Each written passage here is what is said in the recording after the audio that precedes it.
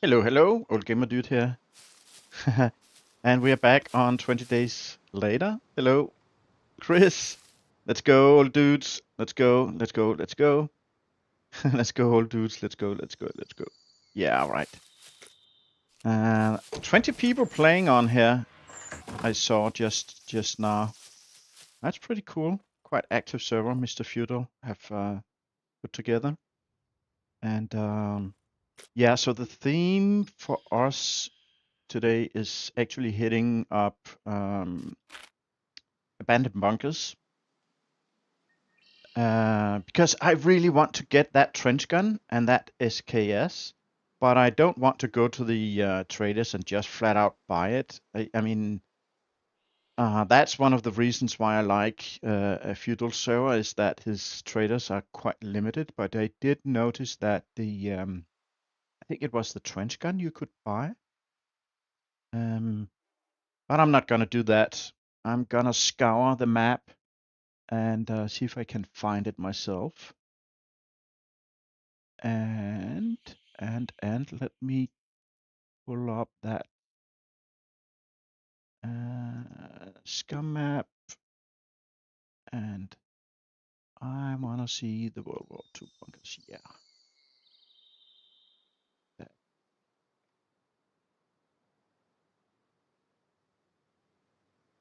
Okay. So I think this is gonna be kind of a grand tour around the map because there's actually quite a lot of them. So yeah, it's gonna be fun to see if we can actually find. Yeah, wow, busy. Yeah, exactly. Actually, let's greet the server. Say hello. Like that. So let's check our stuff here. We got a few bits and bobs that I can put in this chest. At some point, I should actually build a little bit more on my base, but that is not gonna be now. 2 uses on the sewing kit. We're not gonna use that mag for anything. Yeah, we got enough for a cargo drop if that should happen. Yeah.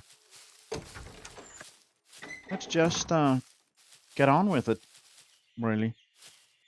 What about the car? Probably good. Do I have that one? It's empty. Let's go and fill it with water. Yeah, so one thing I noticed on this server is that your food and water is really going down fast, like really fast. You kind of need to eat and drink continuously. I do have yeah, I do have food, right. And Trottigar says, oh shit, that sharpening tool. Sharpening bug destroys the drill presses too.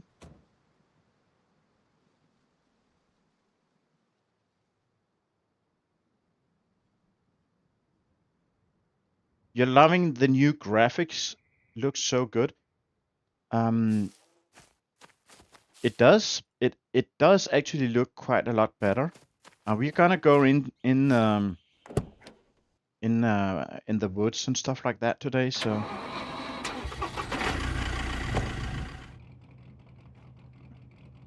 You see, where am I on the map? I'm right here. Okay.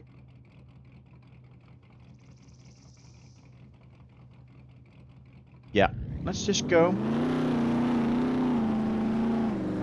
See if I can find anything.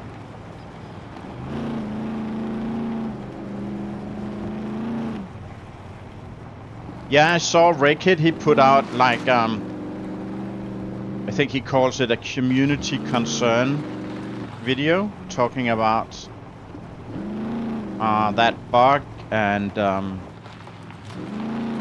that the Gamepire's developers put out an apology on the on that Discord, on SCUM Discord, but that was later removed. and that's kind of, yeah, a bit weird. What the heck is going on? What is... No, that's just a fat guy. I just for a second thought that was a loot puppet, but no. Let's see here. This is not the right way.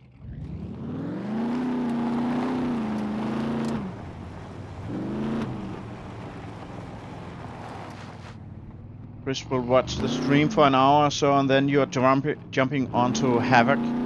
Yeah, Havoc. That show is actually a lot of fun as well. And thanks for hanging out, Chris. I'm glad you're here.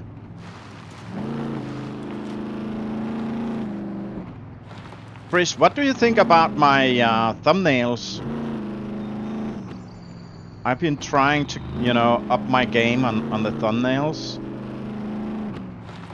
So for 20 days later, I have been kind of using some kind of art book or graphic cartoon book style thing.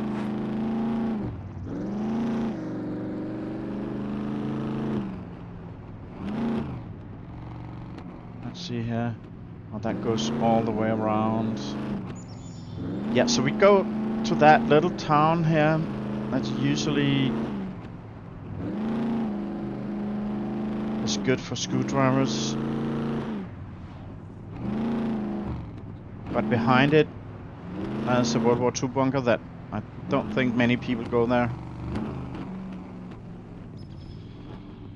Did you lock the blue bike though?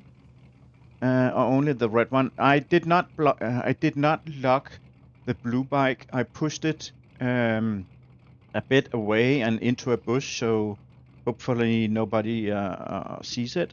So you have to go back on the stream and check out exactly where it is. It's still within the compound, and yeah, no lock. It should have fuel and stuff. So yeah, go for it, Chris. Hello, newbie. Welcome, buddy.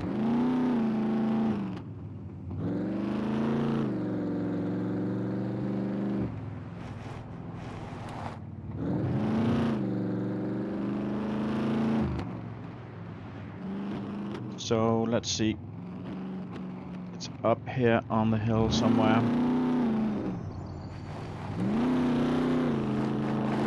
Yeah, newbie. Now I'm getting a bit determined and going for all the World War II bunkers I can find.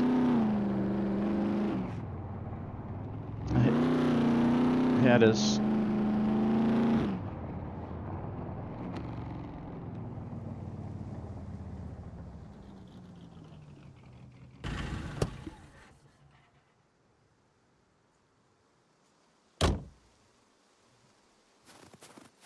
Right. Not sure if it's the game or the server. It kind of feels like when he does his animations, closing that car door, it felt kind of laggy somehow. I don't know. Let's check on top first.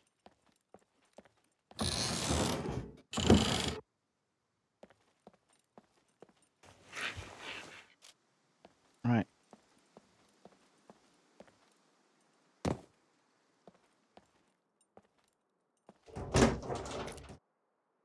Oh, an M1 scope that can be repaired.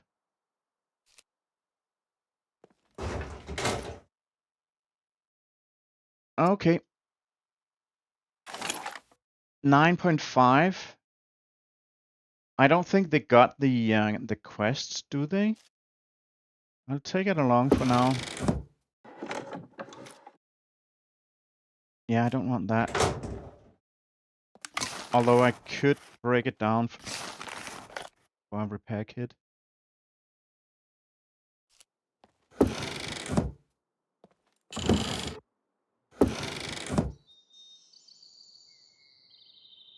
Hello, Gearlex. Oh, thank you so much for subscribing. I'm not sure if you're in the chat and can hear this. But welcome, buddy. I hope you will enjoy. Actually finding quite a lot in this bunker.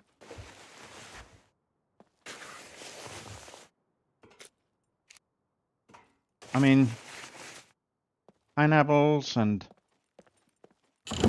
food and tin cans and a couple of rifles and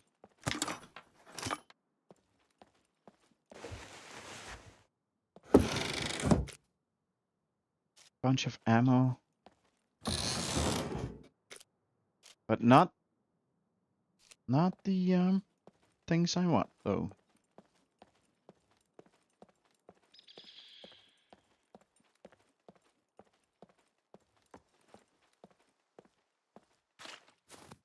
Yesterday I was playing Icarus together with Basamir, and at some point we got to talk about bacon.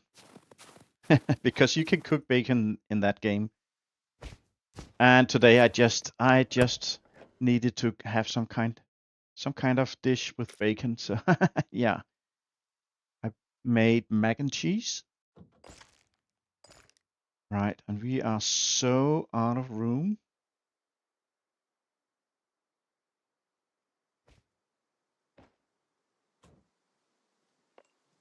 Yeah, that's full already.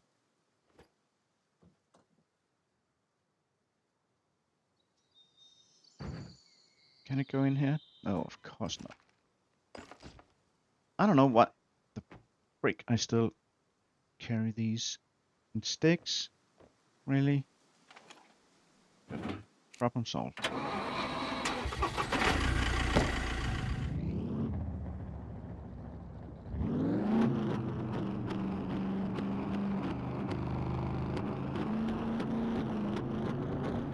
Alrighty. Oh! What? Really? I hit some magical rock or something.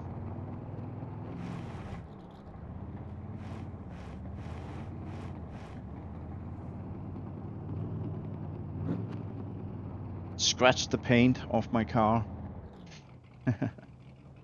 Right. Since this little town usually is good for finding screwdrivers and stuff, let's actually go and have a look.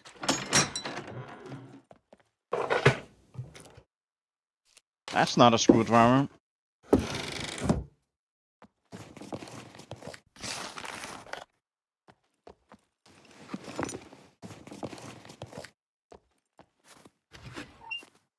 I've been telling it. Oh, there's a Leica here. And no lock. Bulbasaur. Bulbasaur, you need a seat and a few wheels. Right, let's go in here. Oopsie, come on. You can do this. I know you can. Hey, wait a minute. Are you floating in the air? I think he is.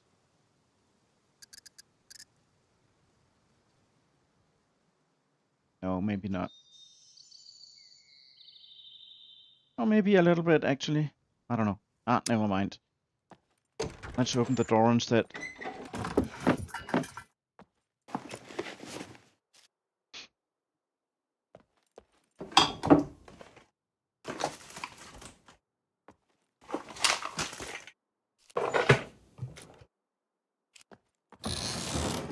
Come on, yellow screwdriver.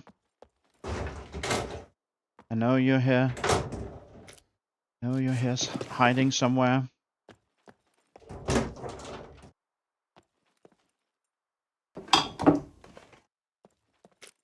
And that.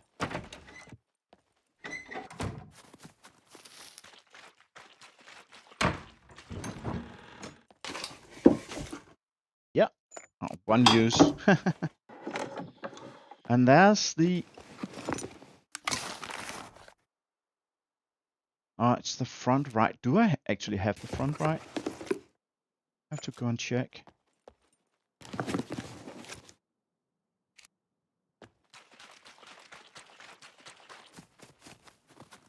Kind of forgot.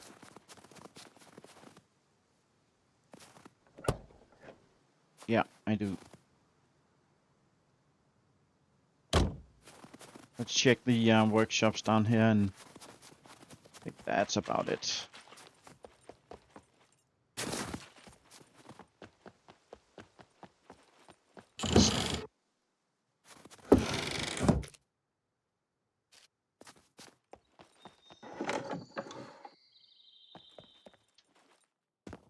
This window I could jump.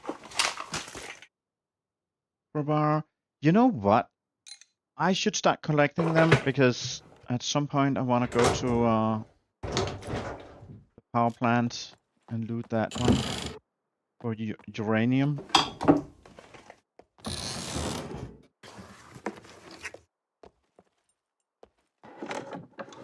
Get that.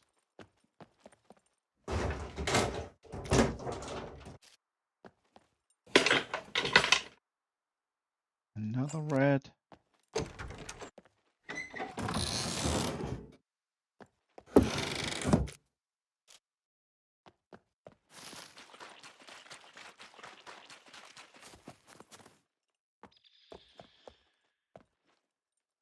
Right, so when there's a box on the table, we cannot jump through.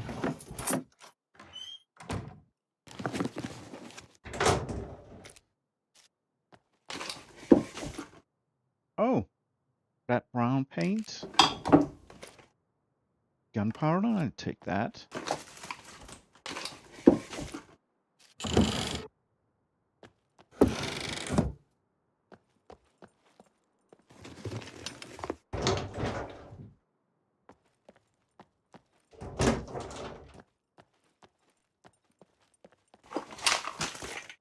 Another one. The brick can stay. The brick can stay. Alright. And then go and check this place out. Another crowbar. Yep.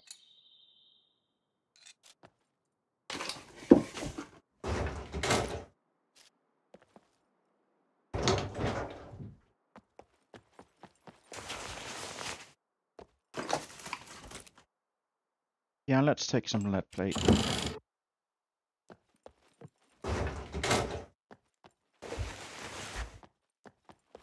Alrighty. Oh, perfect battery. Nice.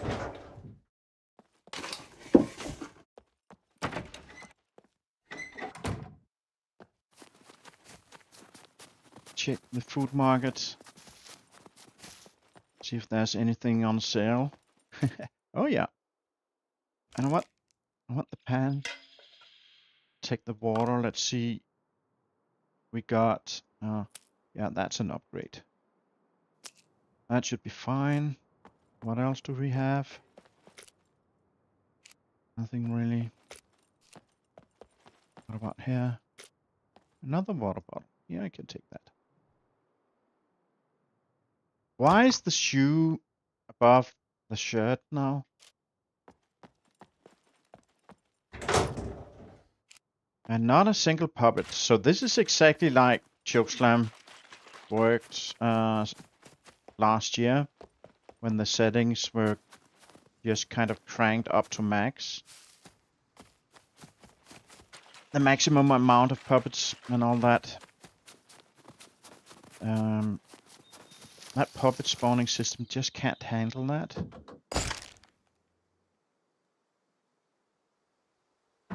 Right. You go in. You can go here. You can go in. That and like that and that and that. That stays here. That as well. Okay. Why do I have all that 9mm? I've got even more here.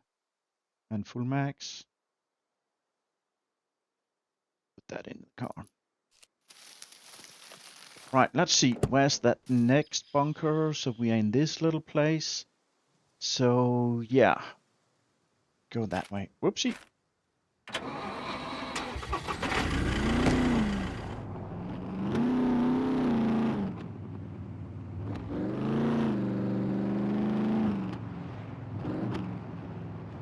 Oh, wait a minute. Let's check the bunkhouse.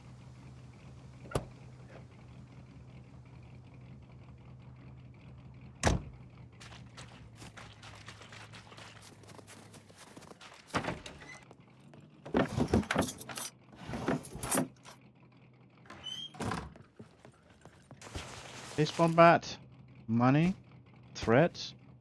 Yeah, why not?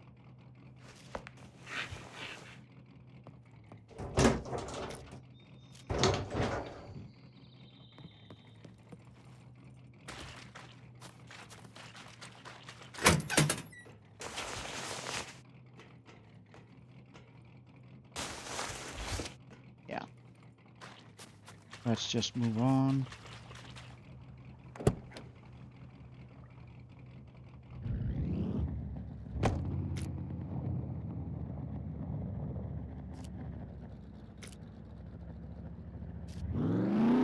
Okey-dokey. We're back on the paved road. And turn left. Oh yeah, we got this. That's actually another rage up here. Hello, buddy. Can you come back with my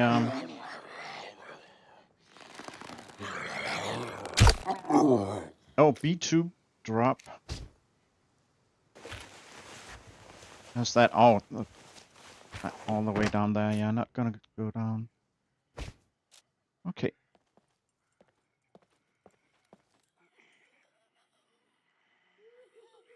Yeah, and there's a beaver as well. Look at that lady on the roof here. Come on. Come on, bring my arrow. Oh, you're fast limping? Okay.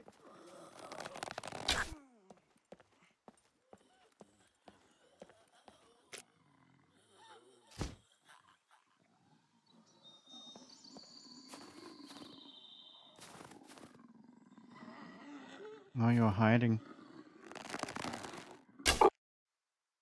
One shot. Lady, I'm gonna shoot you in your bum. Come down from that roof. Lady, you're not supposed to be up there. Come on. Come on. Yep, you saw me. Come on, jump down.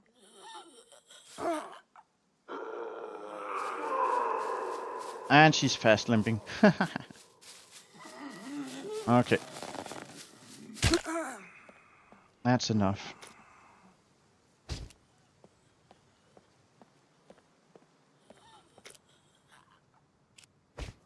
Let's take care of that skinny. Right in the groin. Another skinny.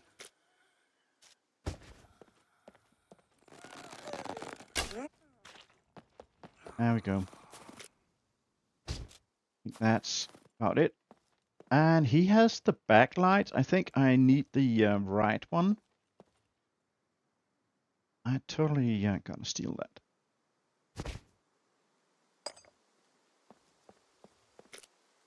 You can go in here. Go in the backpack. Thank you.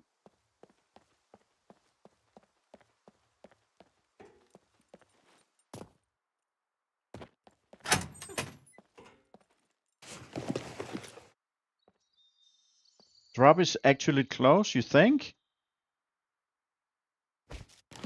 But with 20 people playing, people will go here, and that area is like super populated with bases and stuff. So I have to go all through all these crinkly roads before I can pick up some speed. I'll leave that for someone else.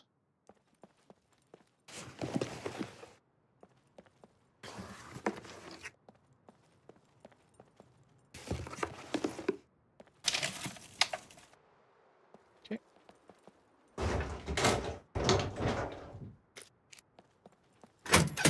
Oh, I didn't see you there.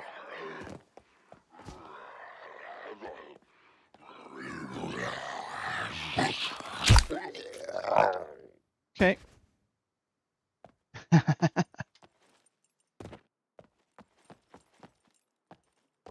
Not much here.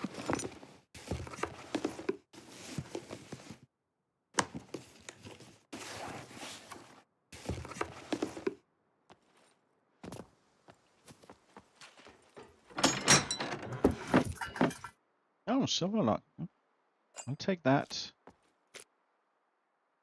Mouth guard and a cap. Yeah. Not sure about the mouse today. It feels a little bit. Yeah. I think that's the right one.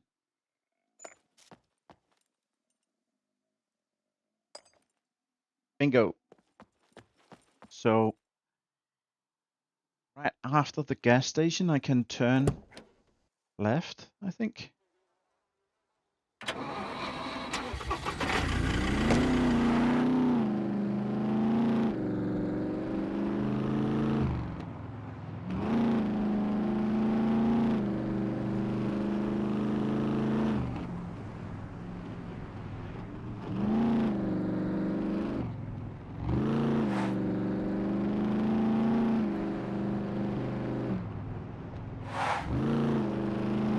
Can you not hit the tree, please? Thank you.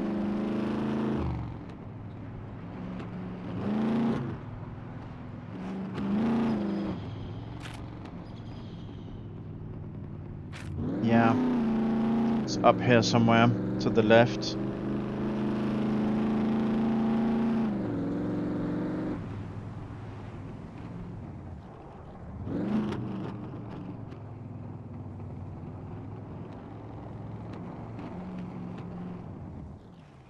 Right, here it is.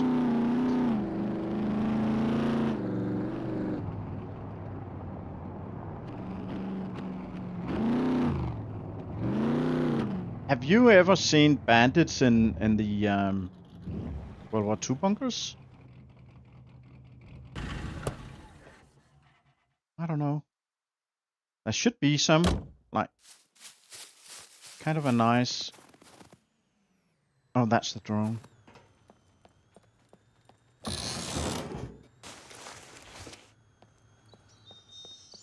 Nothing here, really.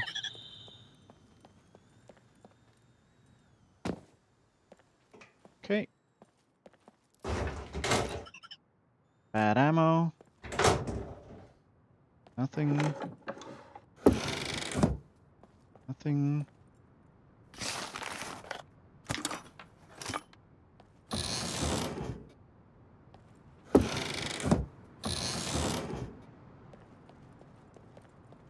So I hear a lot of wind right now. Pink boots. We can use the pink boots for some quest. Let me actually repair them.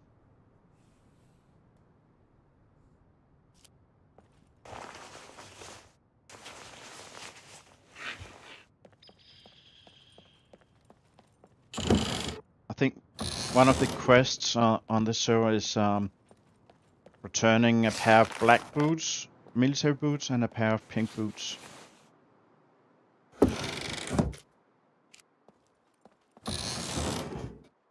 Okay, nothing here either.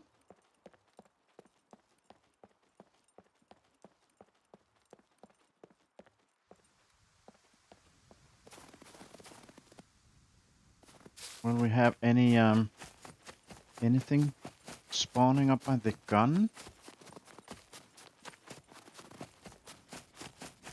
I actually think that at some point that could spawn like a pistol right here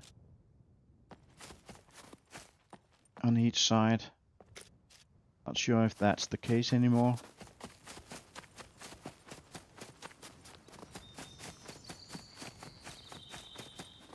Right, so next bunker, where would that be?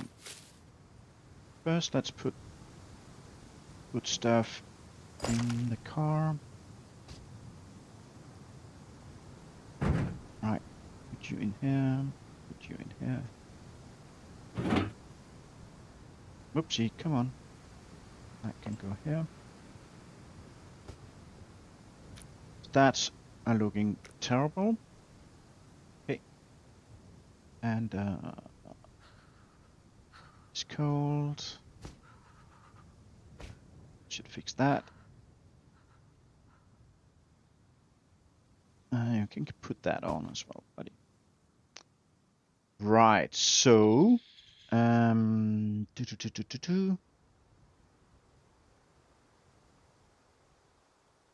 yeah, I kind of wanted to make a sewing kit. Do I have any?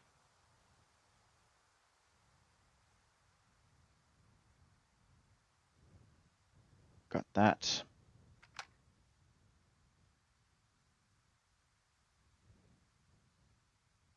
Where's the needles? I had a ton of needles. Here we go.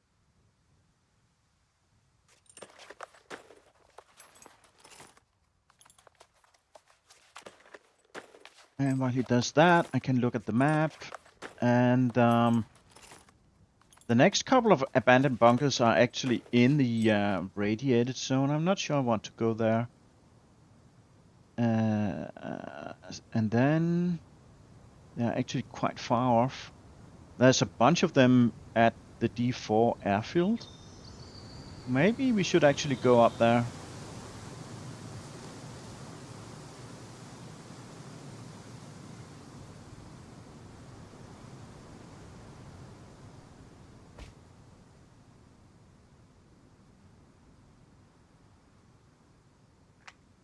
You're gone.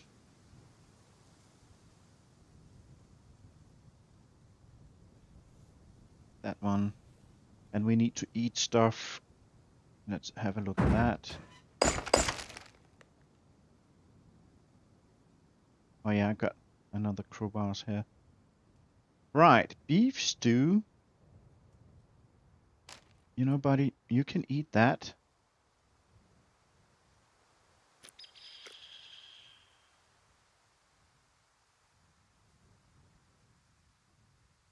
That's kind of funny. It makes a second for each use or something. Hello, Tom. Stopped in to say hi and drop a like. Not staying though. Have a good stream, old gamer dude. Thank you so much, Tom. I appreciate that. And have a great evening.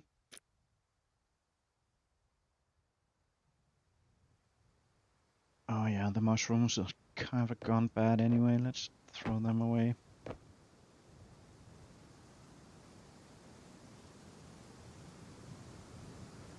Right. So let's determine on where to go now. I guess we just follow the road.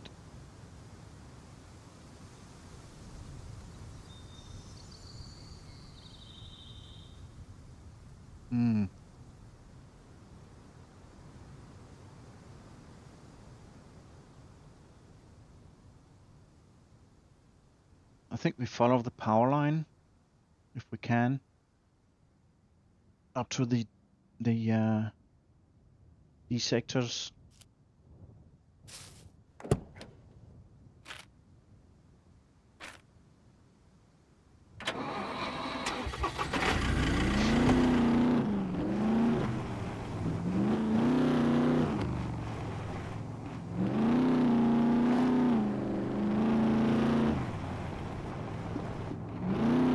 Yep, here they are.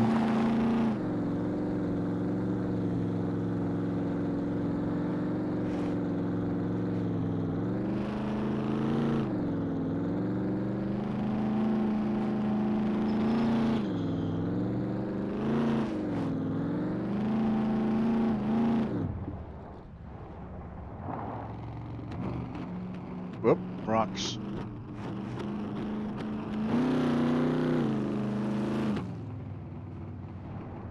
That a water thingy? Oh yeah, it's just in the shade, so it's kind of hard to see. Yeah. Anyways.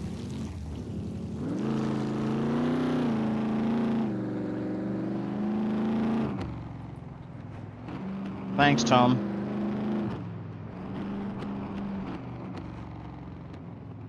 Right, do we Wanna stop here and check stuff out. Oh, there's a bike. No. No, we will not.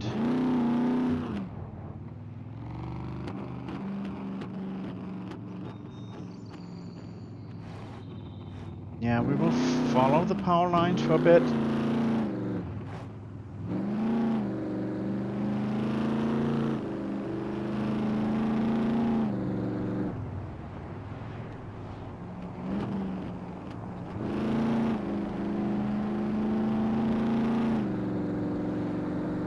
And then go this way.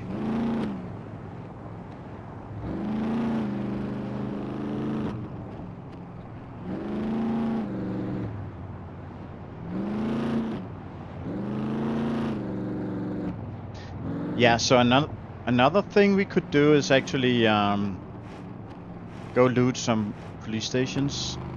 Oop, that was a rock. Yeah, I was just about to say, I think there's a lake somewhere, and it's right here. It is right there. Oop, that was a bit of lag. Yeah, we got the roads, nice. That little place. Oh, road sign.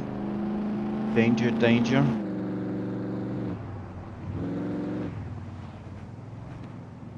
Actually, we should cross that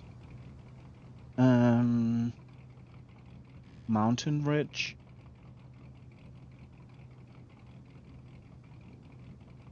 Let me see here.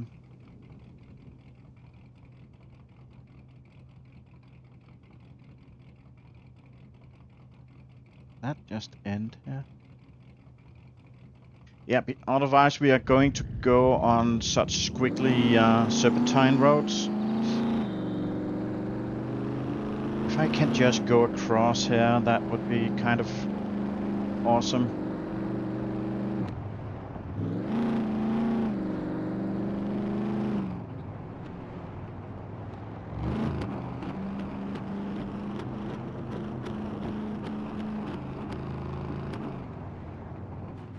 See, kind of steep.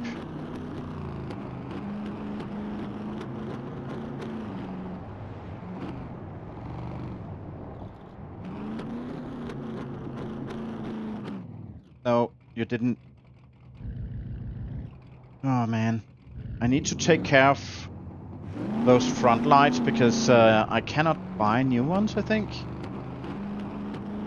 Or at least they are like super expensive. So smacking into trees is not good. Okay, so right, we got on the north side of this one, so we don't really have that many abandoned. Oh, sorry, World War II bunkers up here. But this is kind of the highway to Summerbore and that D4. Yeah, so let's just haul ass and go there.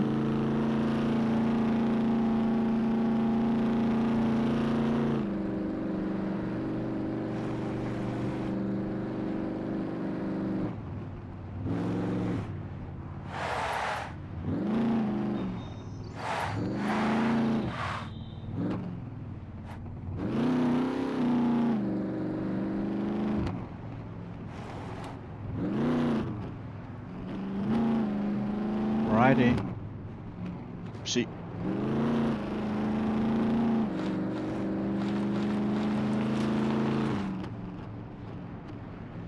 Military loot down here. Just passing by.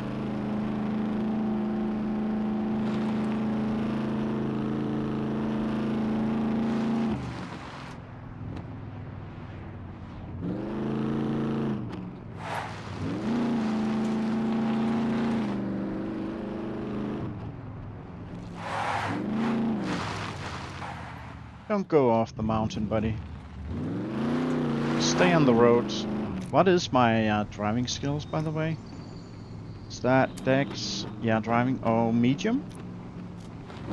I thought I would be able to turn better at medium skill. Kind of feels like a whale.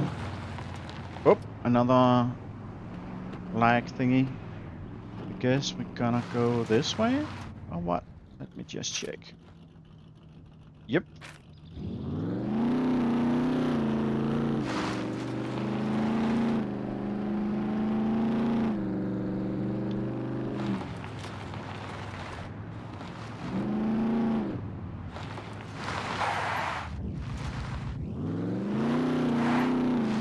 Almost a good slide.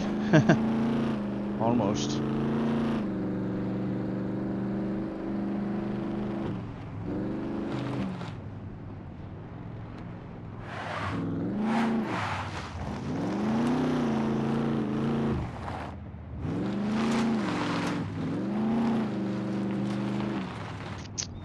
Can I cheat? Indeed I can.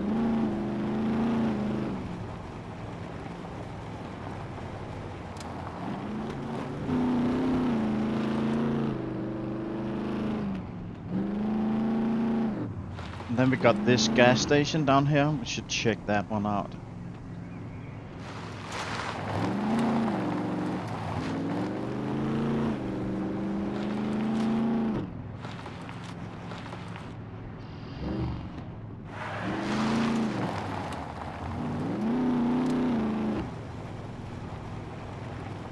Right. No puppets. What about NPCs? All quiet. Okay. Might as well fill up. What do we got?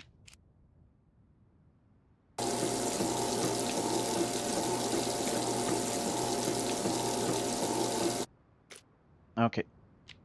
So we will soon be getting to some more bunkers, and I think we're gonna go up to that D4 airfield. That's a lot of mechs up there. That's gonna be interesting.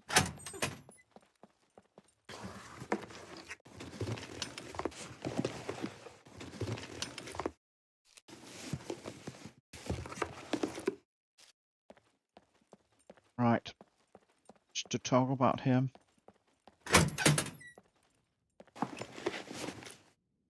Oh, we got the pants. We got the shirt and the pants. It's kind of an older habit. I picked those up because on regular vanilla servers, it's quest items, but all the quests are custom here.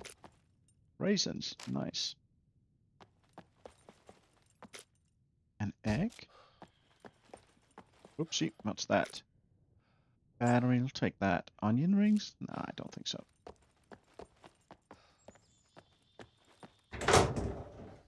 Money! Excellent. And here, no cars or anything. Okay. You know what? Take that off. Take that off. And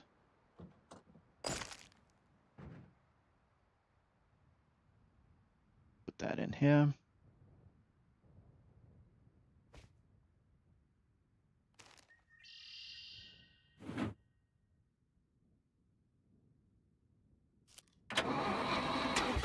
Alrighty. Off we go. Oh, there's a base here. Don't go into the stream, buddy. Come on.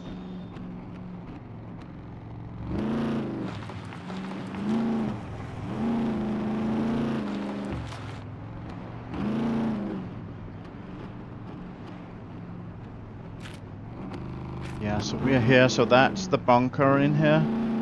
Normal bunker. Another Rager. But we got all the parts now. My Rager is complete. Just need an a different paint job.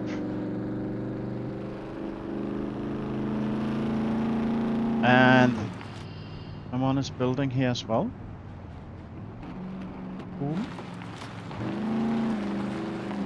And then we got this little town, I think, right before we go take the little road to the right here. Kind of follow that one.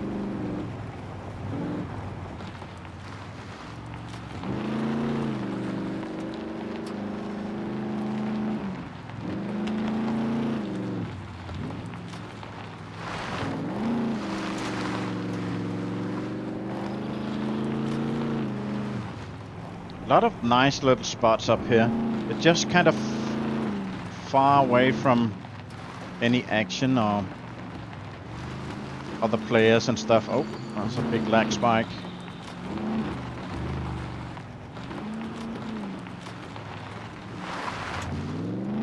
Oopsie. Almost did a 180.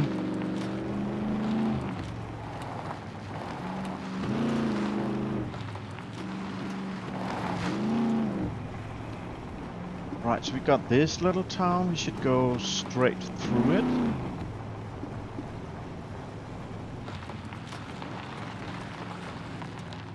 Right, I haven't been here in a very, very long time. And this little place is completely changed. Yeah, I kind of like the way they changed the little towns to be completely worn out and run down. Oh, there's even actually a bunch of garages. Let's loot. I don't think people go here. Let's just check it out. Bunch of fruit trees. There's a workshop. There was a pharmacy. Oh, that's a different layout.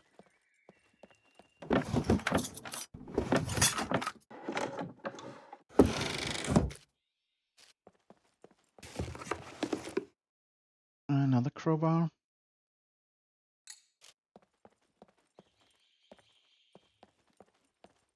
Alcohol? Sure.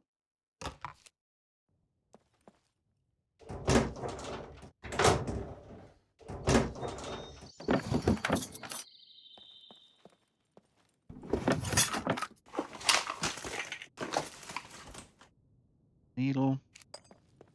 Let's grab it. Move on. Go. Pharmacy here. Painkillers. Oh, antibiotics. That's actually kind of decent find here on this server, because you cannot buy it.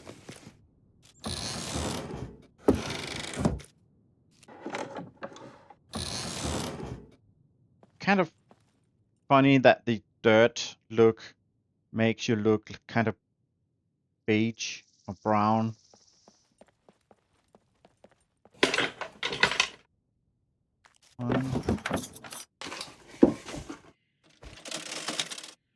So that's definitely also something they changed for this last patch. How you get dirty.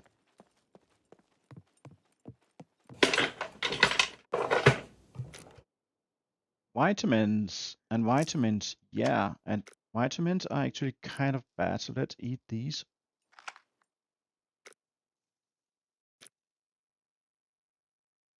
Excellent.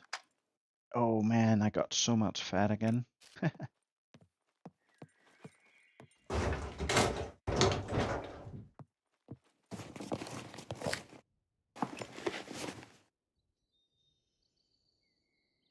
I think Tom left quite a while ago. Not sure if he was in Adventure stream looking.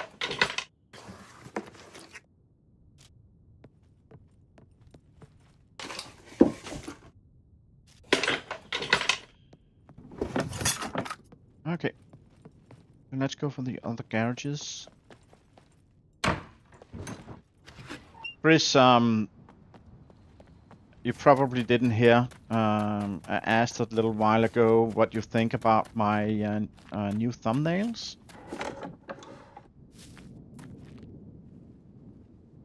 How's the DEX looking? It's going up. It's going up slowly, but yeah.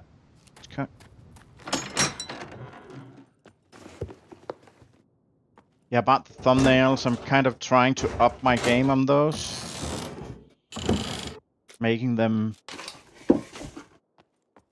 look a little bit more spectacular, and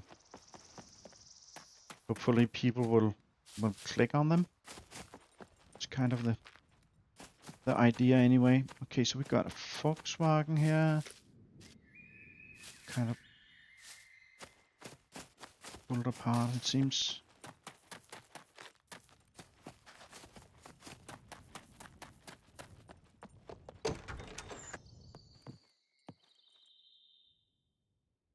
Oh, you thought you responded. Oh, sorry, maybe it's just me. I missed it. Cool, cool. You like them? Nice. That's good to know.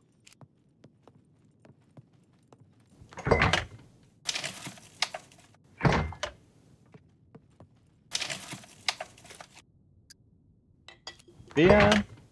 Not gonna say no to a beer. That's for sure. What is that building? Oh, grocery. Since we're here, check it out. A lot of .22s.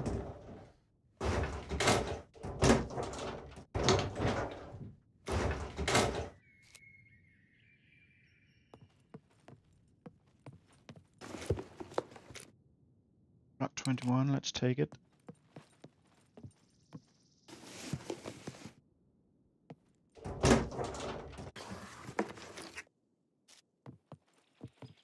You're having a beer now, then going to get lunch. Nice. What are you going to have for lunch? Are you gonna pick something up? Are you cooking?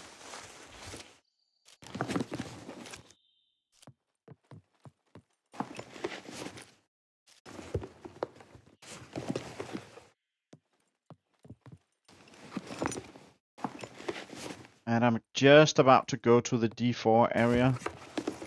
I'm suddenly gonna have to dodge a few of those mechs running around.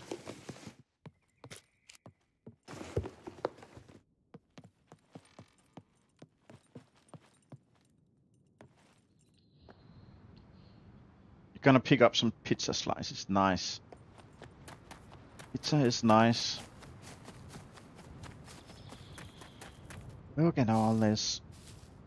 Kind of what happened here, since the sewers kind of gotten half digged up. Okay.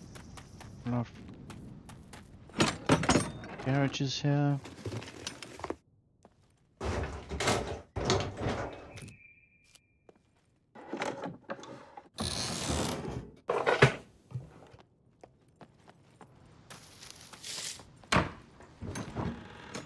Oh, look here. That's a big generator. I want to pick that one up.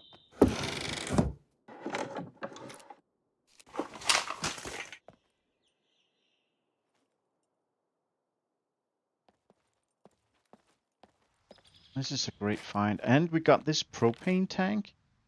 I wonder if we can fill up our propane tanks.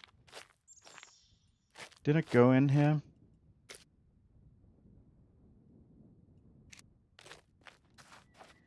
I don't think so, I did.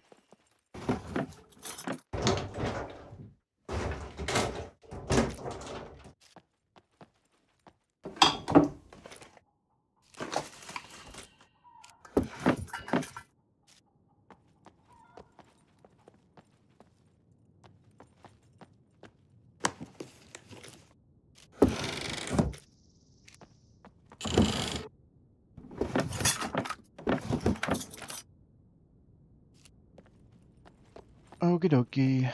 Let's go back to the car, I think.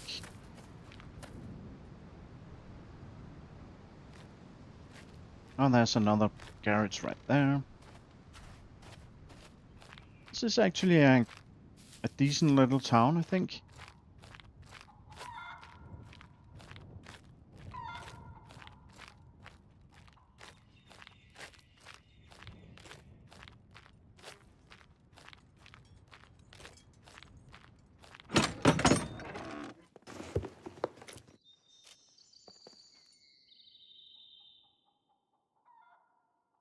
Revelized. Welcome, welcome. Hey, hey, you just popped up on your feed. Is this feudal server, right? Yes, it is. Indeed, it is. Are you playing here too? Grab that one. It's money.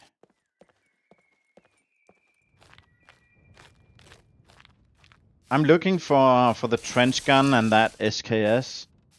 And someone told me that I should try and look in the World War II bunker, so that's kind of the plan right now. And I'm all the way up here, and there's a bunch of these World War II bunkers at the D4 airfield.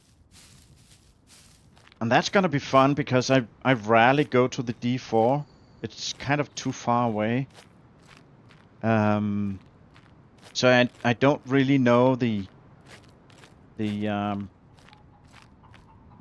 path of the mags and stuff like that, so I'm sure I'm gonna enjoy. Newbie says, hi, Revelized. Revelized says, no, I jump around quite a few, but have been on skinnies lately. You like the lower loot rate servers? Yeah. I do actually as well. I wouldn't call this one a low loot server, but the interesting thing about feudal server is that you cannot buy that many things at the traders, and that's kind of why I wanted to try it out here. And then he made the puppets run like crazy fast, but once you get used to that, it's not really a big deal. The interesting part for me is the traders.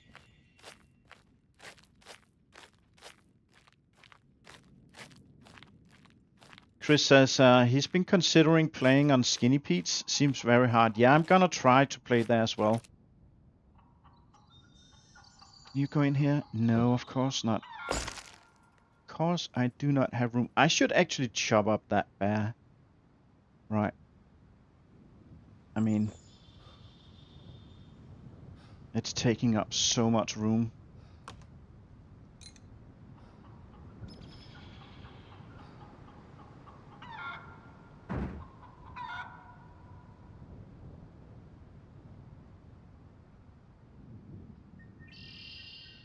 Right here, eat that.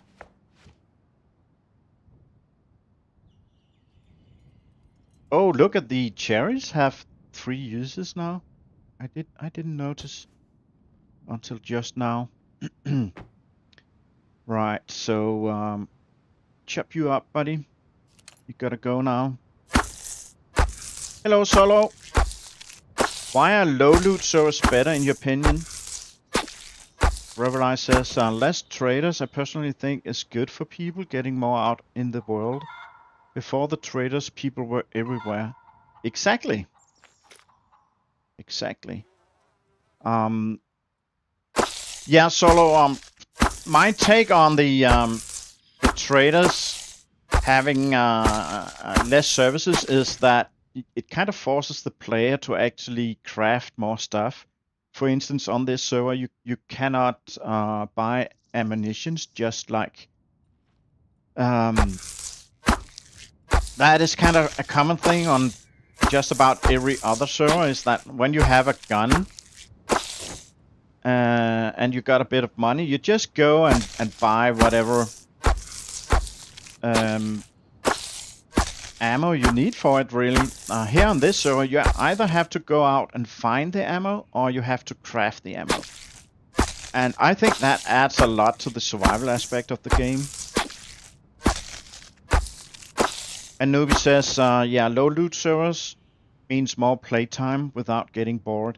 Yeah, you can rally, you can quite fast when you have been playing SCUM quite a lot. You can quite fast get to the end game, like in the matter of days. And then if you're not a PvP player, then what are you gonna do? Can I put these? No, not too big. Too big. Yeah. How much room does these take up? Quite a lot. Got them up. And Riverlight says, low loot servers, I think it's just harder overall. Made finding good items that much more rewarding. Yeah, exactly. Exactly. So you find like a crappy shotgun at 37% durability, and you feel like you won the lottery, right? Because guns are really hard to find. When you find that second shotgun that you can pull apart for spare parts, stuff like that, yeah, you feel a lot more happy to find little things.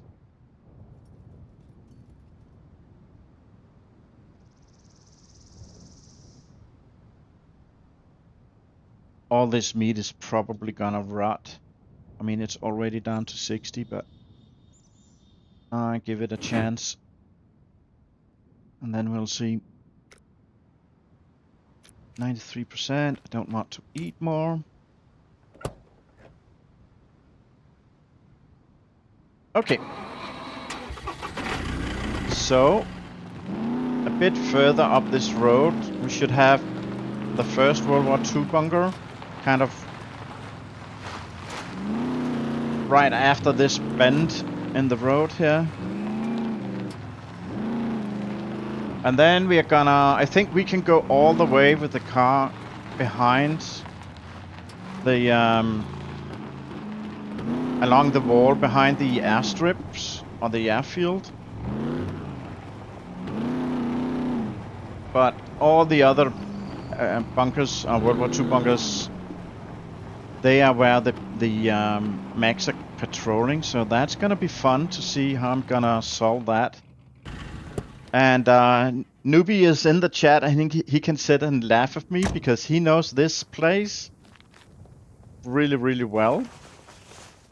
He goes here like nothing. And I rarely go here. I actually don't really have a plan about going inside Newbie. I don't know if the bunkers inside might give me oh, that one is 21, but I already got one. If the military loot inside the bunker is gonna give me a chance to find the SKS.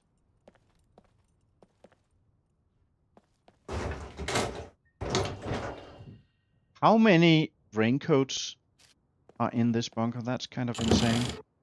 I think that was the fourth.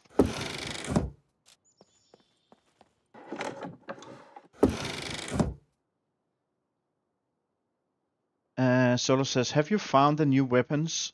Are you seeking yet? That's exactly what we are looking for. And Newbie said something about they might be in the old World War II bunkers, so that's why we are here.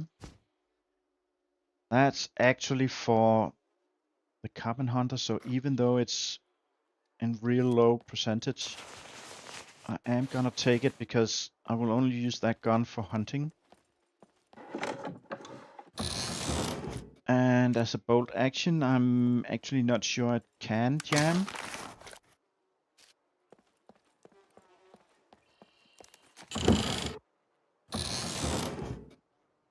The place is easy to loot. Revelized, thank you so much for subscribing, buddy. I appreciate that a lot. And Revelized also say, additionally, they made the craftable guns quite easy to make, and they're really pretty good as a starter. on skinnies, and that's Skinny Pete Serum. I'm still rocking the improvised rifle with scope because I can use almost any ammo. Yeah, that's totally true. The crafted rifle is actually a really decent weapon, and as you say, using the ability to use basically any kind of ammunition is really, really good. Okay, that's full already. Yeah, how is stats? Fine. We kind of need to do number 1 and do number 2. So it's good a thing that we got an outhouse here. Can I?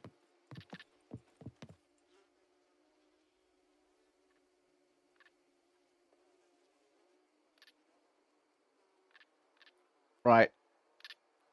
I forgot to close the door. Thanks, Nubi.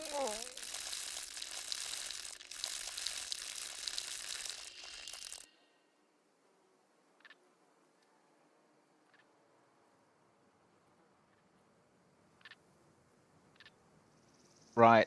I think I'm gonna drive the car all the way behind the airstrip and park it somewhere behind that.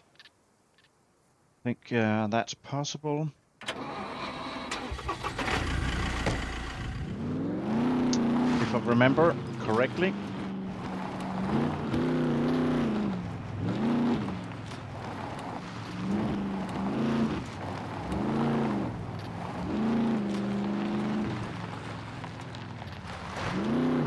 There's a tractor here. And a nice little house. Oh, we got a plane? Someone here already? Maybe? This seaplane.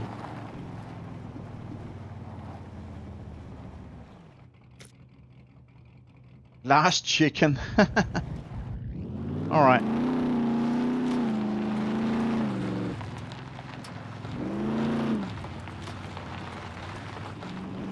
Should be a bunker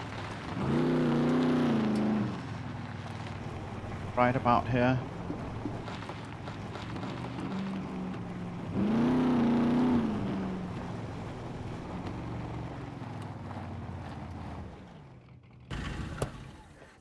If you go to D4 military base, just learn the max paths and you will be fine. Yeah.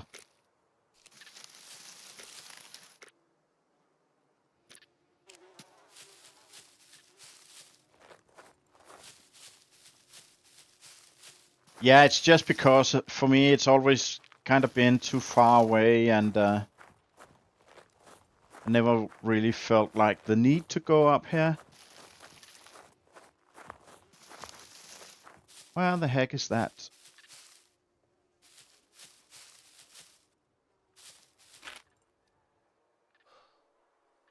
Oh, I did. Oh, yeah, I didn't go far enough. That's why. I only passed the first airstrip. I need to go past the next one as well. Oh, here we go. That's why.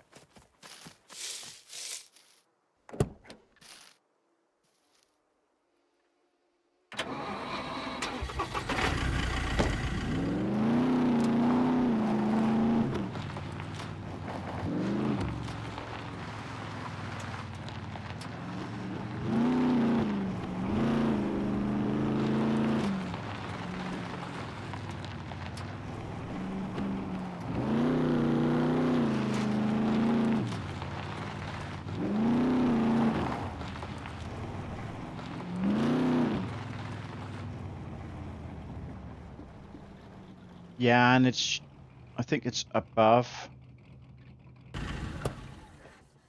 the entrance. Let me actually bring, I do have a, yeah, let me bring a bottle of water. Water, water, water. Here we go. Take that.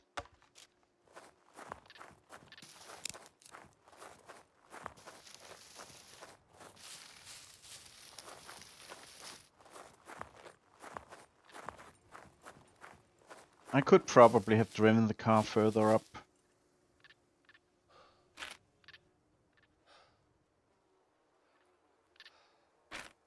It's actually down here. Yeah, it's right here.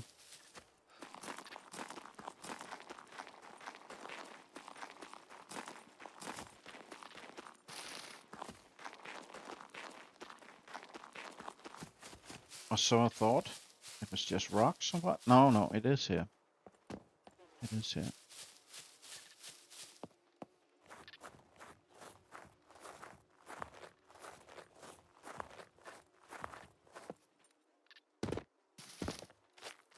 Yeah, so it's kind of helpful that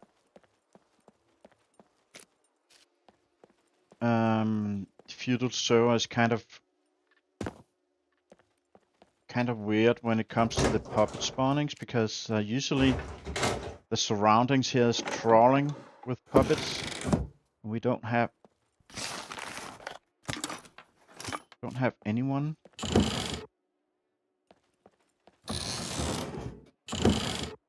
So at least so far I only have to think about the max. Oh, military boots, thank you. I don't want those. You can go up here. Go here, let's see. And actually go in the, yeah. And go. Like that.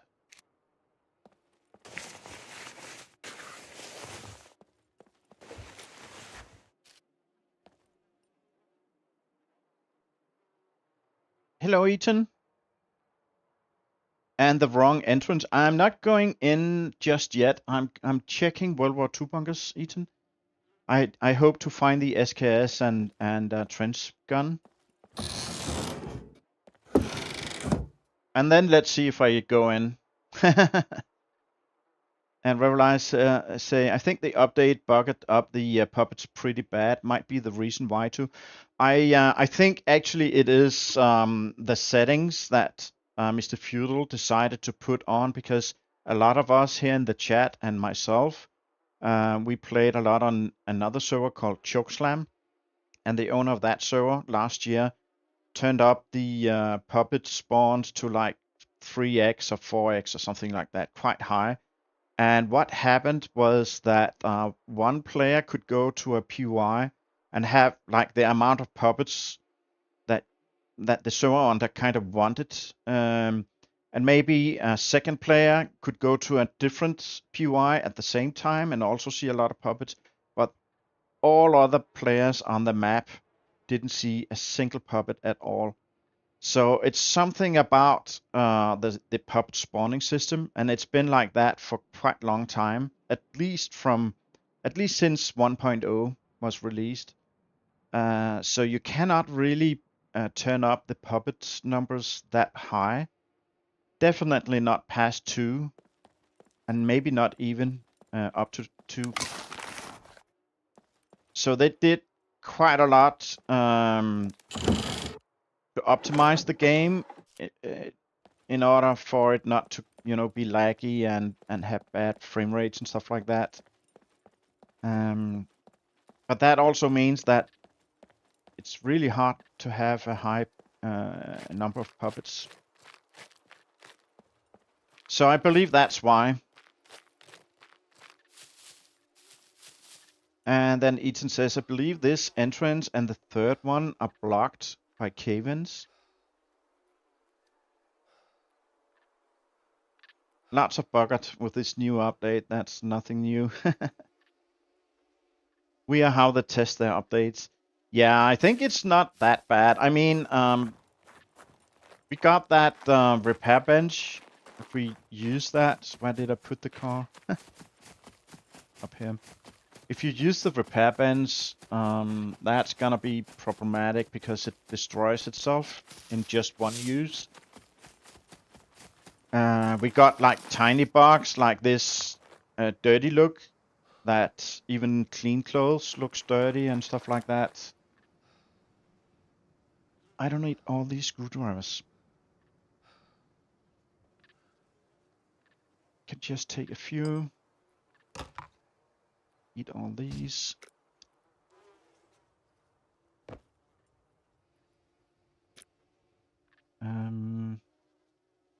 That go in. We don't not gonna need that and that. All right, boots. Everything looks kind of good. So if I continue up here, I think there's a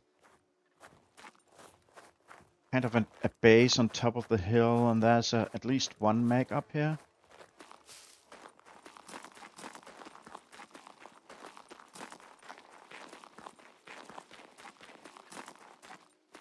I'm not too interested about that place up there. Not right now, anyway. Let's see. Oh, I hear puppet.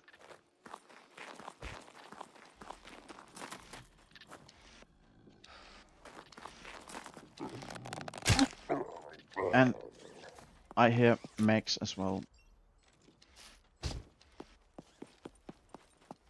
And I see a plane. But I do already have a plane.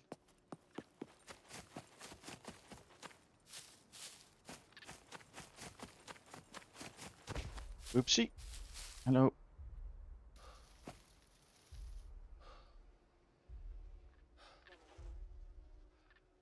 Revelai says the UI issue has made it so I won't play. Stopping when entering UI.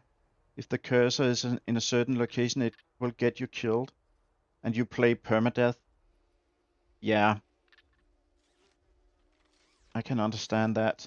Ethan says, my issue is they promised us no new additions at the start of the year, and they were going to concentrate on fixing issues affecting the game, and yet here we go again.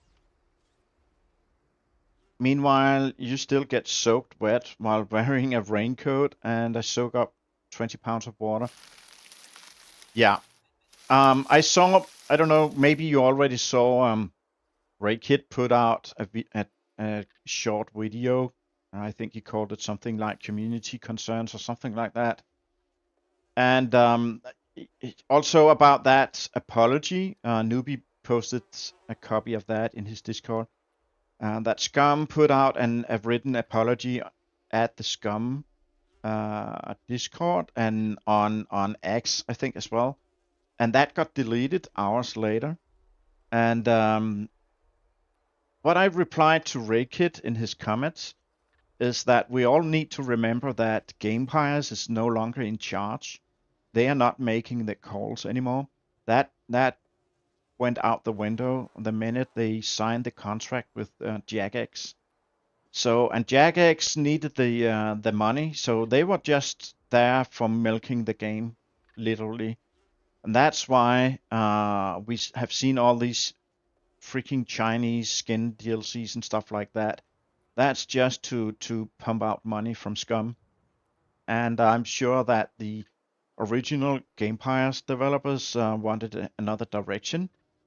And you know, by the key people leaving Gamepires because of this. What we do not know is what is that new acquisition that Splash Damage have now taken over Gamepires. What are they planning to do? It can go left or right. If it makes the wrong turn, they are just gonna continue pumping out DLCs in order to make easy, quick cash. Or on the other hand, it can go in the right direction, that they actually want to have the developers further fix the game and stuff like that. Like 3 months ago or something like that, the developers said that they were changing to a monthly release instead of these huge quarterly or half-year releases. And they actually kept that part. So the last couple of patches, I wouldn't really call them updates, more like a patch. Certainly this last one is only a patch. But that came a month after the last one. So it seems like they want to get back into a cycle where they release bug fixes and stuff every single month. And putting in like 2 new weapons, I don't believe it's... Oh, hello. Is that big a deal? I mean, it is not a DLC with skins for all building items, so I don't think that's something to be fussy about.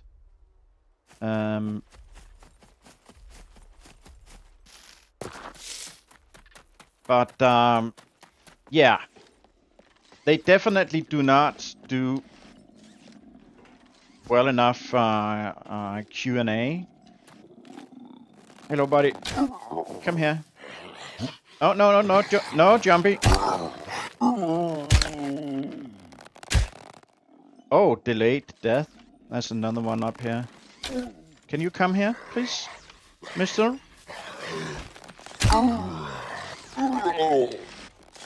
Okay. He sounds really close. Right up here. But in any case, whatever splash damage decides to do, Gamepires don't really have anything to say. Like, they are just a hired team by now. And whatever whatever splash damage decides to do, they are just gonna tell the developers, you know, make DLCs or make whatever. And when the developers say, hey, we need to test more before we release, if the owners don't wanna pay people, hire new people to test the game, because that's not just something that just happens by itself, right? If they don't wanna pay for people actually knowing how to test software and do a proper testing of the game, well, it's not gonna be tested very well. And I think that's also part of the issue.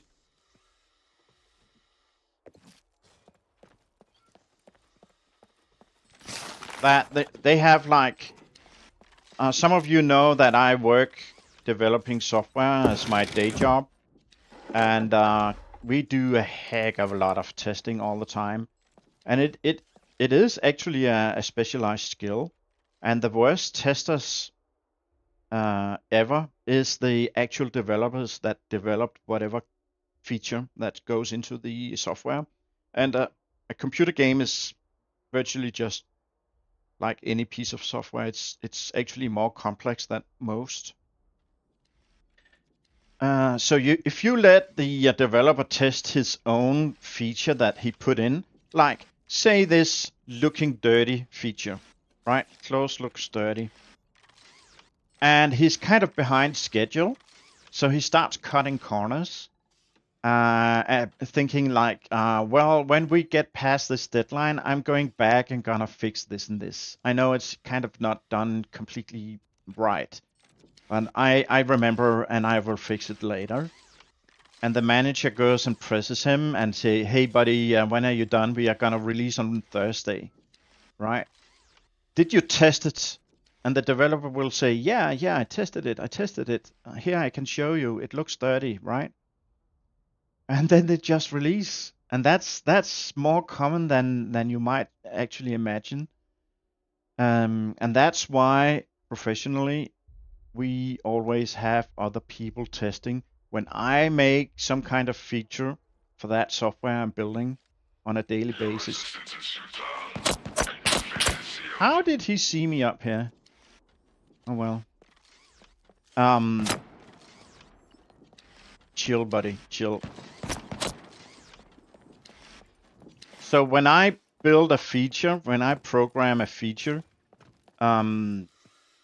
first I kind of let the team know that now I have finished programming it, and another member of my development team will go in, read all the code changes I made, make comments, and not until that review process is done and that teammate of mine is happy about the quality and he can't see any more issues with it, not until then is the changes I made merged into the kind of master version of the software. And then a tester will go in and test my feature specifically, right? And then before the release, like 2 weeks before the release, a bunch of testers will go in and test the whole software, like the entirety, what we call a regression test. And not until all these testings are done and everything is okay, not until then is the software released. But that takes a ton of man hours. That equals to money. And that's why so many software development firms cut down on that part in every aspects of software development, games, business software, whatever. It's so common, and that's why we got so much crappy software out in the world. I'm sorry, I'm lagging behind the chat. I look around a decent bit. Where were folks screaming for new weapons and food overhaul? It's nonsense not to fix issues plaguing the game. Folks want puppet fixed and the rain gear and over encumbrance and bow issues, etc., etc. Where's any of that? WWII says, it baffles me that they would release it without testing. It's pretty obvious they never tested it before releasing the latest one. And it continues, yep, and not only that, WWII, they promised no new bugs after the last update. Nonsense. They gain so much from the community if they just fix the issues rather than release new skins, cause that kinda is the is what the SKS is. Couple of animations, such nothing game changing. Lack of an SKS or Trench Gun does not get you clobbed by to death by a puppet that spawn in a bush near me. And WWII says they could skip the regression testing using the PTE servers. I agree. Instead of bringing in new stuff like big new things, they should release that to the PTE servers, and I would happily go and have a character and play there. And know tons of other players would happily go there and know that the PTE servers is kind of bleeding edge, kind of the development branch or the experimental branch, call it whatever, and go there knowing that it's gonna be buggy and there might be like weird stuff going on, but in order to help the game and the developers to actually improve. And they actually created the test servers, and so far they haven't used it for anything really. And I'm super disappointed about that, like so many else. They have test servers, they could have released this update too. Yeah, I agree. But you know, it for me, it comes back to the fact, the undisputable fact, that gamepires are no longer in charge. They are not calling the shots anymore. It's the money guys on top. And the money guys are always looking at what cost can be cut away. That's just how the world works. It's frustrating, but that's just how it is. Right, let's see if I can go a bit further.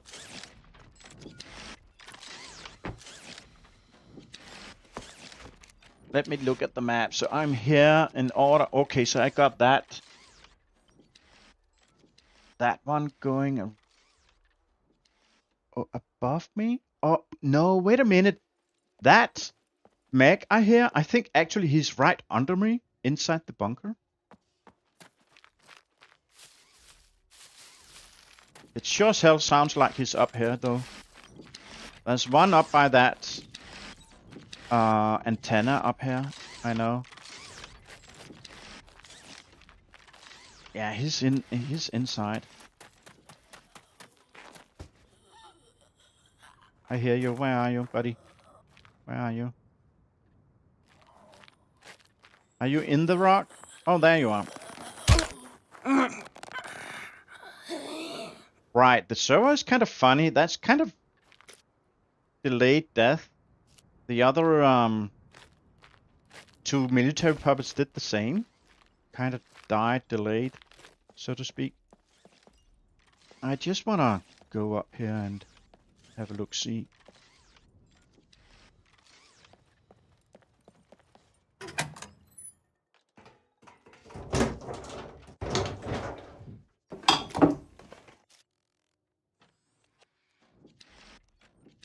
And Revelar says same. I'd go and have some fun, but knowing I could go back to a previous release after a weekend would be great. And then they would get feedback they need. Folks out there play all type of different ways, and the best way to test updates. Revelar says with that 0.5 version server out, he is curious if more older version servers will be popping up.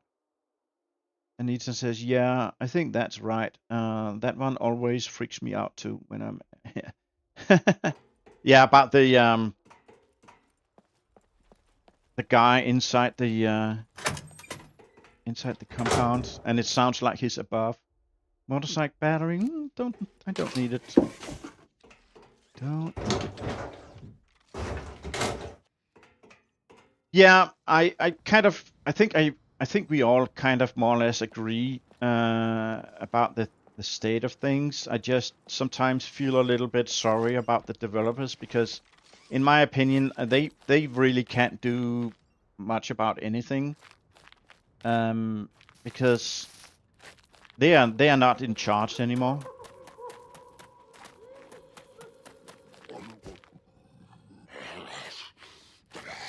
Oh, you're right here. Come on then. Come on. You know, no... Okay, so he died kind of timely.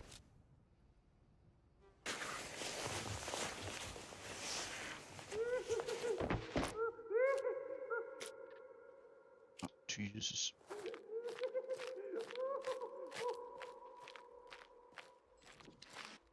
That's another puppet.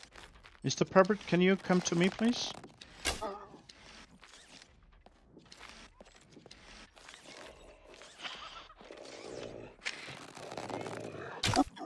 I think that beaver is inside.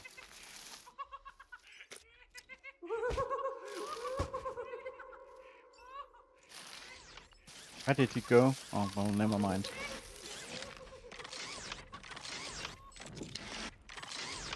Okay, let's see. Nothing here. Nothing here.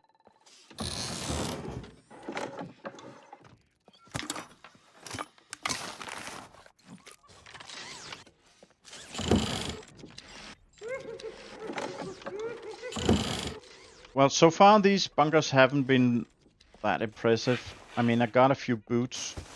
That's fine. I can do some of those military boot crests.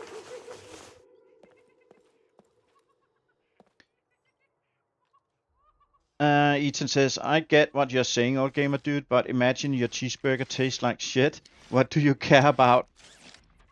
Is who's running the show? Fix the damn burger or you go elsewhere.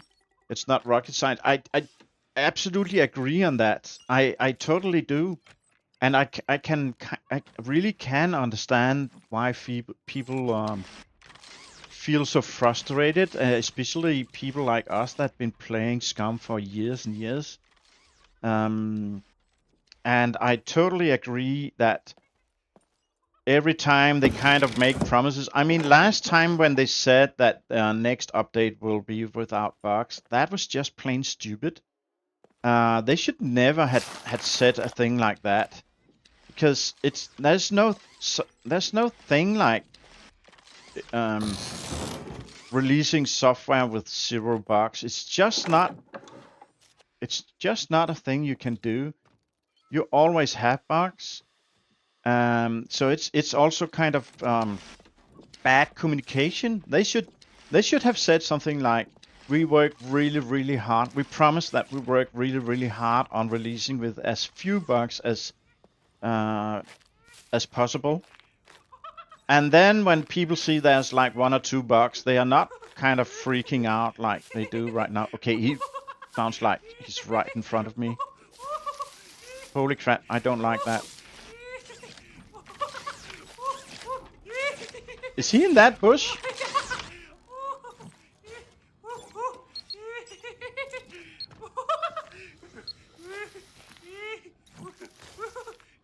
Do I have to run like crazy in a little bit?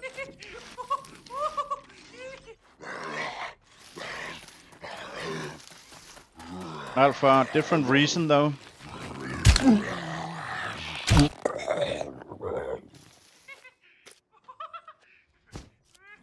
I think that beaver is inside. He's down below, but it freaking sounds like he's right in that bush.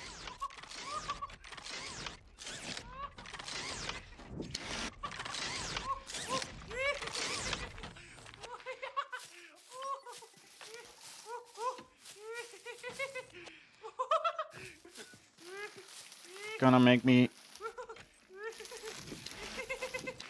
go a bit wide here. That's freaking scary. Yeah, this is just me not being used to go up here. Hello, buddy. I see you. Right.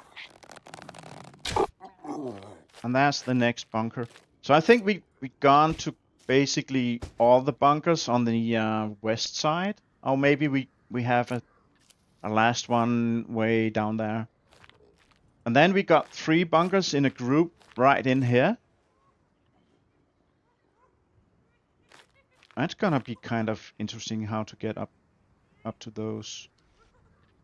I think, yeah, and we got a bunker like there. So I think something about take the car all the way down here and walk on that bridge. Something like that. And then use bush hopping. Go from bush to bush. We should be able to get in here. Let's get down into this one.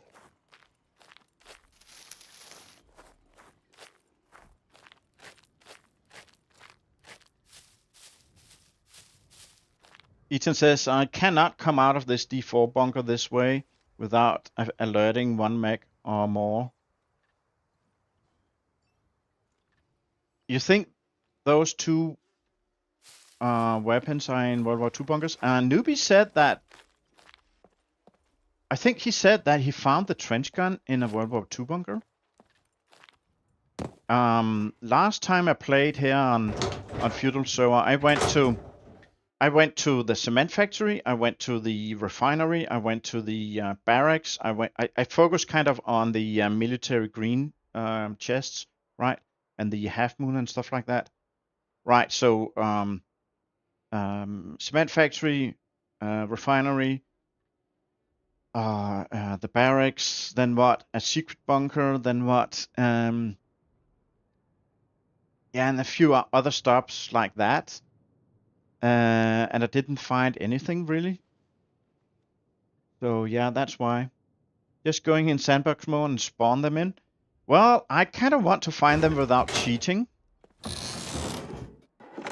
I think actually Feudal, he put them in the trench gun in the traders. I believe I saw it the other night, Thursday evening I played.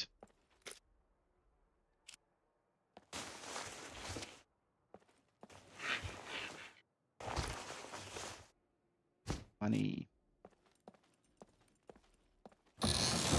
But that could be because he... Oh. M1 Supreme, I don't care. That could be because he forgot to edit the trader files to remove it. I'm not sure. But the problem is that World War II bunkers have been nerfed so badly. So I don't know. So far, this is the highest concentration of World War II bunkers on the entire map. And so far we have been looting like 1, 2, 3, 4, 5, 6. And we got another 6.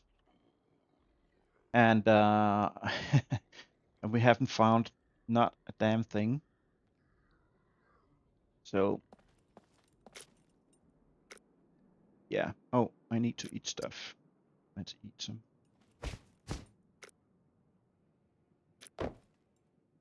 Oh my god, the secret bunkers are insane. They are gonna need to be dialed back. Crazy loot for an undefended place. Yeah, I totally agree.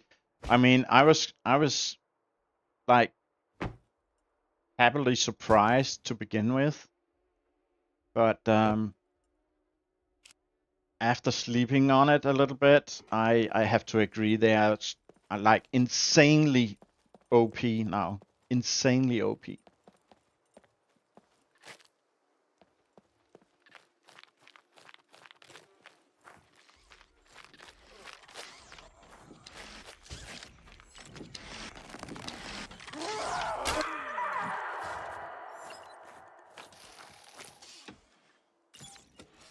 Right, let's check the map. I'm kind of here. Right, I should go due south. And there should be a road. I need to cross that road. And oh, it's already here. Closer than I thought, actually. Right, so this is the southmost secret bunker in this area. There's something outside here. Pink boots. Grab those. Repair.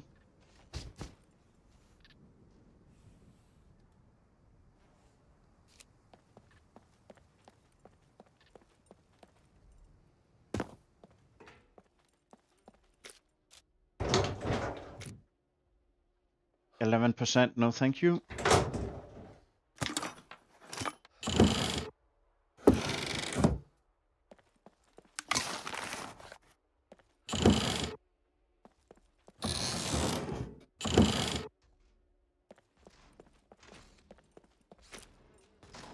Yeah, no.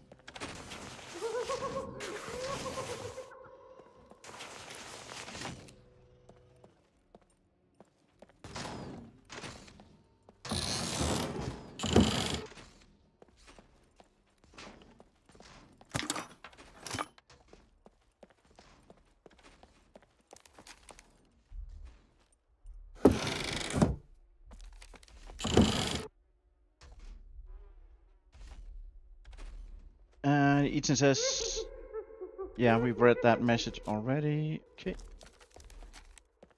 16 likes, guys. Thank you so much. Really appreciate it. Thank you, all of you. Also, those of you that's just lurking. Right, so, let's go across. Yeah, let's go across and I can go a huge arch. Like all the way, kinda. Around that.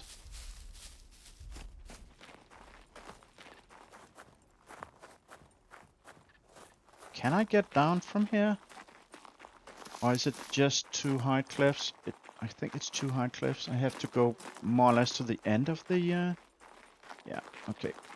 That's how it's gonna be, I guess. Can I get down here?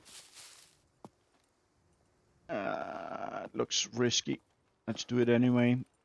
Whoop! Yeah. Obviously, you were gonna hurt yourself. That's...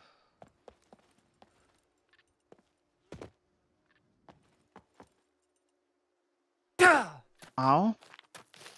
Let's sit in this bush. Okay, that's not bad, boy. You're just gonna go run it off.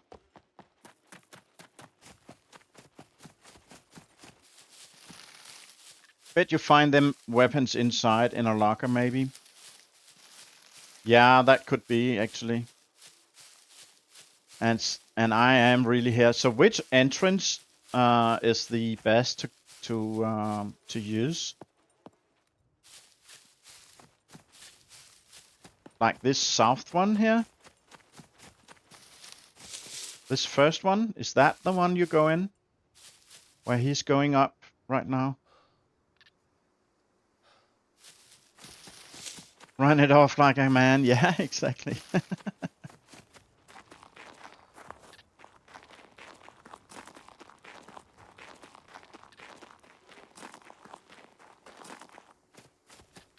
We got that place.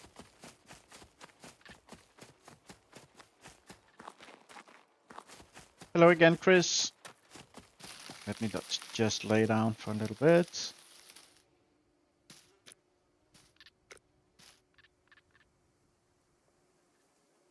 You like that one, but others like the one you were at earlier. Right, so there's like 4, 5 entrances. And the one we were just looking at is the most south one.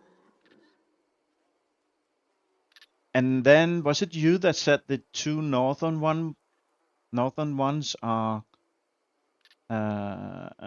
blocked?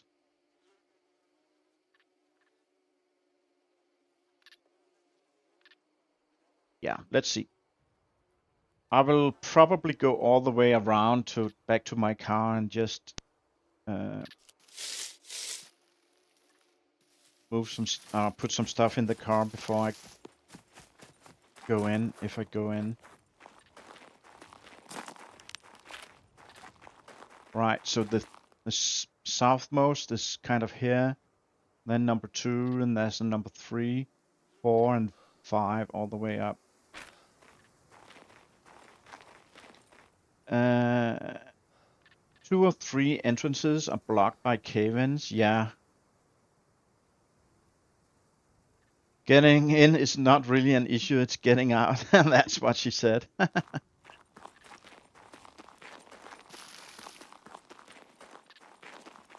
So these half moons in here, people used to go here because there was a hole in the fence, but they removed all the holes, and then you have to kind of go all the way around up in the open area, and that kind of stopped people from going here. But I think also it's not really giving any good loot anymore. I'm not sure actually. What do you think about that? These half moons, are they worth risking to go to? Because you got that mech right behind that little square, and I think there's also a mech in next, like in the enclosure, right next to the, yeah, here he comes. Like he goes right in front of the half moons. So you kind of need to get around him as well, like while all the other mechs can see you as well.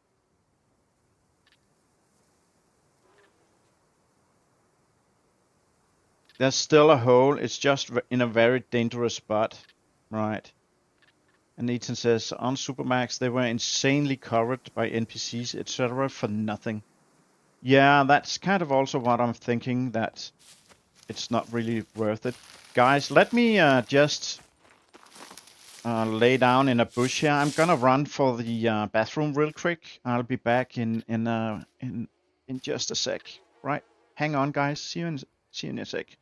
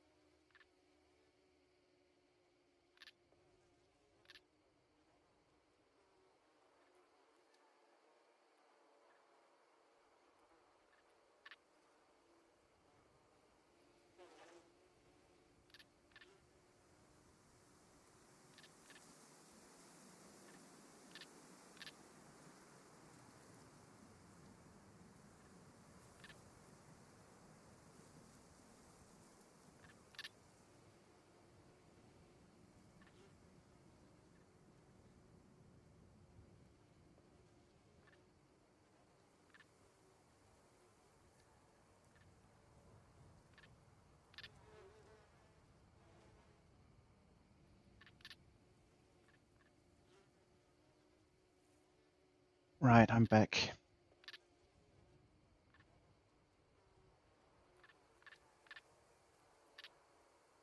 It would be funny to just parachute in. And Ethan says, I had not done them in a long time. I did just for something new, and it was very disappointing by the loot. And yeah, I had to find that hole you are talking about, Chris. Yeah, I think there used to be holes like here at the like the south part here, so I could go from where I am kind of more or less straight up to the south part of the half moons, and that was like super easy. But now you have to go around up at the corner where the other mechs can see you as well and stuff like that. And then for like virtually no loot at all. Okay, so I kind of want to cross here. There's almost certainly a mech around here. Yes, he's down here. Let's go to this bush and wait a little bit. How's our foot? Our foot is still painful, right? There's that guy. I don't see a thing. Oh, here we go. Oh, he's going the other way. Right. Run, run, run. Go, go, go.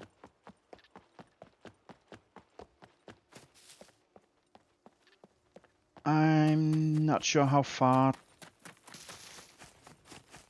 to either side I need to go. I think it's kind of up towards him. I'm not up here, right? No. Yeah, it's right there. Okay, let's go to this bush. And we can just have a look-see.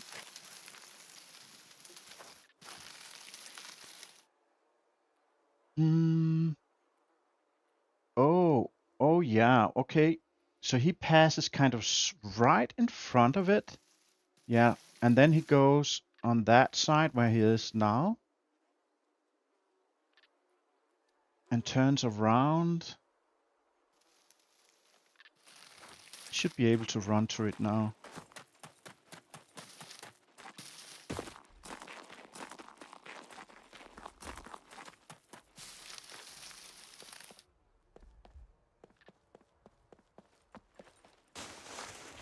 Oh, we got boxes up here. Well.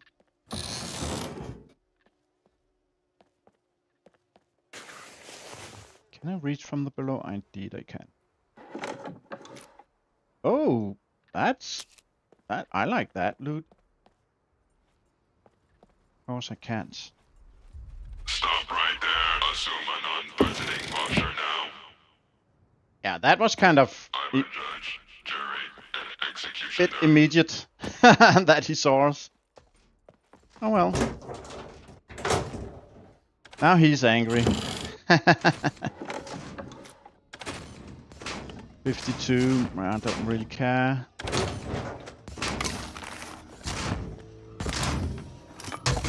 I'm gonna do what everybody else does in a World War II bunker. Gonna stand in a corner and have a piss. Just like that. Right. So across this other runway we got yet another World War II bunkers, and then we got the 3 right in the center.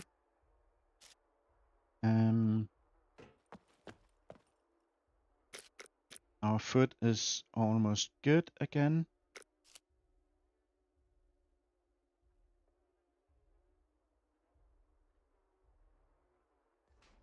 And yeah, found the hole. We saw that. I think the Supermax is 1.2 loot or something like that.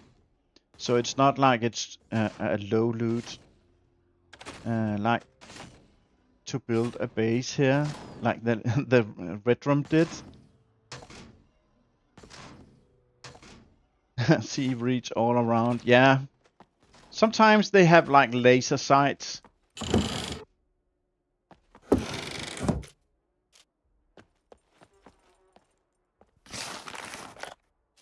Oh, boots that were completely trashed.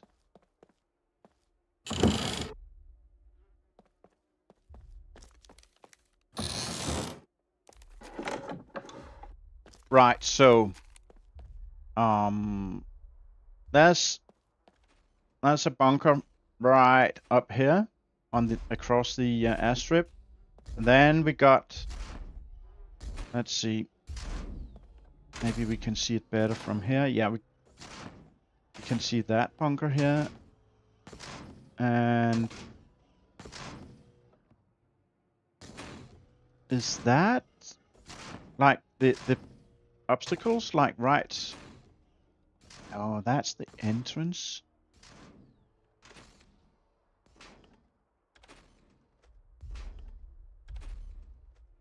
That's the entrance. Goes here.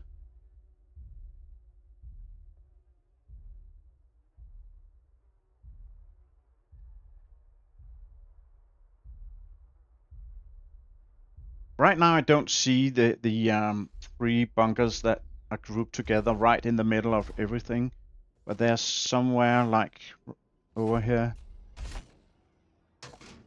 Need to bring some binos. Yeah, it's not that far really. I think it's actually these things in the middle. Okay, I think we can get past him now, so let's go for it. And the foot is good again, I believe. Right, you're going here. Yeah, go, go, go. There's a bush up on. Actually, don't know if you're gonna look back or anything. Kind of betting on you or not. And then he turned. Got someone over here as well. Oh, he looks red. Did he see me? He didn't say anything or shoot. Buddy, you cannot get up here. Right. Got one on that side as well. Oh, this is kind of interesting. Yeah, buddy, you just scoot away.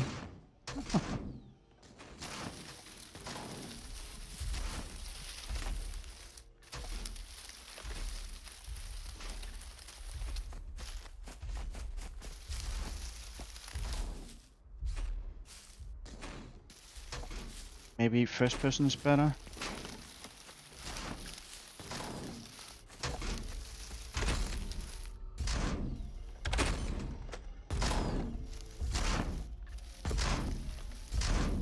I think he kind of walked this path close to me like 3 times now. Anyways, I think I can go in. Oh, I need to go in like this? Oh, that's interesting. I didn't know. Don't want any of that.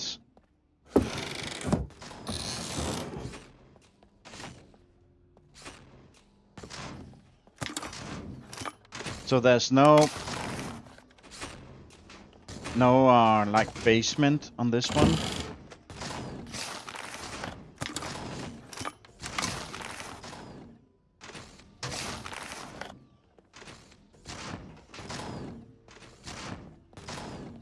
Yeah, here they are.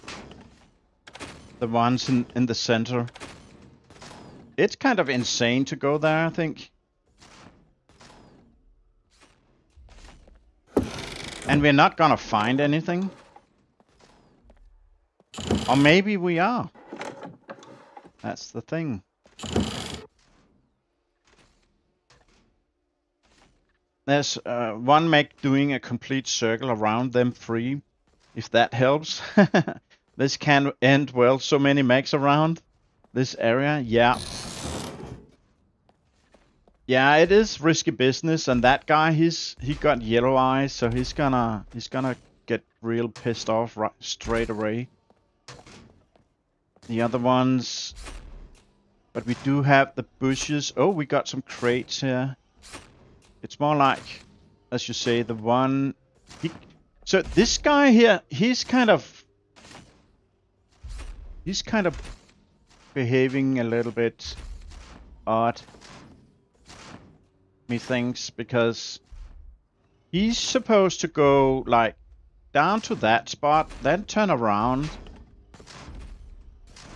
Then he goes right in front of me. Oh, wait a minute. Do I have... Maybe I'm not actually not at that spot I think I am. Or did they move? Guys, I think actually they moved the paths. Or maybe they moved two of the bunkers. No, wait a minute. No. No. So now he goes like in front of that bunker we were at last. And down, a bit down that runway here. Right. That's how it is. Okay, but he's gonna annoy us quite a bit. Then we got that guy up here. He might actually be the one circling them. Let's keep an eye on him for a little bit. Hey, Low5. Welcome. That one mech has a weird path, indeed. Right, and we got another guy here as well. I'm just keeping an eye on that one in front of us here. Out the window. Because now that guy's back. Where did he go? Oh, he went to that spot.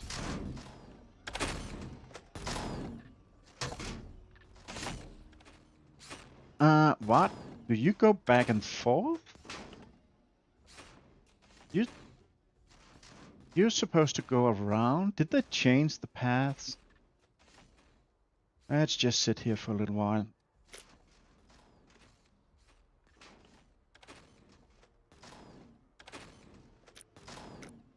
Of course I didn't bring any food. Look how fast my food is dropping on this server. It's actually quite insane. Oh, and now he turns and he goes back. So yeah, it really seems like the paths have changed. We got that guy inside that compound. Right, and now he's going a bit further to the right. Somewhere about to that bush here. And then he's turning around and going back. But he was kind of used to go around these three, like round and round.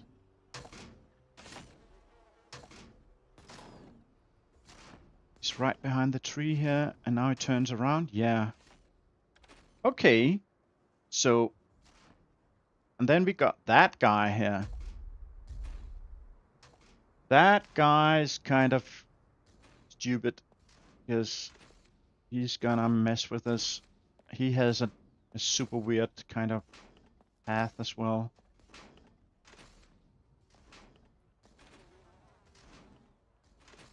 I think I'm not gonna risk it for these three in the center.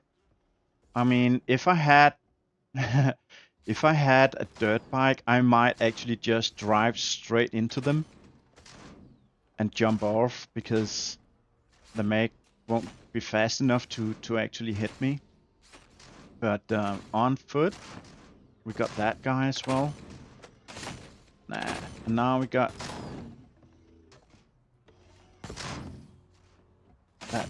that guy right here. Right. I think he goes, maybe he goes kind of behind or through that hangar. Okay, he's here. I kind of want him gone. Yeah, maybe the smart thing is actually to go back that way where we came from. Let me have a look where he is. Our friend here, he's going that way. And he's going like that way.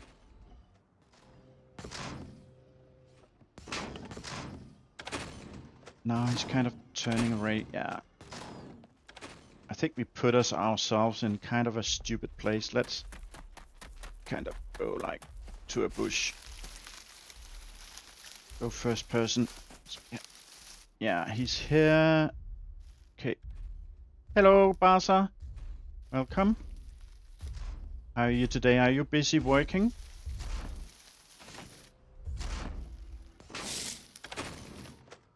I'm just out doing stupid things. As you can see, I'm kind of right in the middle of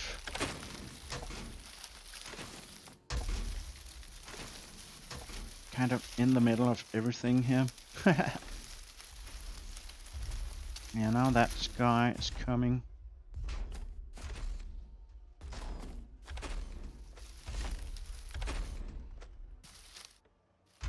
He's here.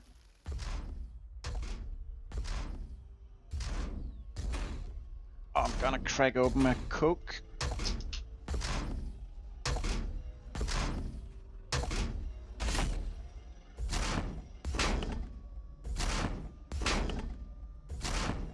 Ah.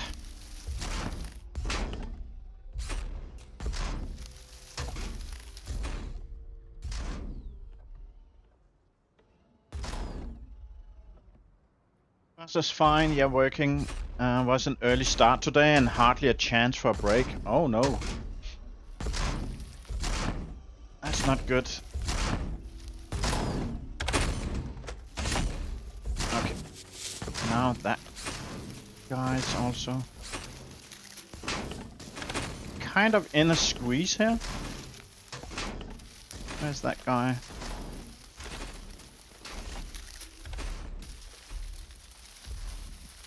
Ah, frig it. Go from bush to bush. Like this. Gonna take forever. I'm not gonna just run a little bit. Alright, so at least I can see better now. We got that plane, we got this thingy. I don't believe this mag is going that far down. So let him go and turn around and we can pass. We could actually have a look inside that hangar. There's usually a bunch of green crates in there. Oh, you got more snow? That's crazy.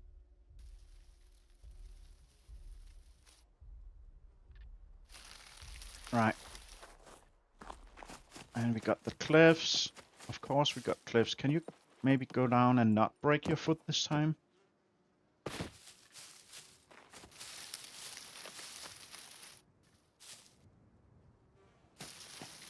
Could be plenty of time.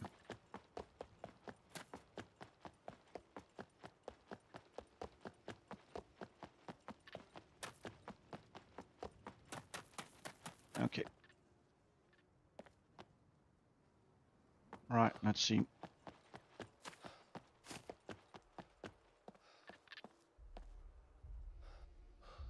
It's coming back to us. Oh, actually good quality stuff. Stop right there. Assume a non-threatening posture now. Yeah, I'll do that right I here. am not a people person, Mm-hmm. but I do like making new ventilation holes. Yeah, I know, buddy. I know. Can you buzz off, maybe? Because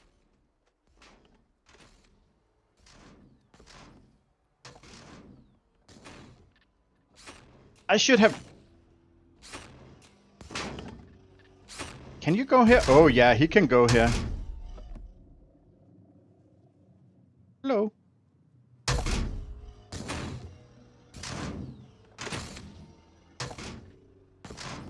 So the question is, where on his path will he kind of continue?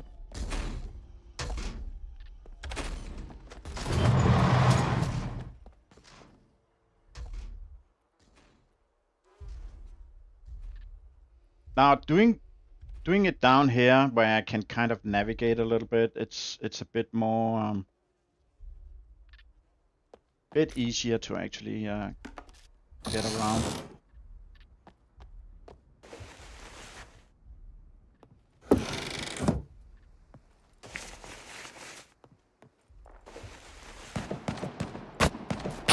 Run!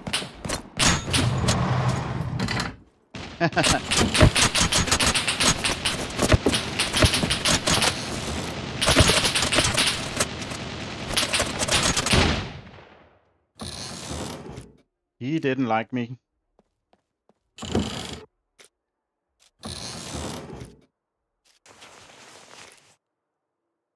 MRE?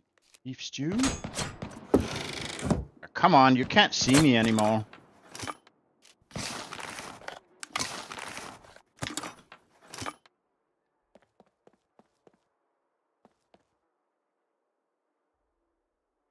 Brandon Clark, welcome, buddy. Just here to support a fellow old gamer dude. Thank you so much, buddy. Thank you so much. Hope you enjoy.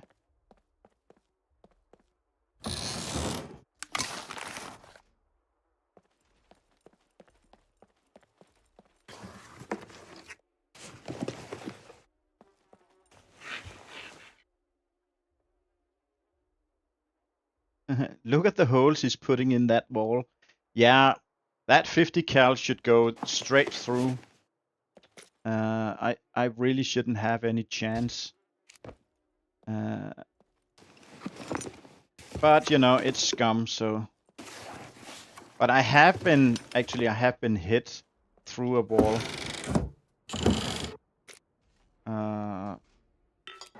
Just in a situation like we were in right before.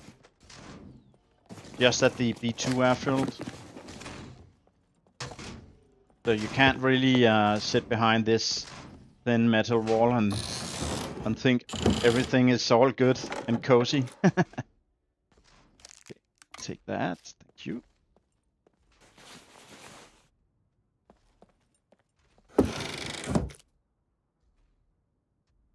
I don't know. I need to get something from this place.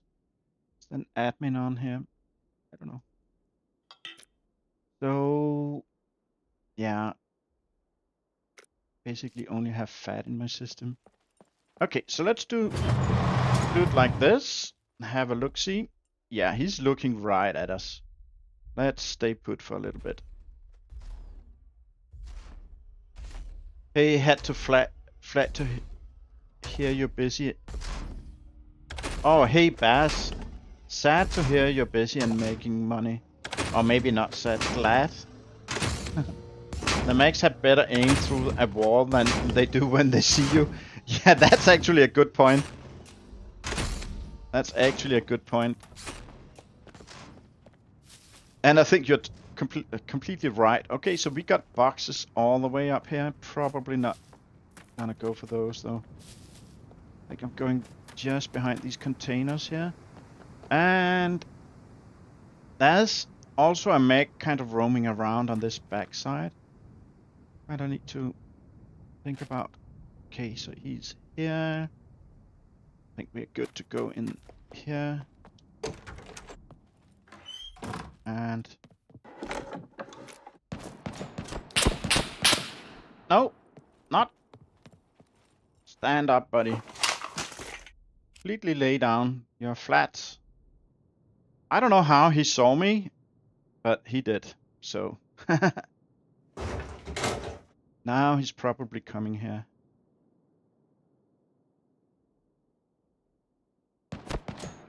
No, you cannot see me here. Come on. Buddy. Chill, buddy. Don't know where I am.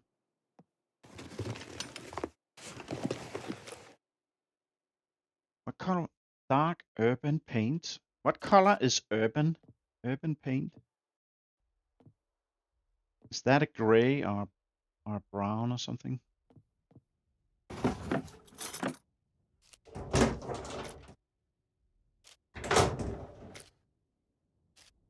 What are they talking about? They don't despawn. Ah, yeah, the grills. Yeah. You shouldn't pull out the grills, guys. Let's have a look here. Oh. He's coming.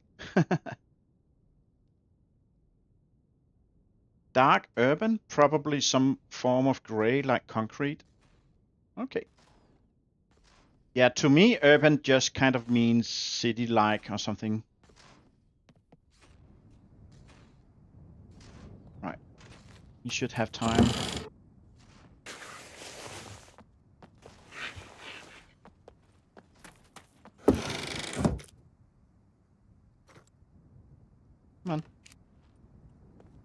maybe not stand up like that when he comes back. Maybe actually run here instead. So on... Oh, boots. I got a ton of boots on this run, so we can do that quest.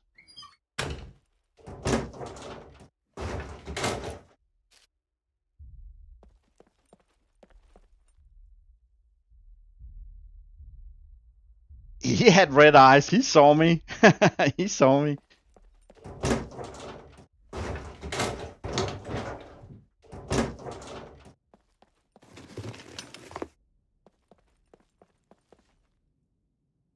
Oh yeah, there's one up here somewhere.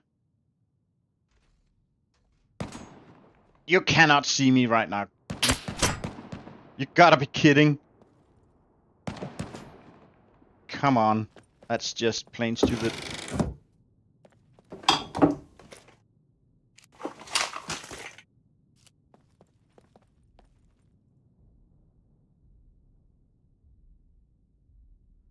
An urban palette expresses a metro feeling with tall buildings and the dark shadow they throw. A cool concrete jungle filled with cement and paving.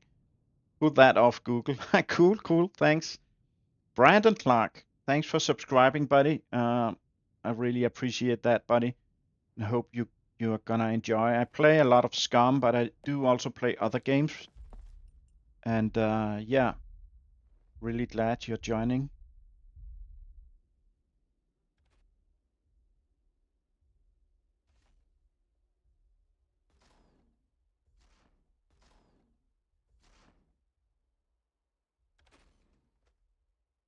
Can I? I don't want to wait. Let's run. Okay, let's lay down.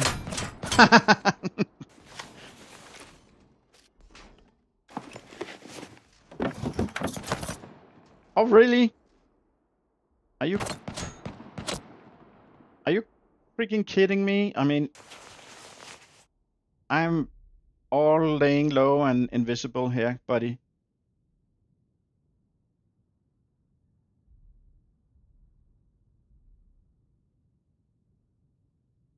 And Ethan says, oh, and I saw somewhere, if we use one of these drill presses to sharpen something, they disappear as well. Oh, these? Oh, yeah, I know what you mean. There's not a drill press right here, but... So that...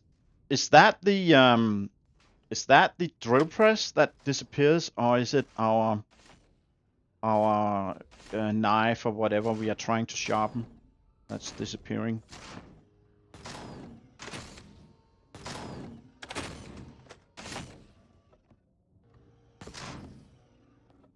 Get to go here.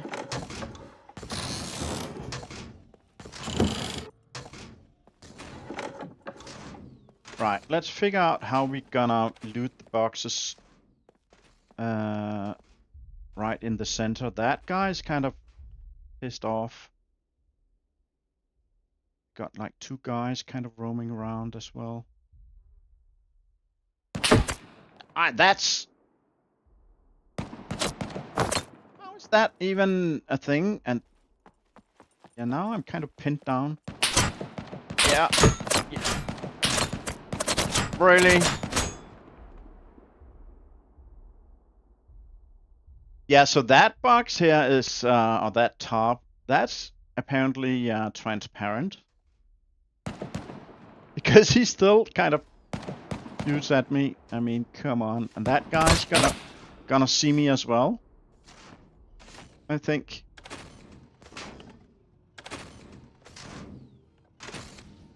Yeah, so this is kind of not a good spot. Workbenches and drill presses will disappear, but it seems only when you try to sharpen something with them. Yeah, but that's kind of the thing we mostly use them for, right? To sharpen up an axe or something. Yeah, he knows I'm here. He definitely knows I'm here. I definitely want to get out from that spot. I kind of... Yeah, let's go like this and run, run, run. Well, gimme dude, run, run, run. Jesus, he's pissed off. Like, seriously? We'd better move at night. Oh, come on. Where are you guys?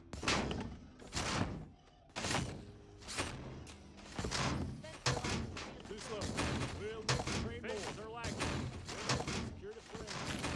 But is the building out here? I guess they are. Check weapons. Because they're not like right here. Weapon Okay. in order. Eyes front.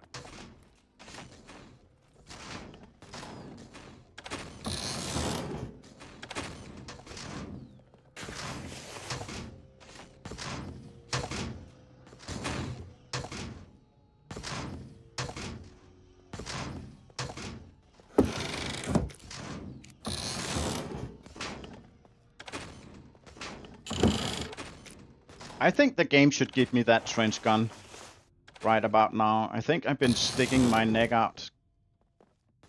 I want that. I don't want to take that. How heavy am I? Oh, no problem. Can he see me? So they are, what, in that kind of building?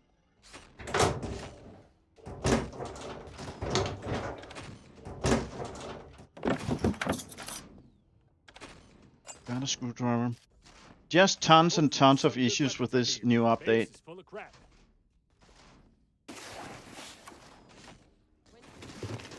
Well, I wouldn't say tons and tons, but there are definitely some quite bad ones. I agree on that. Gear packed. Time to move. We'd better move at night. Oh, maybe they are like right in here? Like there's some up here, maybe some in here. I don't know. We need a scope for cover. Corners checked. Coast clear. Sound detected. Stay sharp.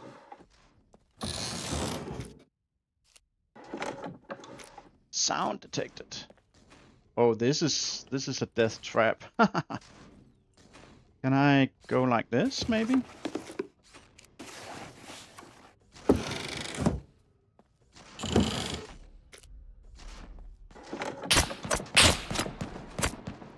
Yeah.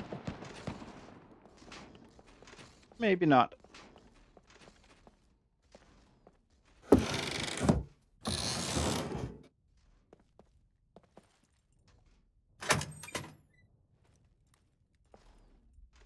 Maybe not let him see me.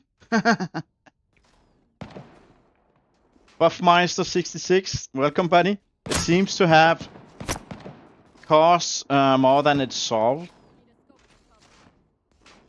Defenses are lacking. A re-download SCUM caused Turtles getting shut down but wanted to play something. Only got a couple of days in before this update. Weapon in order. Eyes front. Honors checked. Base is full of crap. I think the thing is there's so much awareness about bugs that even the tiniest little bug gets kind of Time to move. will get so much attention that it feels like it's 100 bugs. I think that's kind of a thing as well. Why don't you?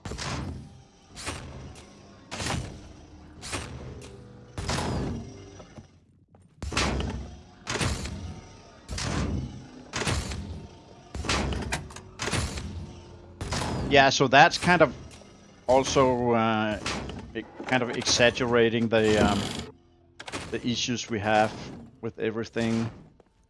Makes more people talk about the same thing, box, so it feels like there's 100 bugs. I'm not saying there's no bugs. Obviously, there's a ton of bugs. Now I say a ton of bugs again. Can you see how it kind of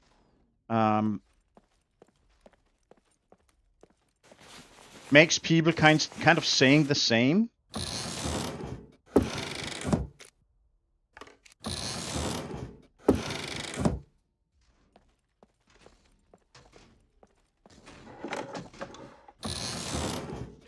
Run, run, run.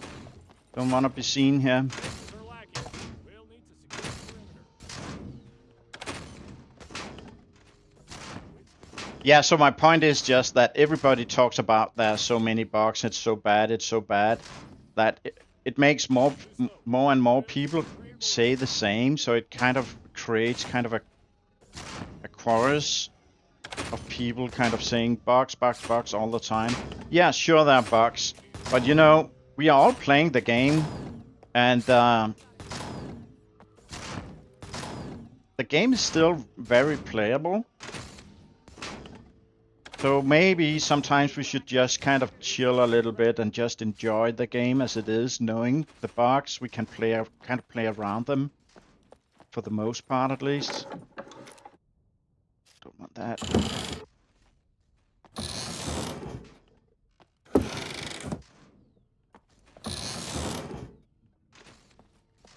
I think I did all of it now.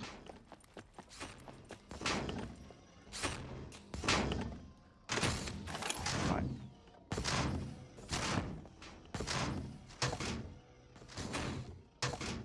As front. Let me see. All that sucks realized. Yeah, I hope the hotfix it in the works for the next week. Yeah, hoping for a hotfix ASAP. Either that and just do a rollback and fix it. Anita says we just need more time with it, and we will find $100. Yeah, I mean, if you look for stuff, you usually find it. They are mounting as we speak. For some reason, I can't put a carton of milk in my fridge. It goes on and on. I'm not playing right now. This really puts me off. I'm watching you and moaning. Yeah, but I feel with it, yeah, guys. It's not like I'm not making excuses on the behalf of the developers, even though it sounds like it. You are simply a malfunction that Yeah, needs to be corrected. I know, guys. I'm like a huge malfunction. All right. Big bad malfunction. I'm gonna leave, guys. I'm just gonna leave.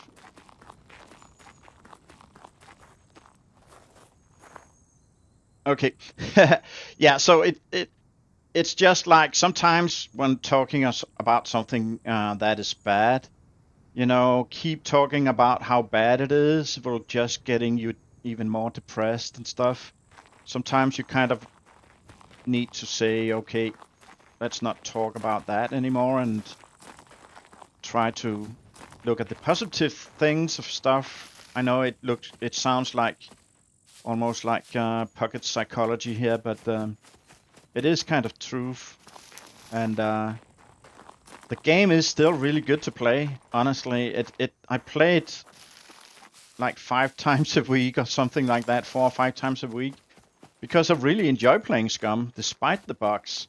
But I know exactly how you're feeling, and I had that feeling also back just before Christmas. You remember that degrading bug that made all our stuff degrade like crazy, like 10-15% every day. That was really a sucker punch to me personally, because I was kind of looking forward. I had taken days off in the Christmas, so I had like almost 2 weeks off work, and I was looking forward so much to be playing a lot of SCUM and streaming and just, you know, chilling and enjoying.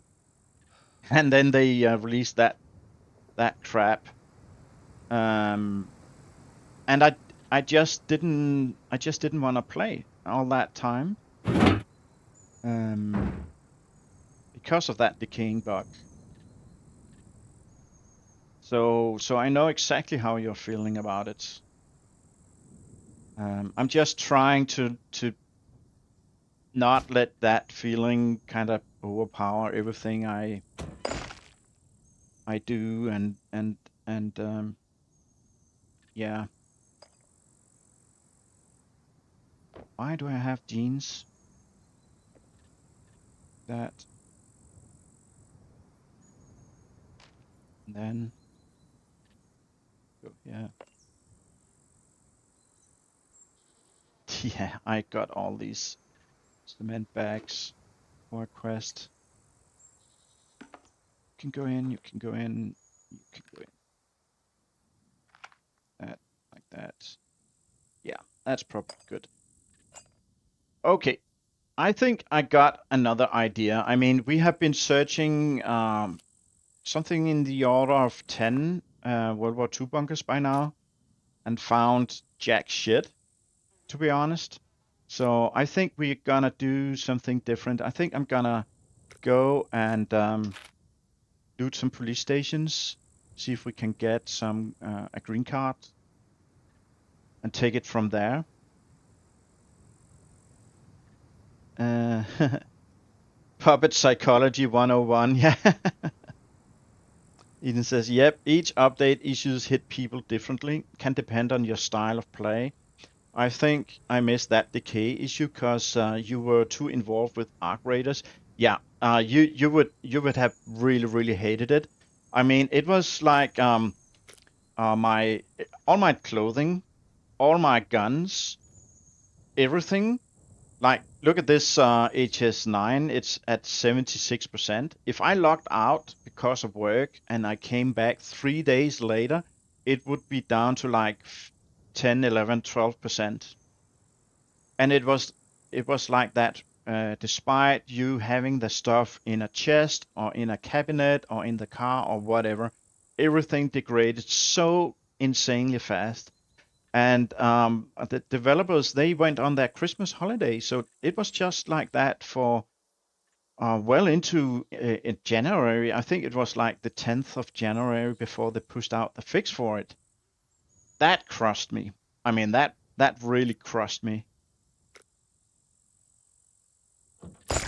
Right, I need to eat stuff. Eat that. And just half. Drink that beer. Right, we're gonna do some drunk driving now.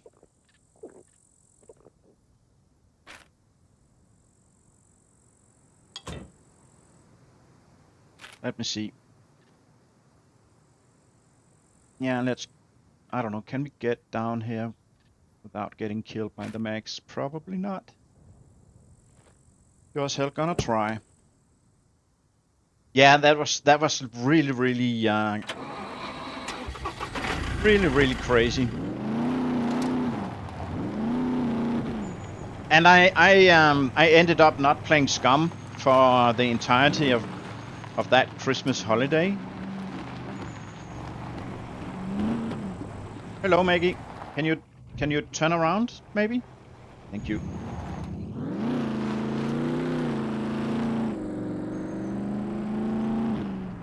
This is probably insanely stupid.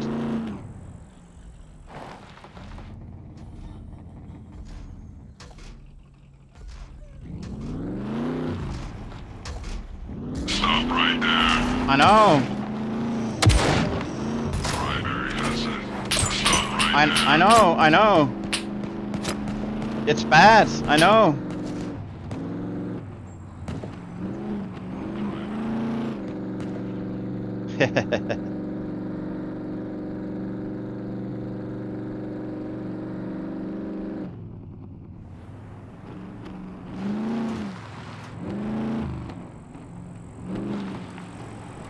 I think they do like double damage or something here on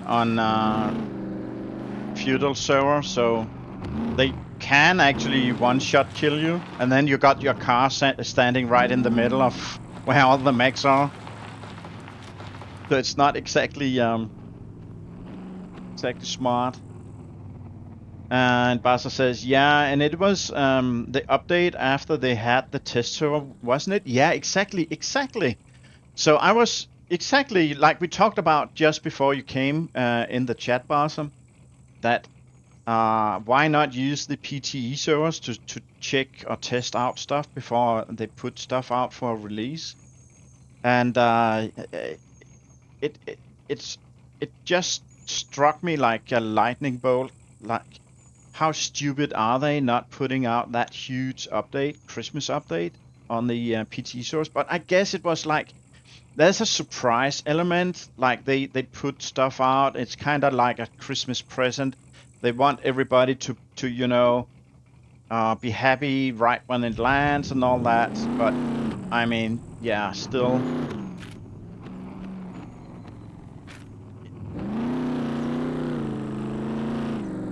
Let's go into Samobor and check out some of the Chinese shops.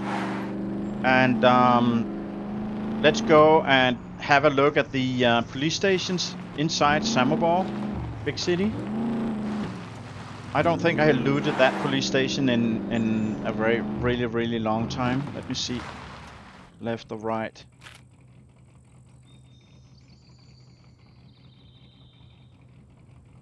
And that's kind of hard to see. It's gotta be left.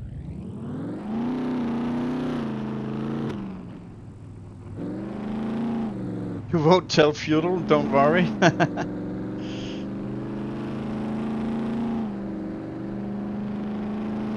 Mr. Feudal is a pretty cool dude.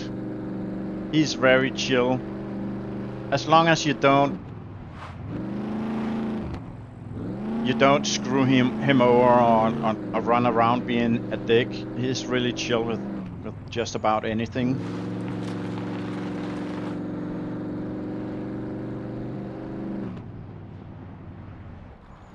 Right, so we got this place up here. That has a police station as well. Nah, big city it is.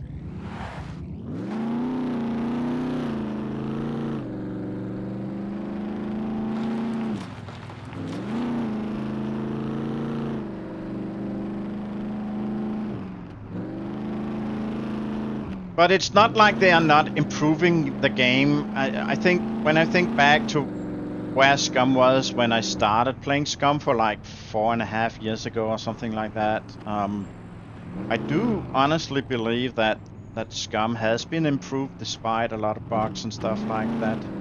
I mean,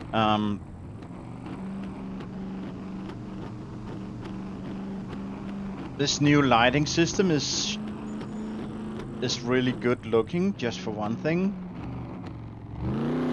And it's not like getting these 2 new guns is a bad thing. I know about all the prioritizing and stuff like that. It's just like slowly, I do believe that SCUM is getting a better game. Slowly, but yeah, still. We want all these bugs to kind of get squashed and taken care of.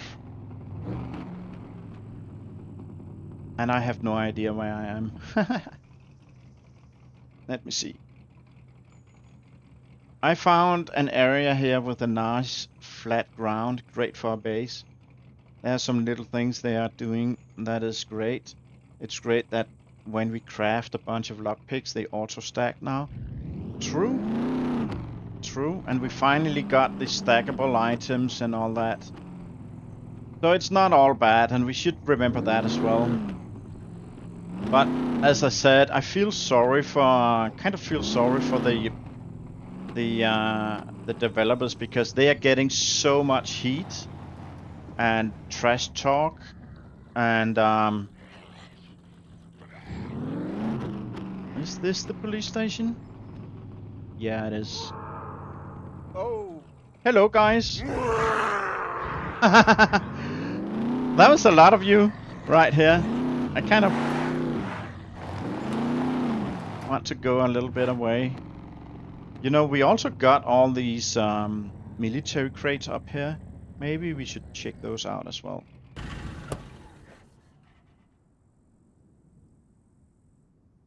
Barca says, yeah, I'm not a big fan of games that continue to make big changes after 1.0. The 1.0 should be the end game. If I had bought the game after 1.0 and then they keep changing.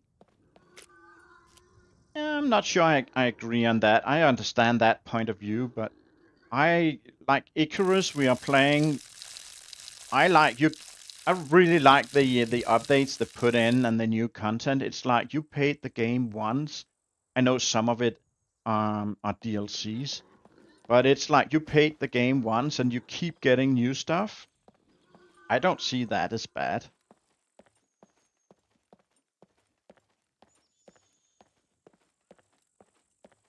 And usually Beaver's in here.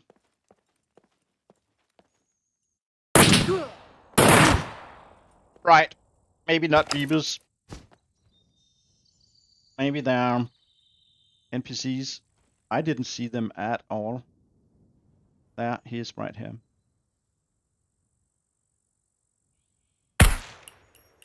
Wow, I headshotted him.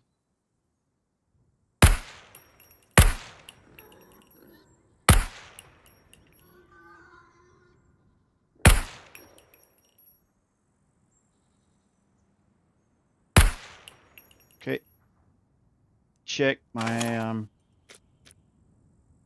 right. I didn't take damage. That's cool. What about my my stuff? Did that get hurt? Really? Okay. So that should mean no beavers then. Let's go down and search them. Let's actually keep the gun out because, you know, there might be more.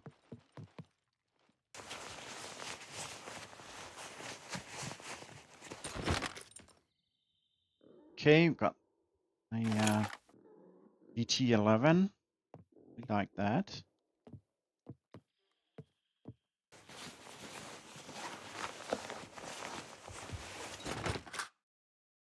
Screwdriver, always good.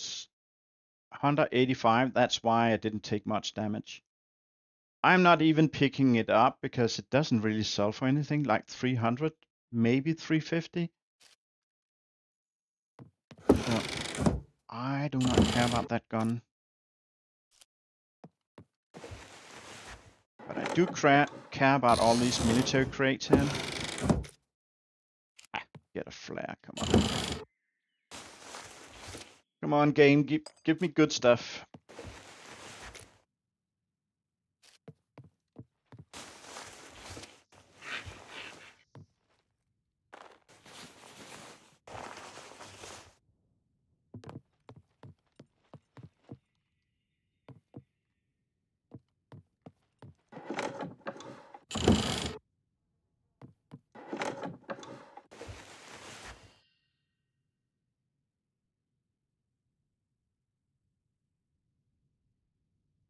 In a way, I don't like. I'd be a little upset. Plus, they are improving the game, so some computers can run it, cannot run it anymore. Did you guys see that guy is before Congress in the US and try to get them to stop killing games? Oh, that's not in the US. That's in the EU. He stood before the EU Parliament. Or maybe he actually did the same thing in the US Congress. I'm not sure about that. That's cool if he were able to talk to the US Congress as well, but he did that in the EU Parliament. And yeah, it's really a good thing. But let's see, they haven't decided anything.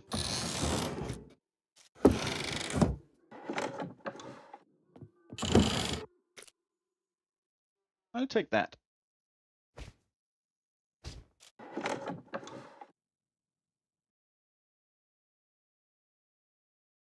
Updates are good, but they are so off the wall with them. Now they want wild hunters. Whatever happened to the Tech 1 soldiers? Well, they went down the same street as the wild hunters. I believe that they generally wanted to do all that. The Game Pious developers, right?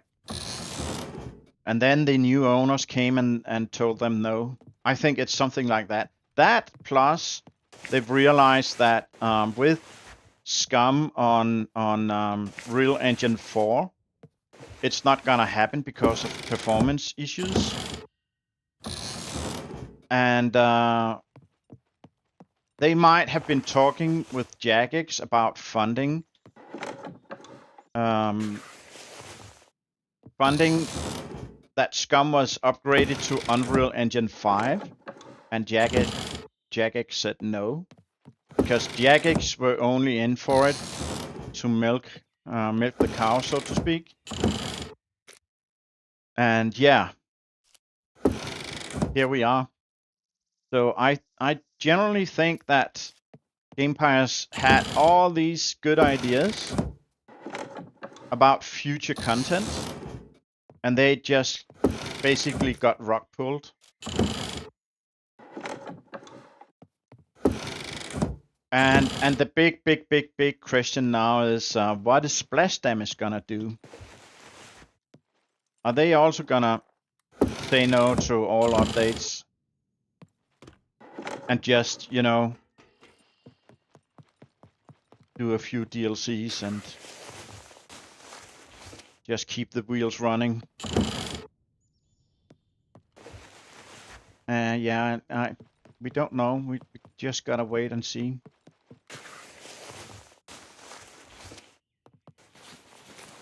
Right. Got another grenade. That's kind of nice, but not really that interesting on a PvE server. So yeah, that's that. Let's let the raid just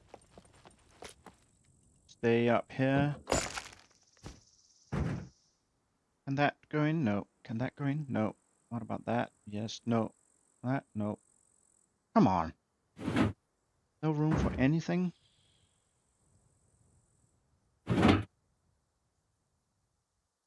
Not even here? Man. This is hard. Now? Yes. That? No.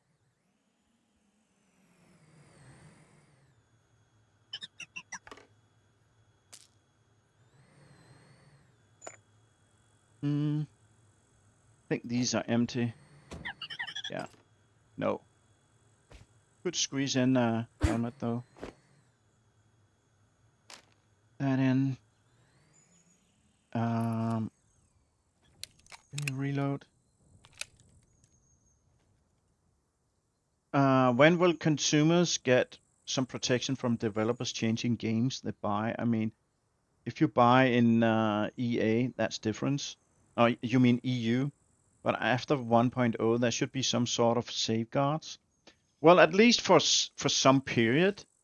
Like you can't require that game studios keep a game running, like game servers running for 100 years. Like nobody can expect a company lasting that long. But I don't know, like at least 10 years from the release date or something. Or maybe they should do it like, okay, when we at some point give up hosting all our servers, like SCUM says, oh, we are gonna, you know, stop and not host all the official servers anymore, then put it out for anyone else to, you know, host the stuff, so the game can live on. So yeah, that's like a super interesting subject for sure. And let's see, what else do we type? I'm a bit behind.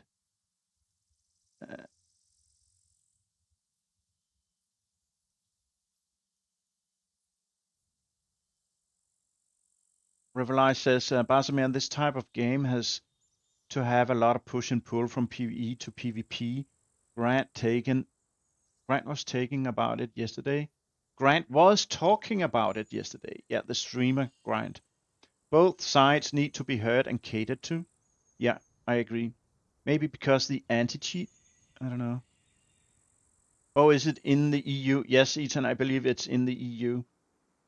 But he should actually go and talk to the US Congress as well, because EU is only like a third of the world, really. When will consumer get? We talked about that. Don't know, Ethan. Well, it's not right away. Basically, sabotage a game you bought so you can't play it anymore. Imagine a DVD you bought had that. It's like a washing machine, guys, or a TV. Today, that stuff is built in a way that it will almost certainly break down within a quite limited time period.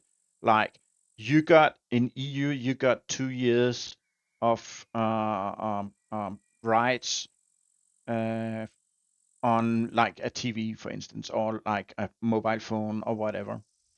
But they freaking, and I am not kidding, they are freaking having really smart engineers design their bloody products in a way that they break down when they are 2 years and 1 day old. I mean, I'm not joking. They are absolutely trimming everything so it's only assured to be lasting for those 2 freaking years. You got a guarantee. And all the time you get beyond that point is just pure luck. It's just like a statistical, like uh,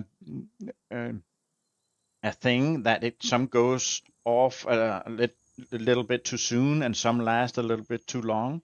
But they aim for that shit, and they want you not to be able to repair your products. Think about Apple phones. Why is everything glued together in a way that you cannot repair it at all? You just have to take that piece of really, really advanced technology that is crammed full of gold and silver and other like rare earth materials and stuff, and just throw it in the bin and go out and buy a new phone for bloody $2,000. I mean, oh, I sorry, I just start ranting about that kind of thing because, and this is also the thing that the guy that was talking to the EU Parliament thingy, that the right to be able to repair your stuff, the right to ownership really, and the producers today, they kind of treat us like we are, everybody is on kind of a subscription plan, and we should just be happy that we are allowed, in quotes, allowed to own their products. I should have an, okay, here it is. Put these in here. Let's go down and loot that police station, kill some puppets. You go here. Come on.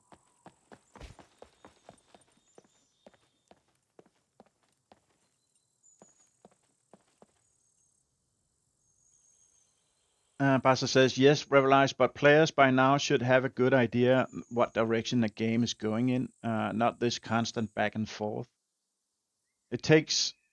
It does make it more difficult, but you can technically do own all the builds. You can download a previous build and play. I wish there was more servers on old builds. Yeah, I think actually SCUM is one of the games. We got the server files, right? So you can kind of set up everything. But there's so many other games where the servers are only run on like the officials, and that's it. And when the owners decide not to host the officials anymore, then you're kind of just screwed, and that's it. So it's not that not so much scum. It's more like on a general thing. Yeah, we realized by players by now. Yeah. If the game coding, etc., is so horrible, they can't make an update without all these issues constantly. Where the heck? I did scroll.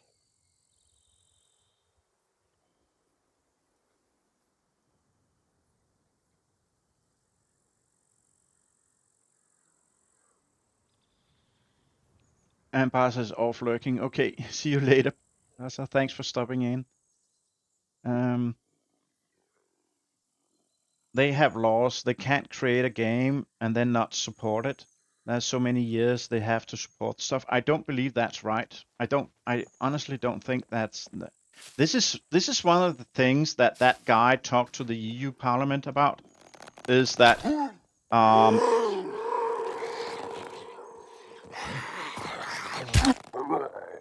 that is getting a law like that. Having the EU to make a law that if a game studio is to sell a game in the EU countries, then they are also supposed to support that game for whatever, some time, some number of years.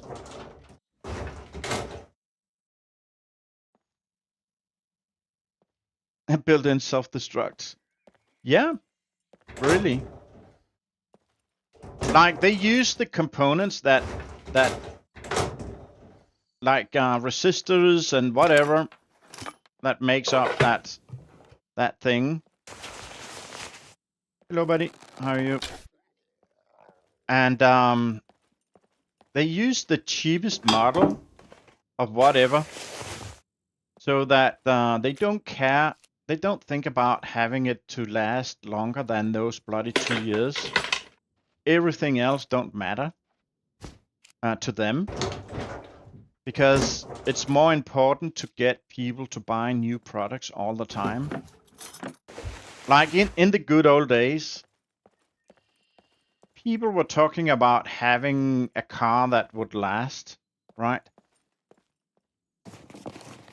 Now cars are so expensive that you basically cannot buy and own a car.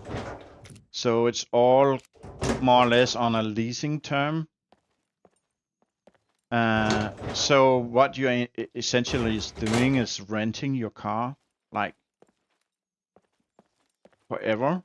And that's exactly where the producers want us to be. They want us to be like on a subscription, and in a way that we can never like stop that subscription. They always set the terms, and we just have to pay and suck it up.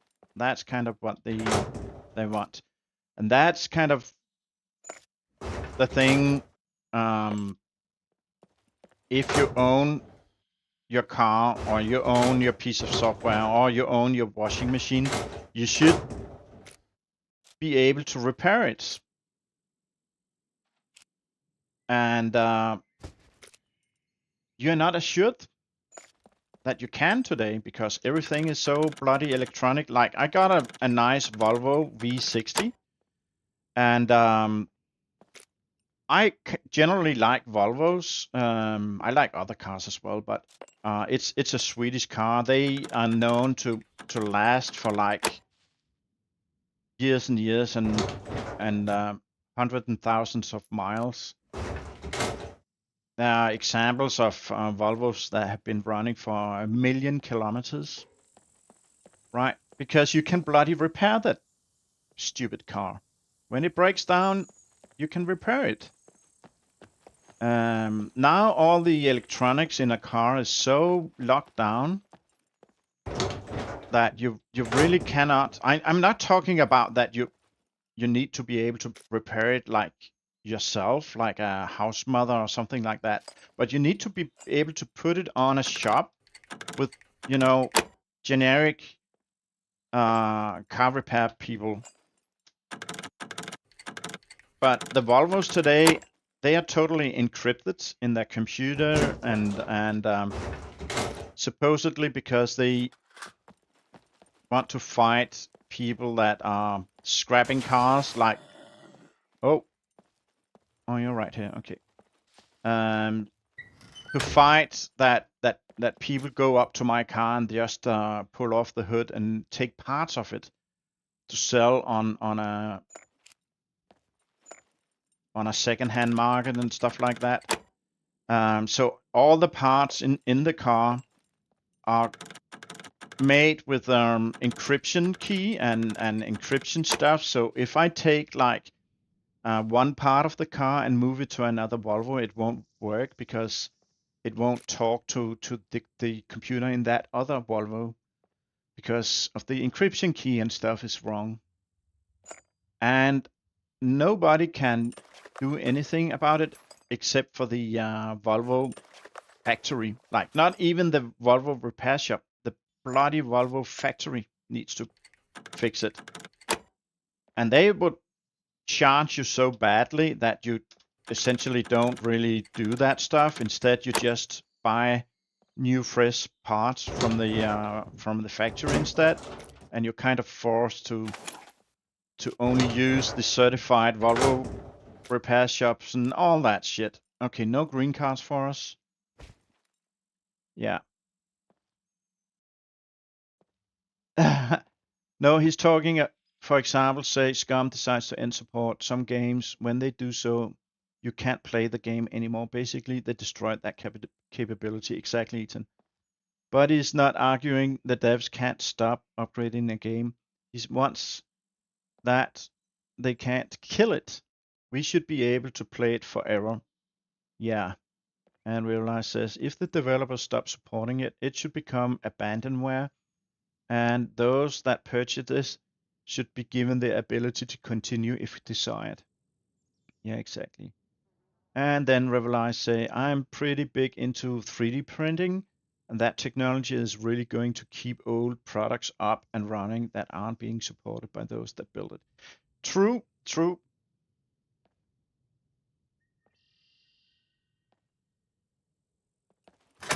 Yeah, I apologize for me ranting. You just kind of hit a sore spot. You just kind of hit a sore spot that about something that kind of nags me, kind of pisses me off, to be frank. It's also about like environmental damage to some extent, at least. That why should you buy a completely new washing machine if you instead could just put in a new whatever engine or something, right? Or a new rubber casket, and then it will run for another 5 years.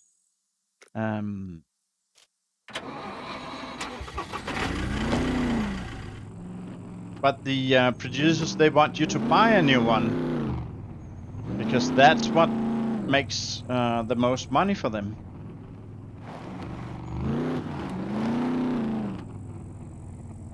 All those garages are open.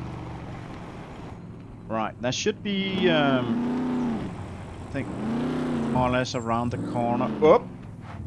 Yeah, I overlooked those poles.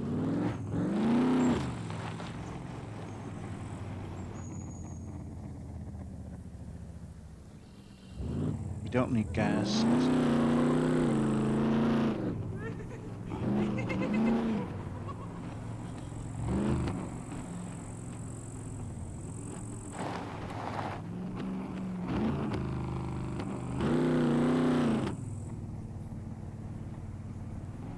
Right, let's have a look-see here.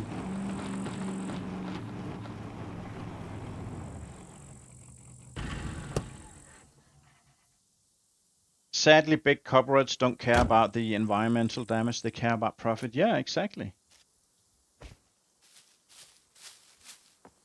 Exactly. Yeah, I don't want that crossbow, I don't like it. Doesn't sell for much and takes up way too much. I think the theme of this stream is military boots. I mean, I've stopped counting, but we got a lot of them. Oh, that's good. That's good. Thank you. Thank you. Skinny jeans is... Yeah, I don't know why I take the skinny jeans, because we don't have that those quests anymore. I'm just gonna check the garages down here quickly. It's up to us in the case, if whatever company makes a product that craps out and we have to buy a new every 2 years, then folks won't buy. Yeah, but unfortunately, it's not that easy. If like every producers of whatever, say washing machines again, if they all do the same, I mean, what the frick can you do about it then?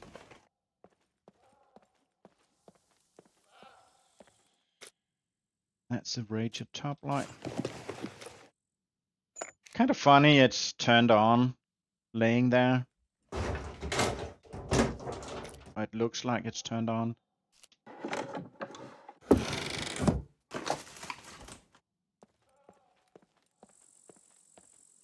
Got a spare wheel. I got no spare room for it though.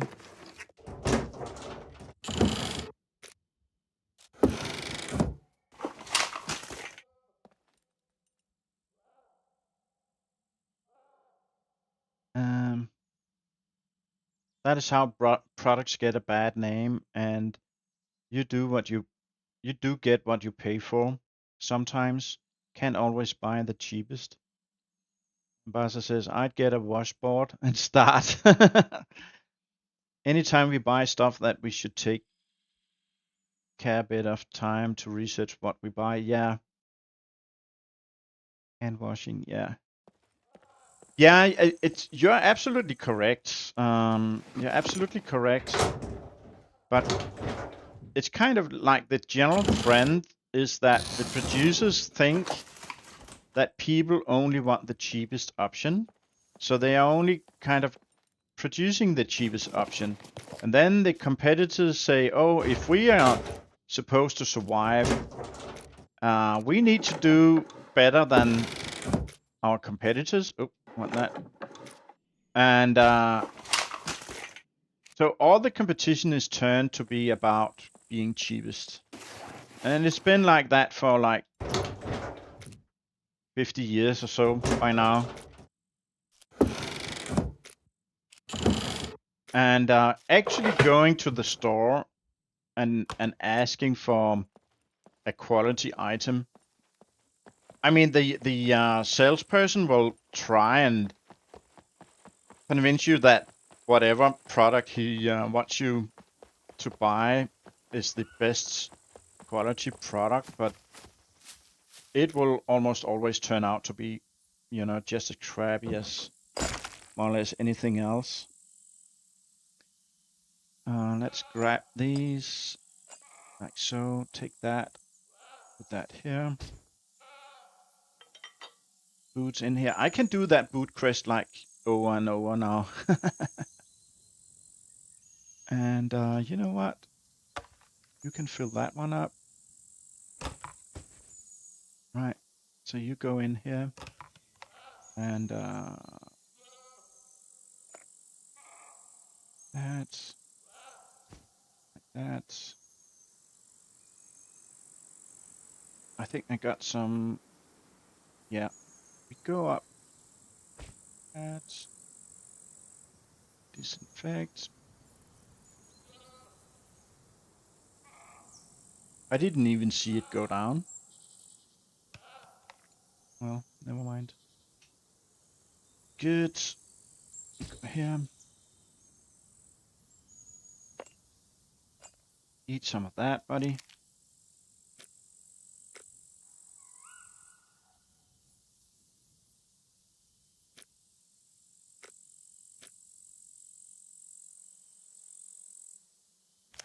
Right. Room for you. Yeah. Okay. Basa says, my truck is a 1993 Toyota. Sorry, I'm stuttering right now. 1993 Toyota for a reason. Yeah, Toyota actually a type of car that is almost impossible to kill if you just make it happy, giving it fresh oil and stuff like that from time to time. It's gonna run for years and years. I had a Toyota Hiace, like the boxcar type, and it was my first car out of high school. It was a really good car. I mean, at some point the cooler, the radiator broke.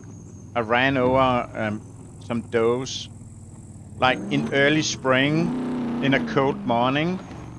Does can kind of sit in the sun on the paved road, kind of soaking up the sun rays. And they are so freaking lazy because it's cold that when you approach in the car, they don't lift off until it's too late, and that happened to me once.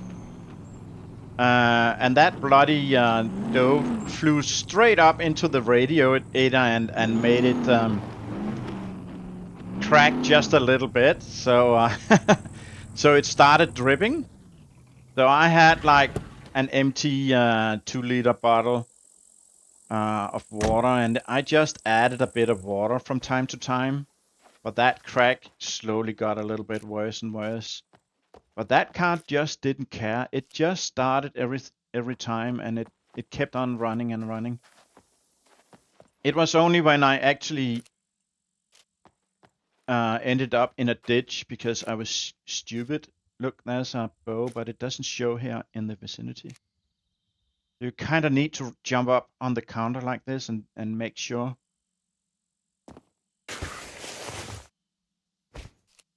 Yeah, unfortunately, I was kind of stupid and drove home from a friend. I had quite a bit, like I had a 2-hour drive home, and I was like super tired. Been working hard all week and staying up way too late. So I was kind of nodding off on my way home, and I ended up in the ditch. That killed the Toyota. But running with almost no oil and running with no water in the radiator, that didn't touch it. He didn't care. He just went on and on. That was an awesome car. Oh yeah, never listen to the salespeople that on what PC to buy, for example. Research online what's best and then go with that. Yeah, I totally agree, Ethan. Totally. Same with TVs, etc. All for anything worth decent money. But that is a lot of people's problem. They don't research and don't have the time to do so.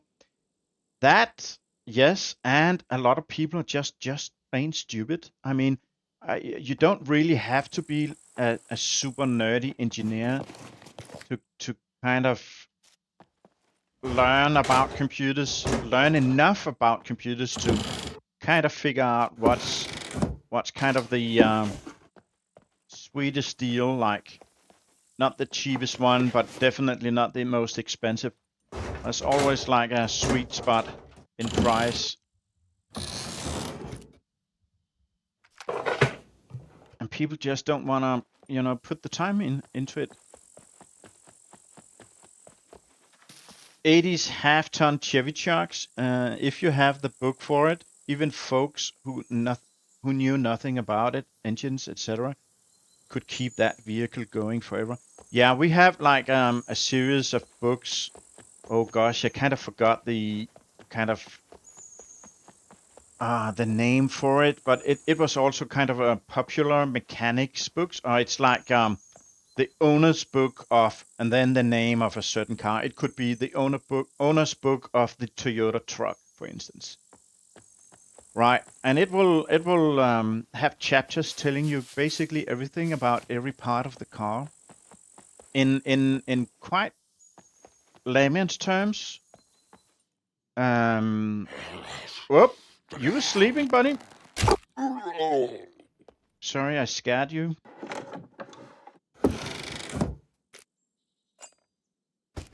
Right, and telling you how to, change the most common things, like change the brakes, take the front wheel compartment apart, whatever, and up to fairly advanced stuff.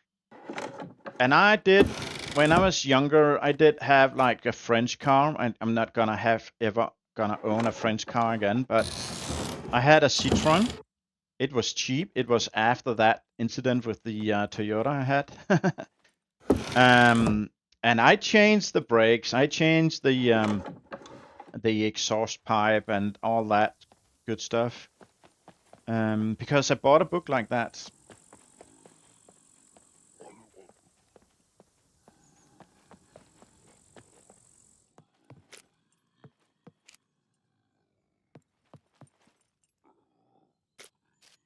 Two naked people in the back of a shop.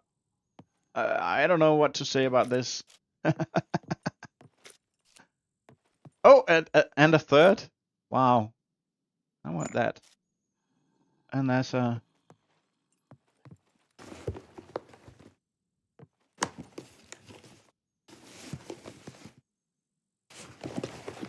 Yeah. They had one of those kind of parties. and stuff went sideways, I guess.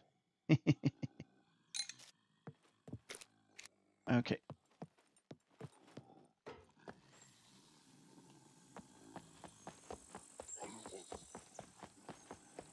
Yep, they're great.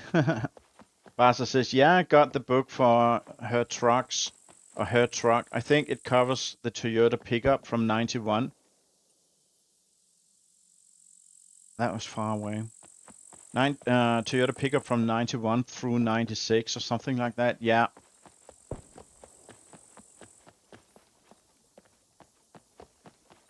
Yeah, they are great, actually. Last time I checked these military crates at that basketball thingy right there, they were kind of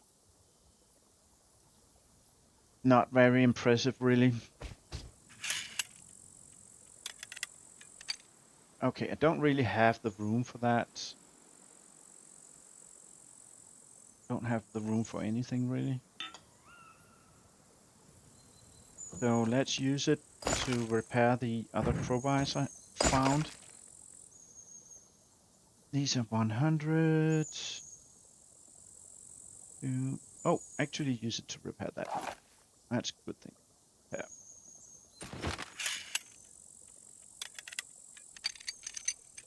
Boom. Perfect.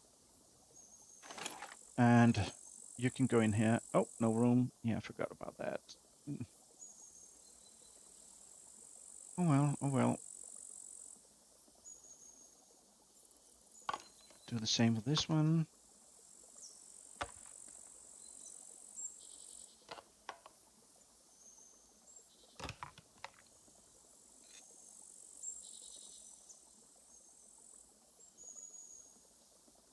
Right. No room for anything.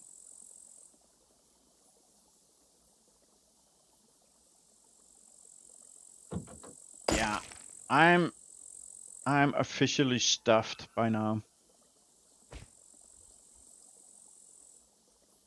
Officially and utterly stuffed. Oh, no, it's not empty. Oh, I should actually kit that one up and use it. Well, no, though.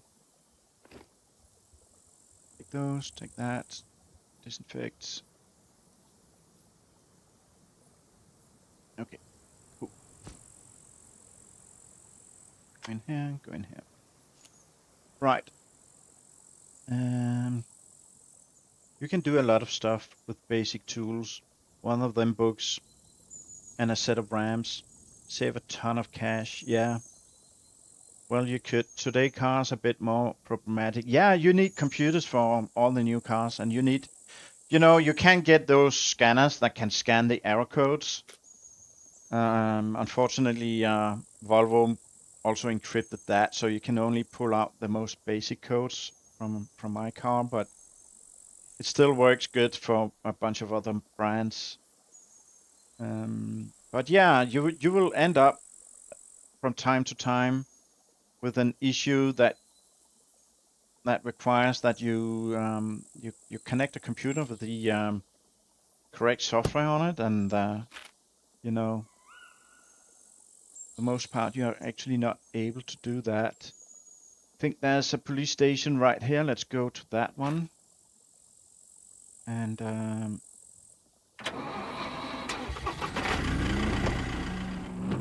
see if we can get one of these green cards. That would be kind of amazing.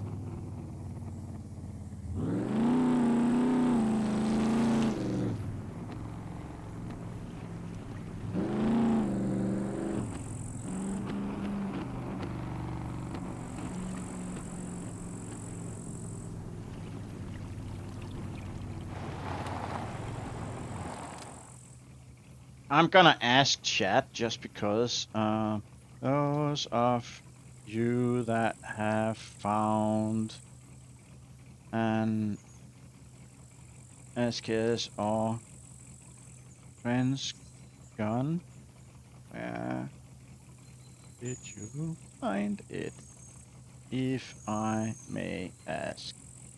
Oh, let's see what people say. Because I'm quite confident that nobody really went to all those World War II bunkers at the D4 airfield. And we only found stuff, crappy stuff from that place. Can I go behind?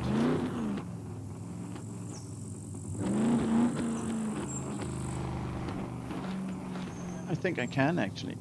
Awesome. What is that? Oh, that's just crap. Oh!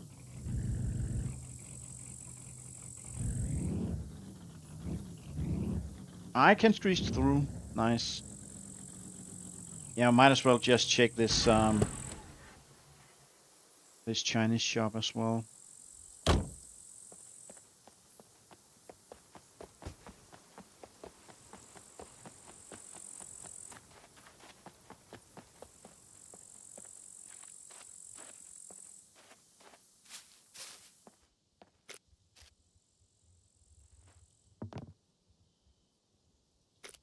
Thing.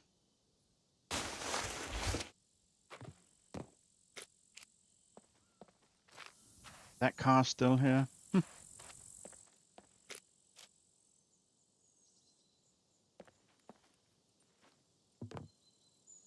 And nothing. Okay.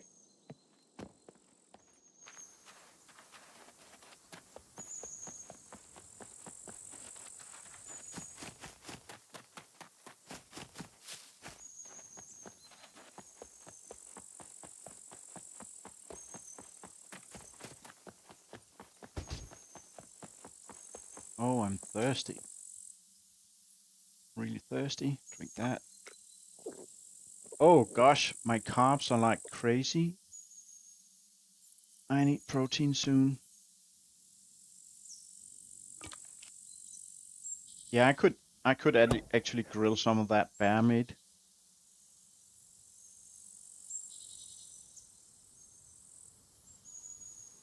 Well, that reply was useful. What reply did you like? Dough? No kidding.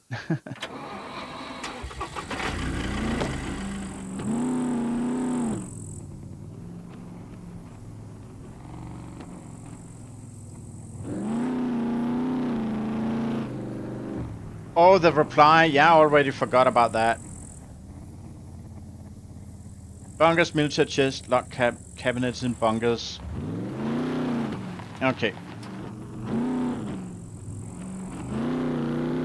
So that makes you think, did they actually find the guns? Are they just talking like out of their ass?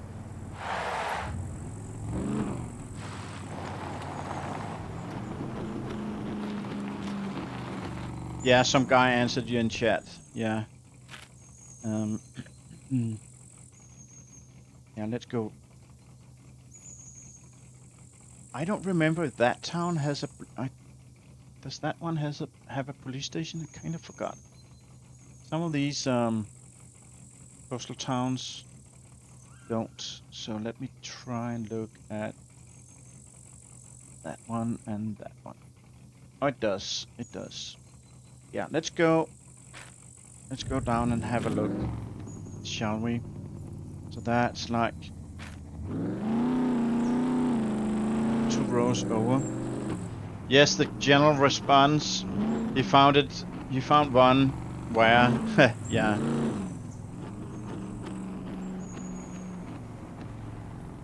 Yeah.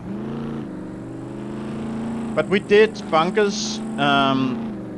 The other night I played, not many bunkers, but we did bunkers, and we didn't find jack shit. We found other nice guns. Found a scar and stuff like that. Oh, I just missed that sign.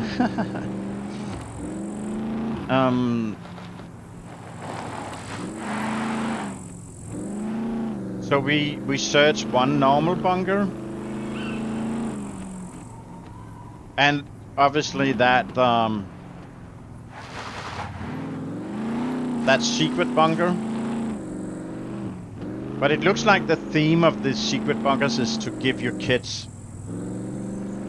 which is nice, but still not exactly what we are looking for. So, wow, what a sun! Oh, that's pretty.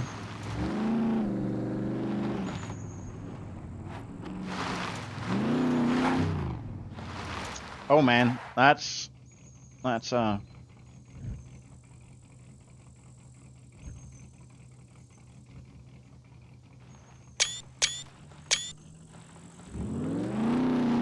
there.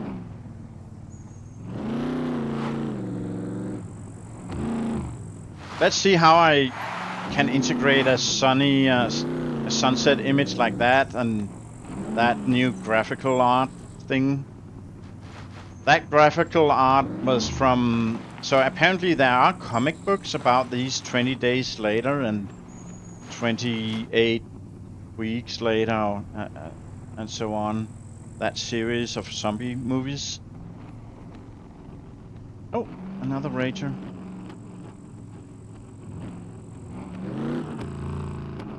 And that's where I got some of the images and tried to mix up some of my own things. Okay, no NPCs. Oh, I hear Puppet now.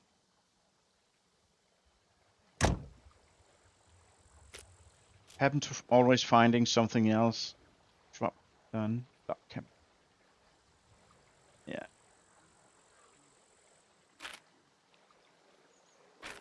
Right. I got the NVGs on. Maybe I should, you know, put on the headlamp. Kind of better for the lighting right now. And I don't have room for anything. Okay, never mind. Let's go in like this. Hello, bud. How you doing? Oh, you got a friend up on the roof. You know, what if we search this one?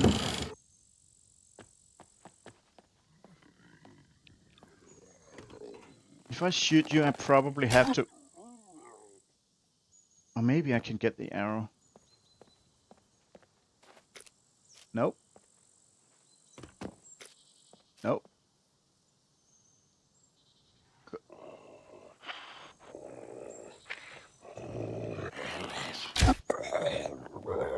Hello. Yeah, I have to go down. Go in and then down the roof or something. Get that back. 59. That's a little bit too crappy. Oh, what's that? The military spade? Oh, nice. I could take that, buddy. Drop off at west end at airfield, and as there were 2 cruisers there, get running. What? A drop at the airfield? I don't see any drop. Oh, whatever.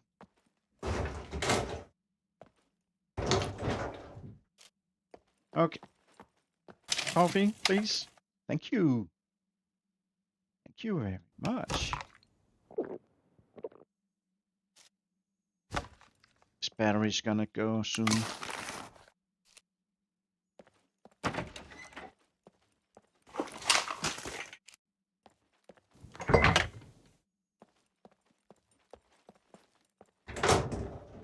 Oh, a sleeper. What? He only drank half of it? In your... Right in your bum.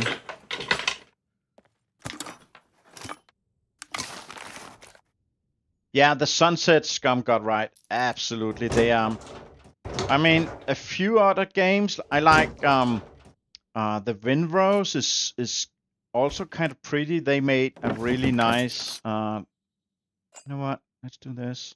They made a really nice skybox with the clouds in Windrose. Those look actually pretty damn good as well. But I still think that Scum wins on the Sunset. I mean, Scum and Sunsets and the Dawns as well. Oh, hello, mister.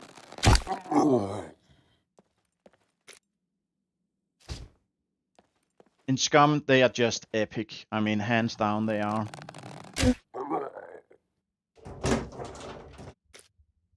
Right. That. I do have a Mac 10 somewhere we could play with.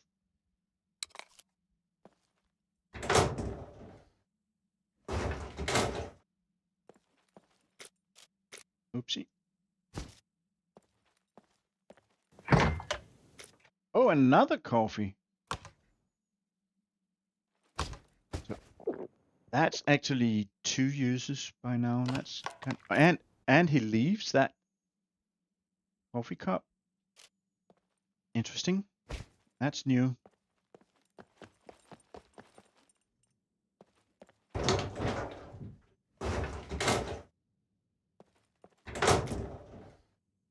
Not 21.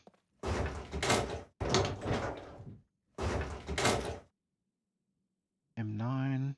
Yeah, maybe we could take that one. Too much fat. Okay. Let's crack these open.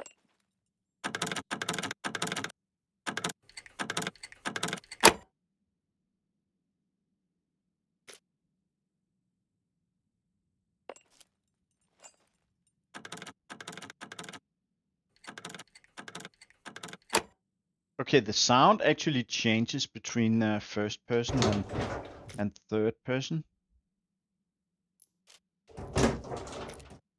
The reason why I pick up the ammo is you cannot buy ammo. Why didn't that go up? Did it go somewhere else? Oh, it went down here. Okay. Right. Let's go up on the roof.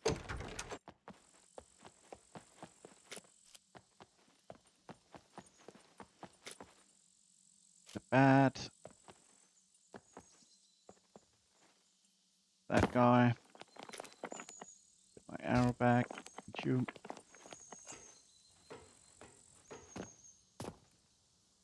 On the official hardcore, times run very slow. It's like real time. With this cooking rework, you can't imagine having to cook complicated meals on there.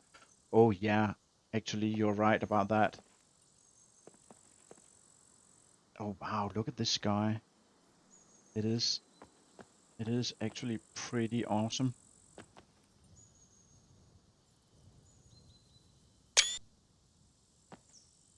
Yeah, that's like a full hour waiting. Anybody near B3000 that might want to kill some NPCs in the cop shop? Why don't you do it yourself, buddy?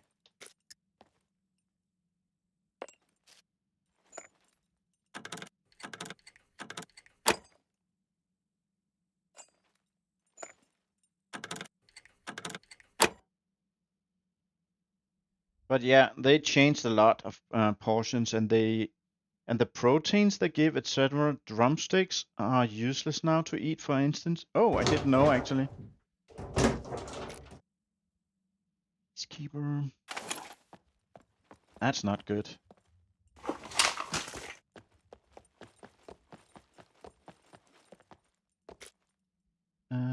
Four uses, that's perfect.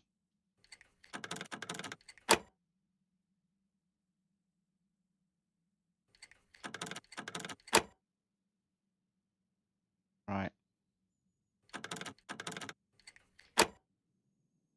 And last one.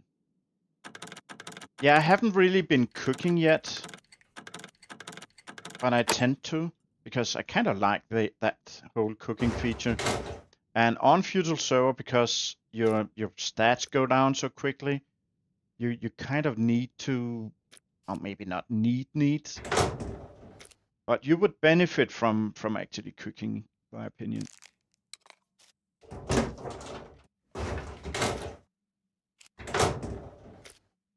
Okay, Mac 10, right?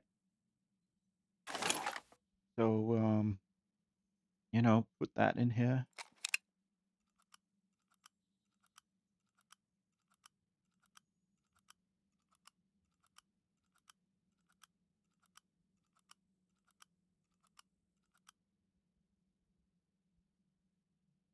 not that one. This one, please. Thank you.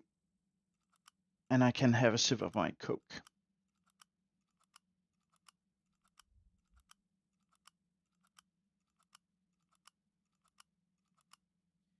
It will force us to cook better foods. And now they are even viable instead of some of them giving us way too much energy, etc. Before one pizza slice, for instance, was 2,400 energy. Now it should be better, hopefully. Yeah.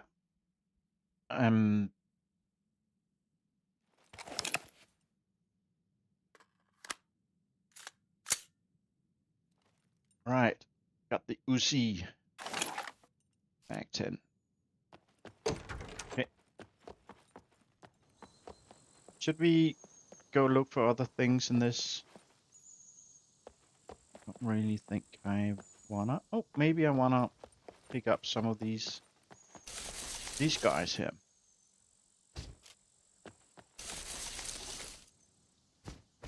And they don't stack for some reason.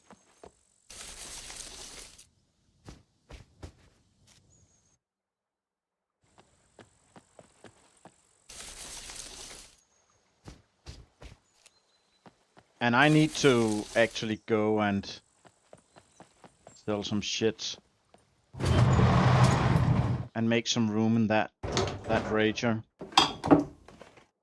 as well.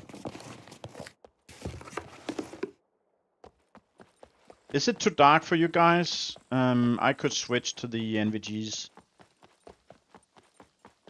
Right now I'm gonna go in the car and run, drive around a bit. Let's do that. But I don't think, yeah, I cannot put jack shit in here anymore. M9 Mac.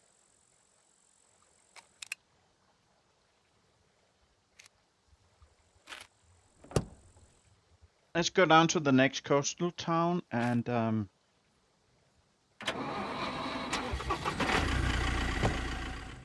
yep. So I kind of like that the server is this dark. It's not like it's impossible to play. But it is sure is hard to see anything. As it should, really.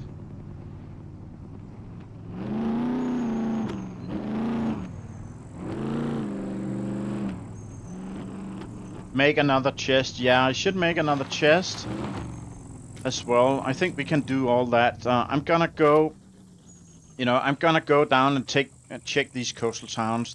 Just the police station. That's the only thing I'm kind of interested in here, and that one. And then we go, yeah, down to B4 trade, I think. Sell some of our crap and make another chest, and I should buy that top storage thing as well.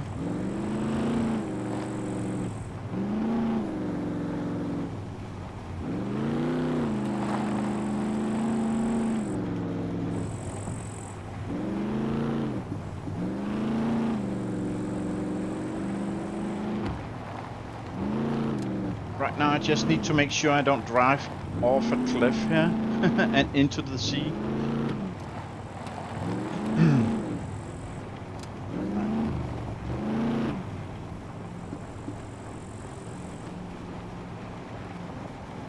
Dinner time, stay safe, old gamer dude.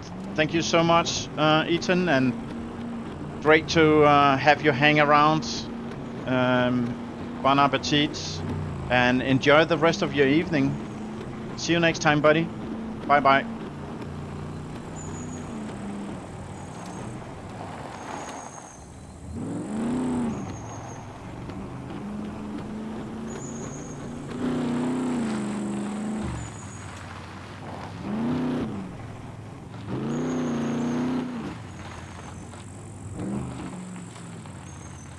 Oh, did I go too far?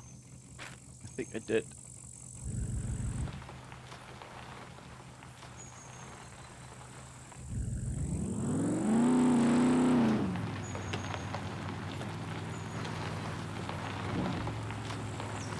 Yeah, here it is. And I'm gonna use the NVGs from now on. There we go. What do you think about the new NVGs? Are they better than the old ones? I'm just gonna double, triple check that I actually... Is that one? I think there was some room in here, yeah.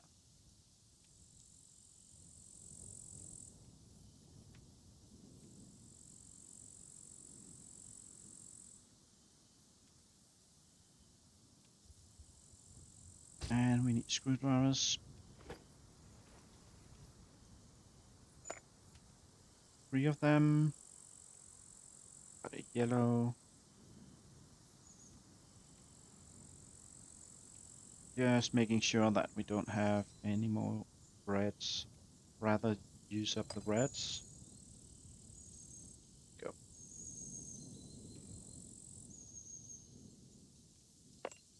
Okay. And bobbies.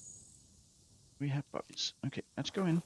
For some reason there's nobody here, it seems like.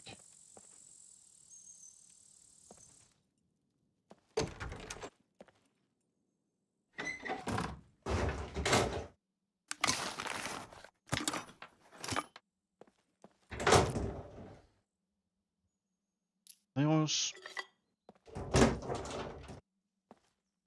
What's that? Water bottle? Nah.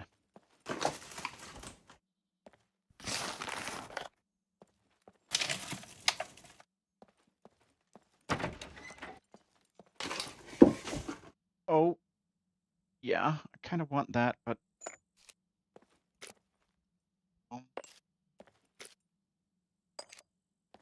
that there for now.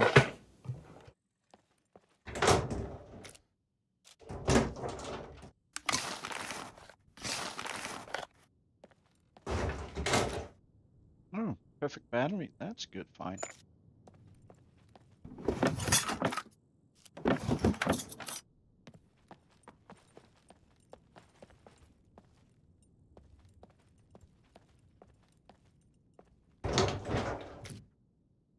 Yeah, I want those. Take that.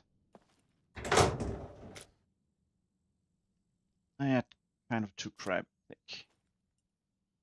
Right. Oh.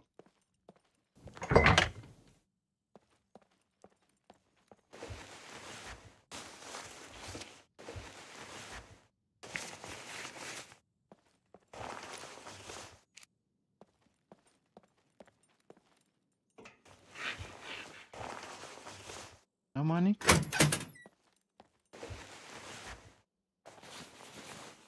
Okay.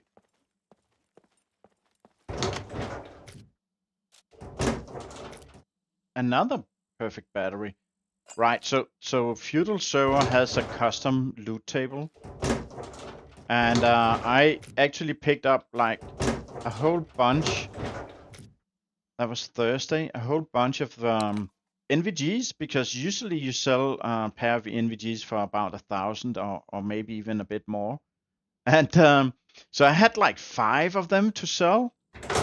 And then I went to the trader just to see that they was selling for about between 50 and 75 bucks. Yeah, that was really, really a disappointment, I have to say.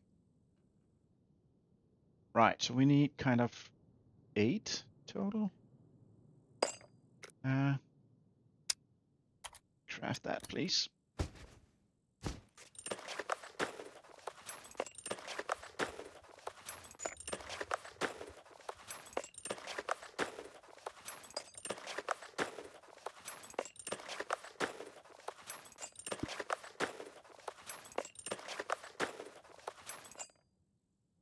Right. And this.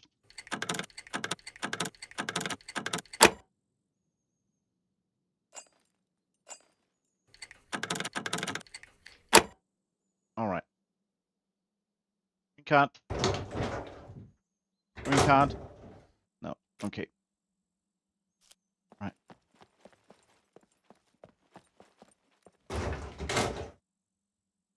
Not too bad. That quantity. Take that, please.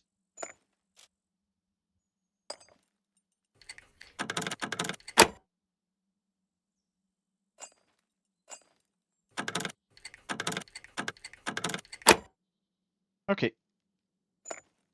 Green card? No. Green card? No.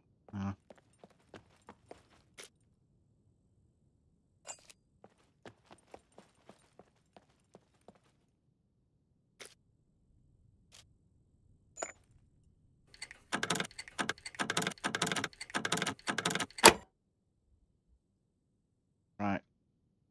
Oh, I had another red somewhere.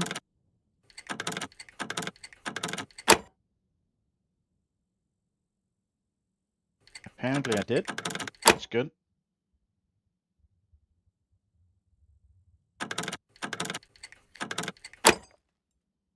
Right. Green card. Okay. Green card.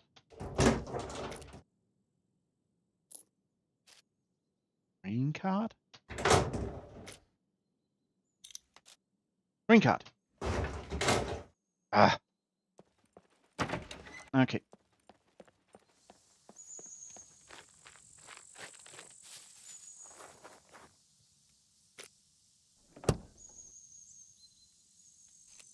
Let's see. I think I got a box with some red toolboxes in. Not this one. Not this one. Oh yeah, that filled up a bit. That's good. What about this one? Nope. Right. Oh yeah, we got one full here. It's not like... Oh, that was room. That's good. Go in. Go in.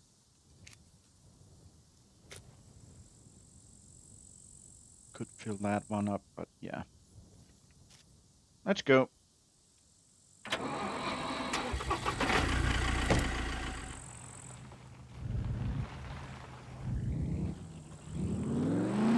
Next town. I think that's all the way down in B4. Don't have any more. There is on the other side of the river another World War II bunker. We could try it because it's kind of on the way ish.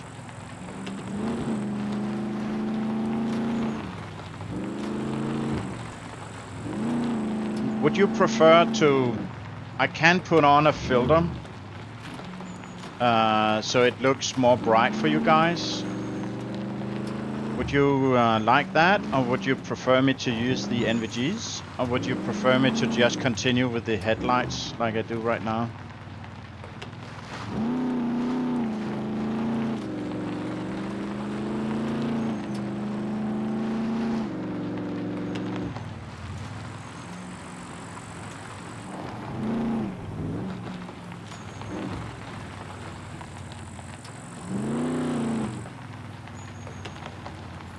$21 likes. Thank you so much, guys. That's awesome. I really appreciate it.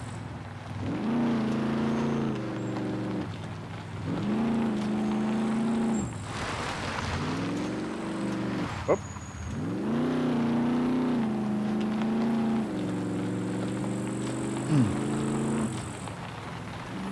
You're good either way. Used to it. That's good. Cool, cool, cool. Yeah, we need to go that way.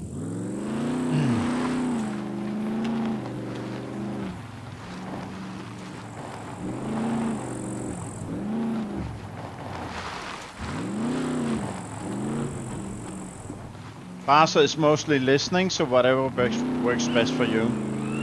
All right.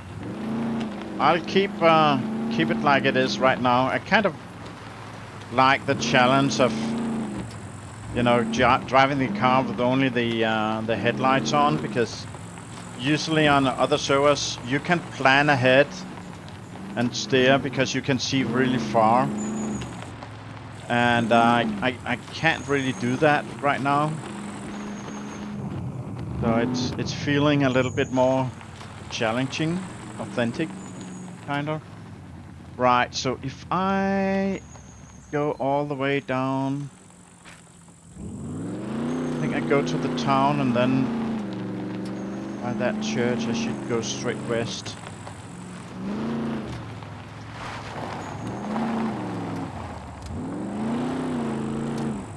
Solo says it looks fine for him. As long as you're enjoying your gameplay, that's what matters. Right. Yeah, but I also know that when it's super dark for people, they kind of leave. And I can totally enjoy it also with the NVGs on, or maybe the filter. The filter I don't see, you know. Let me see. Is that the road here? I went past it. Let me try. That's a World War bunker. World War II bunker in here somewhere. Yeah, that's the church. I could go west. Hey, Thin Blue Line. Welcome, buddy. Old Gamer popping in from work to say hi and give a like. Thank you so much, buddy. Really kind. And hope you have an easy work day.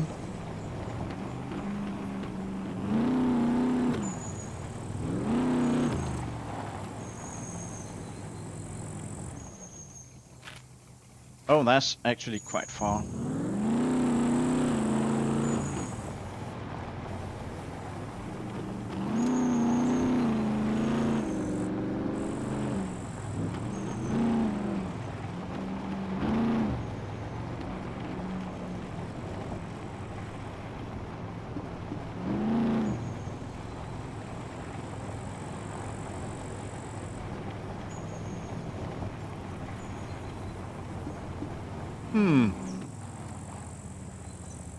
Where is it?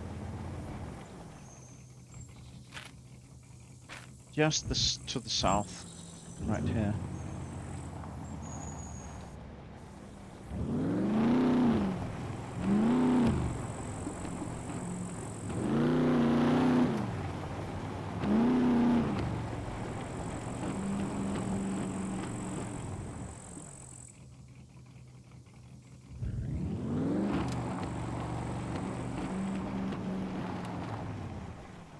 What the heck? I should be more or less on top of it.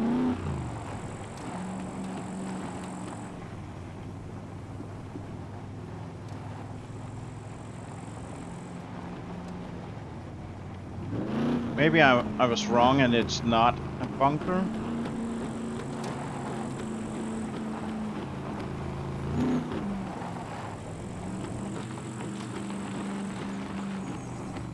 Oh.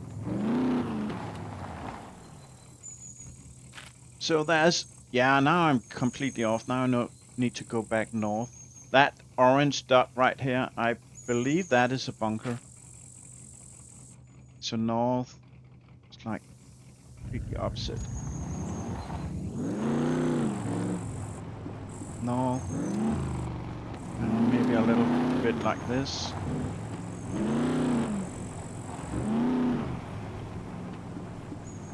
Chris says, any luck with the guns yet? No. And we found that bunker at least. No, they are kind of eluding me. Now we can check about that light going through the. Oh, that's way to right.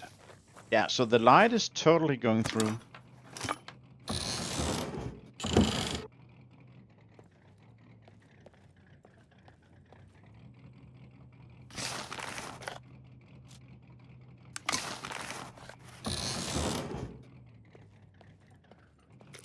that? Firefighter's pants.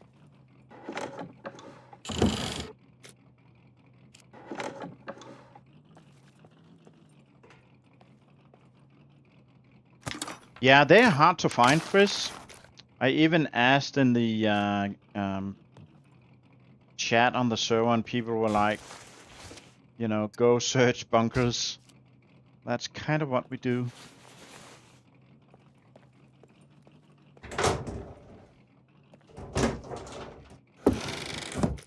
Then we tried to do a few police stations, see if we could get a green card. But yeah, they felt quite looted already, so not much luck. That.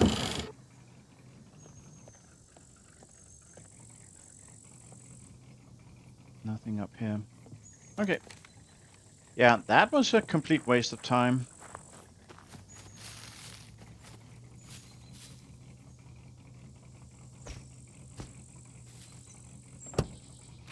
Okay, so then we go further south. These two towns don't have...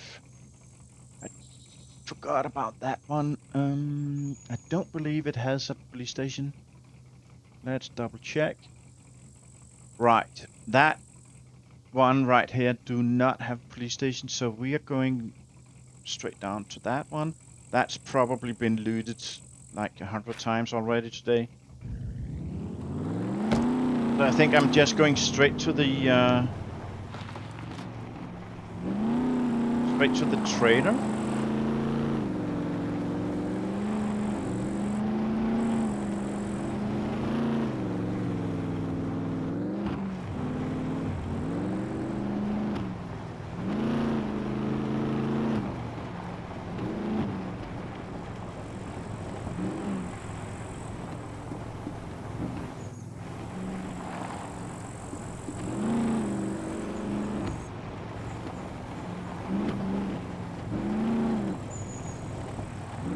Church. Right.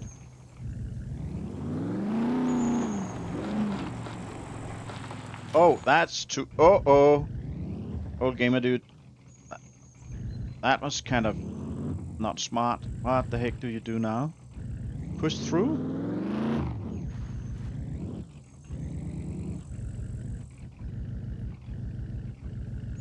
Oh.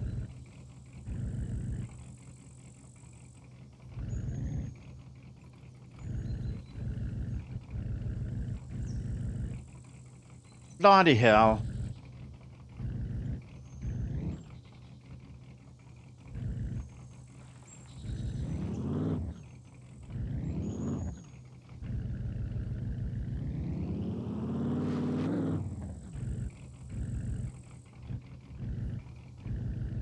Are you freaking kidding me? Can I... We used to be able to push them sideways as well.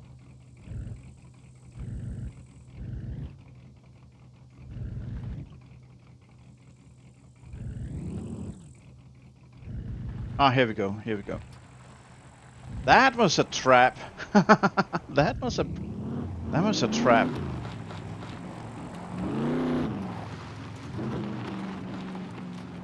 Do we have a road or path or anything? Yeah, here we go.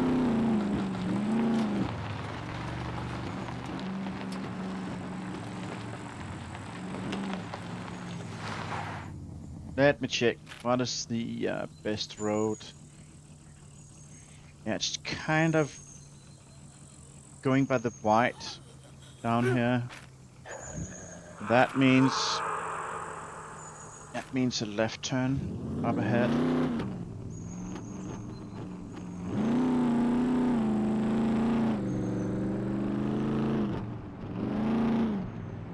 Right here.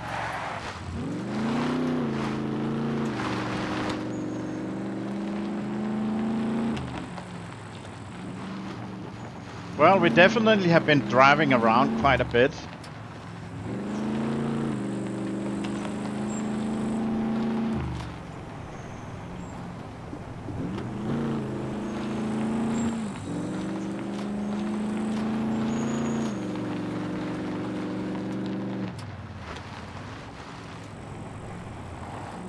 that little place here. Been kind of lucky finding vehicles at this spot when starting up on a fresh server. Doesn't seem like there's anything today. Let's get back on the road. So, yeah, straight ahead, a right and a left straight after.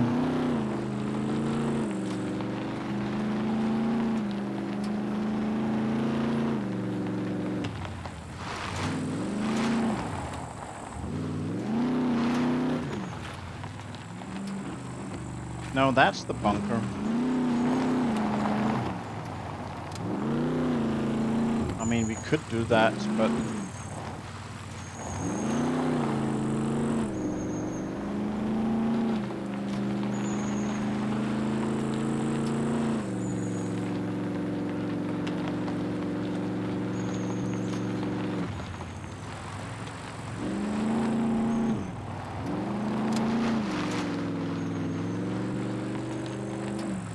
I once went to Turkey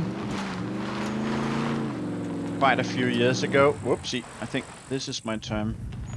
And I rented a car, like a small tiny. It was actually a Toyota. So Toyota actually makes a 4x4, like a mini. I would actually say a micro off-road 4x4 thing, and some other guests on that trip have returned it because it was so crappy. It's gears. It had manual gears, which is no problem for me because that's what I've grown up with. But it was so hard to shift gears on it because it was just worn down and old or whatever. So I got it with a discount, which I was kind of happy about. And I drove like everywhere in that little car. And one day I went up into the mountains. There was some ancient site with a city that predates even the Greeks and the Roman Empire and all that, like super old. And I wanted to go and see that. And then when you live up north like me, you're used to when the sun goes down, the light kind of gradually goes to dark. Like it takes a bit of time before you have the full darkness. But the further south you go, the closer you get to the equator. That transition between light and dark at sunset gets smaller and smaller. Or the sun really sets faster, you can say also. And I'm not used to that. I didn't think about it, so I went up there, and people were kind of leaving already when I arrived at that site. And there were tourist buses and other people with rented cars and stuff like that. And they were like, "Oh, hey," and yeah, enjoy. We are leaving now. Bye, stuff like that. And I was like, "Hey, I was just going around by myself, so that was fine. I had a pack of fruit and crackers in the car and a bottle of water. I was good, no worries." So I went around and had a look at the rocks and the kind of ruins and stuff. And then it started to get dark, and I was like, yeah, it's time to leave. So I jumped in the car and started driving down these windy little roads to get down from that mountain. And somewhere I made a wrong turn. And I just ended up, going further up and inland and in the wrong direction. And that little car wasn't exactly economical to drive. It was actually gurgling through the petrol kind of fast. And I just saw the needle in that fuel meter. I could almost see it move closer and closer towards empty. and I kind of just drove around, and it was so freaking dark. I mean, very few people have experienced darkness like that, because most people live near civilization and towns and stuff. There were no street lights. There was just nothing. No towns, no anything. So for some reason, I was having like a little pocket compass.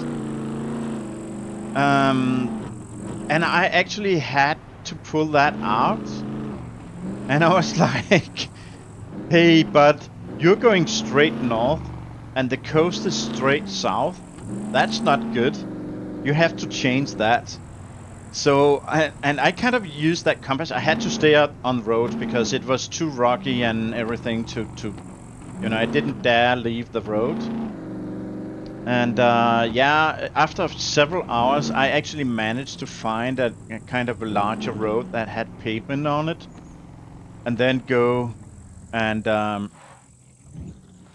in the end, I found that road that kind of followed the coast. And I found back to that huge city I was living in, my hotel was in. Like Globeki Tepe, I don't exactly know what that is, Barca. There are so many things to see in Turkey and Greece and Italy. So when you're talking about like ancient Roman ruins and stuff like that, people usually think about Italy and Rome because of the Colosseum and all that. But they actually were like everywhere around that eastern part of the Mediterranean. Oh, I'm losing muscle. I absolutely need to get some protein right now. Oh, not good, not good. What can we do? There's some protein in that flour. There's protein in this, even though there's a bunch of fat as well. Let's eat all of that.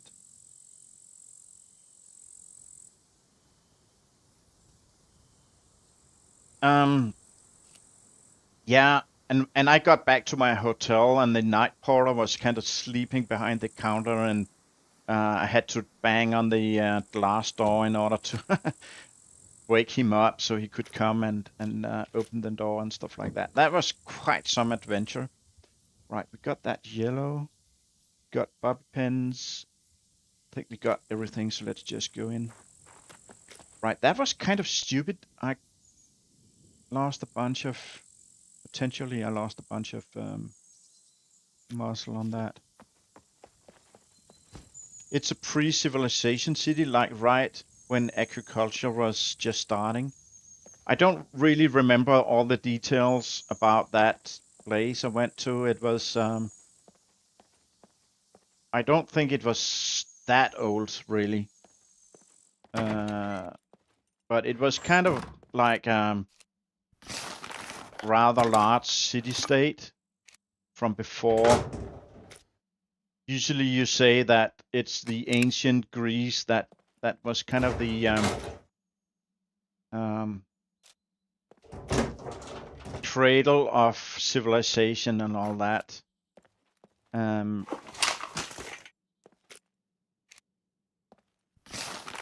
But that town, or the ruins from that town, that was like at least 800 years old or something like that. Another coffee. Right, okay. I think I'm good on coffee. Or not. Yeah, I could drink a coffee. Drink all of it this time. Let's see if he destroys it. No, it does not get destroyed now. That's kind of interesting.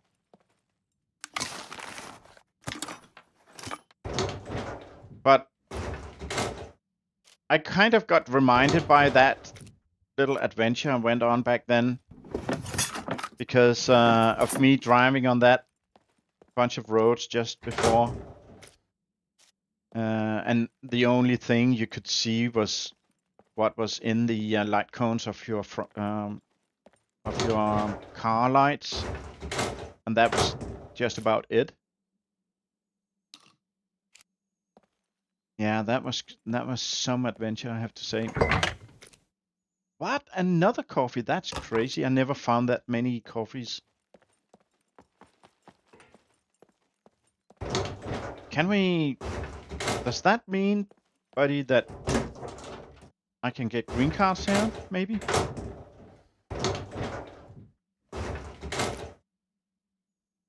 HS... Oh, excuse me, HS9, that's the gun we use. Unpack all. Craft.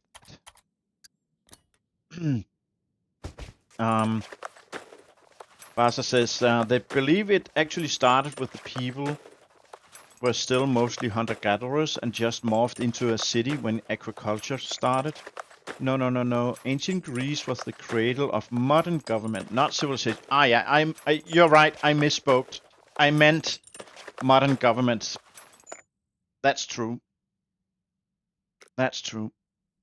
Right.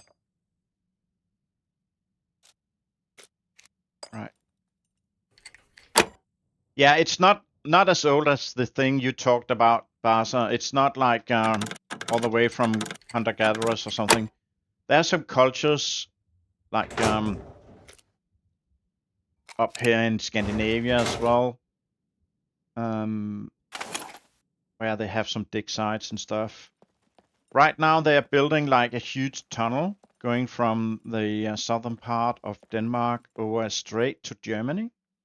And doing all of that, they have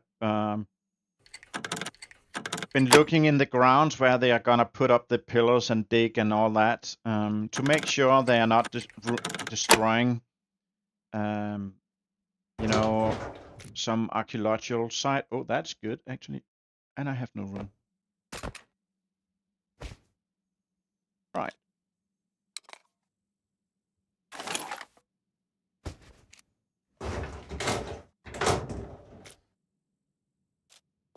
And yeah, they found stuff that is underwater, because since then, since the ice retreated and all that, the global water level have risen like 30 meters or something. It's been even higher and even lower, but since that civilization lived, or these hunter-gatherers, so they had, when they left, their settlement fairly close to the coast, but now it's like several hundred meters out into the strait. Yeah, it's pretty interesting. Archaeology is super interesting. Another Mac-10. What the frick am I gonna do with all those? Another one of these.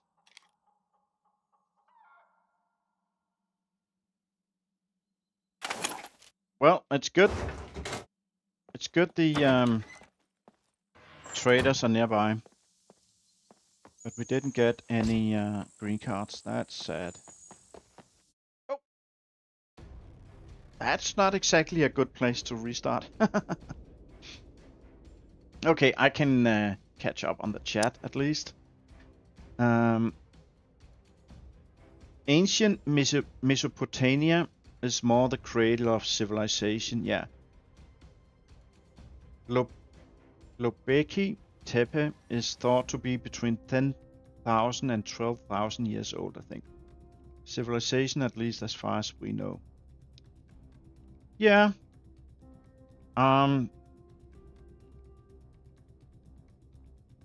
It's amazing how much they can figure out, like how the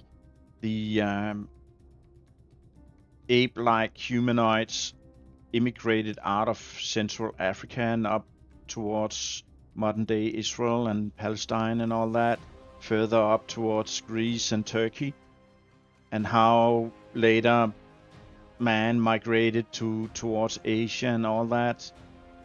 But the area around Iraq is having some of the oldest, like sites where you find traces from like an actual civilization, at least what is known today. This is also where wheat comes from, and a lot of farming stuff comes from.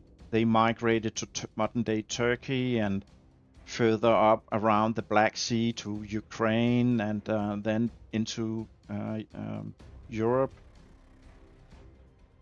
And yeah, and some of these hunter-gatherers that they found sites from, as I told before, like underwater, those they were kind of surprised that they could date them back to a time closer to when the ice retreated, because Denmark was actually completely covered by the ice during the latest ice age, and it was believed that it took, I don't remember exactly the number. Now I'm just saying 1,000 years from when the ice retreated before there were enough plant and wildlife for hunter-gatherers to actually hunt. So they didn't expect people before this many years later, right? But some of the stuff that dig up is actually quite a bit older than they were supposed to, so to speak. So that just means that people moved in quite a lot earlier than we believed they would. And that's a new discovery. That's actually super interesting. Yeah. A lot of things. Also, how did humans populate the Americas? Like the indigenous people in the Americas look like the Asian people, so we kind of can see that they migrated from Russia across to Alaska. But now with genes, they can actually see that there were several migration periods. So and also when the people actually migrated all the way to South America and all that. Yeah, it's extremely interesting what they can see with the genes. So there are some genes that follow the mother line always, and that is super stable. So that are genes that sit inside what is called the mitochondria, and that is kind of the powerhouse inside every cell. And those genes only go from mother to daughter to daughter to daughter, like that. Then there are some other genes that go from father to son to his son to the next son and so on. But they are less stable. But they can actually figure out a lot of stuff by comparing all that different genes. That is amazing, really. And Basa says, oh yeah, civilization is usually considered as once agriculture started, but humans had culture way longer before that. They were just not able to stay in a permanent location. And Basa says, yeah, that's like the English Channel. That's been found to have been dry land 10,000 years ago. That strait of water, or not strait, that piece of water between Denmark and England, we call it the North Sea. And it's quite deep at some places. But before or at the times of the last ice age, or just after, it was actually dry land. And you can Google something called the Docker Bank. And that's kind of an area in the middle of the North Sea where the waters are less deep. And that's because that was a higher region and that was completely dry land 10,000 or 12,000 years ago, and having rivers going through and stuff like that. So the English Channel was probably a product of a river, or a river-like thing. Yeah, super interesting. And it's been suggested that we should go and dive at that Docker Bank to see if we can find traces from people, because some believe that people would have been there. That's too heavy. that go here? No. Okay, now I'm just being greedy.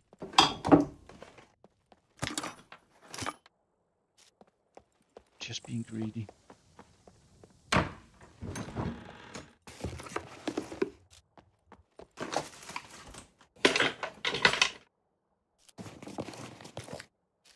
Right. Let's go back to the car. And then to the trader.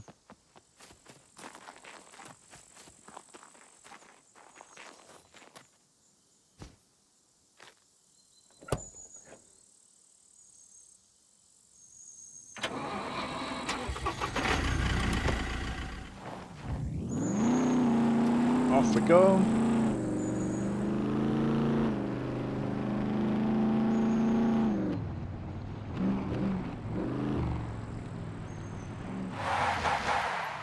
Oh, saved it. Just saved it. Kind of connected most of England to Europe. Yeah, it did. It did actually. Yeah, Doggerland was the word you was trying to remember. Yeah. It definitely connected England to the rest of Europe and Denmark.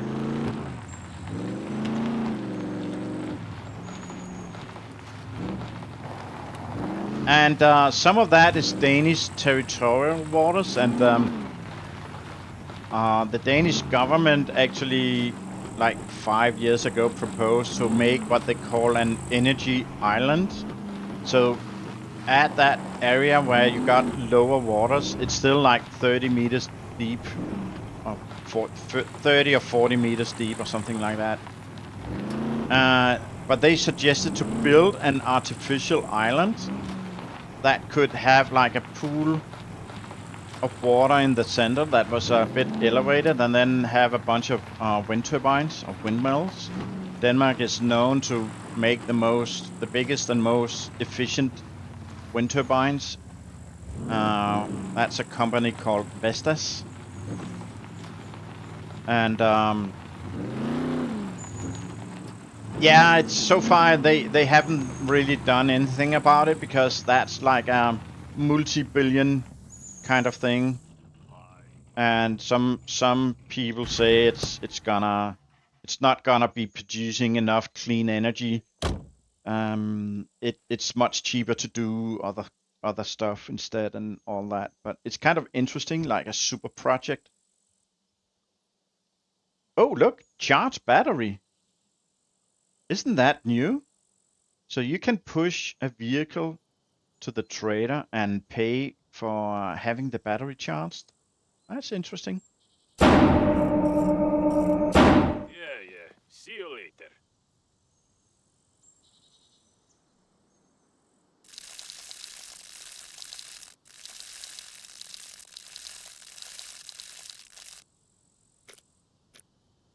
Right.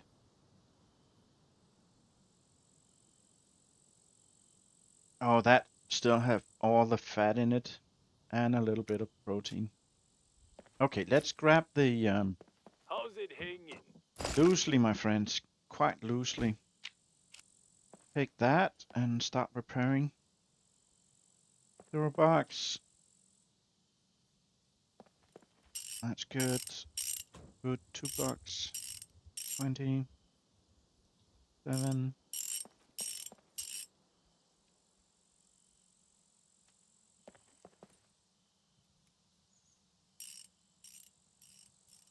Chassis 800.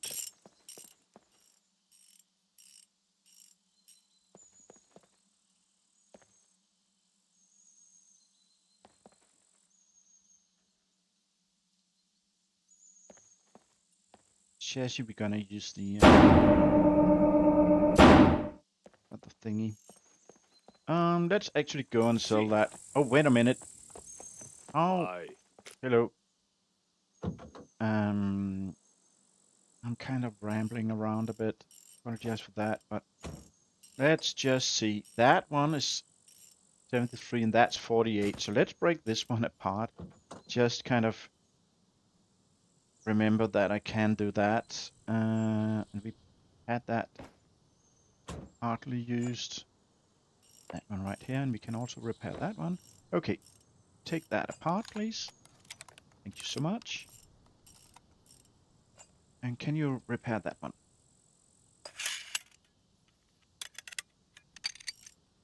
Okay, dokie. You go back here.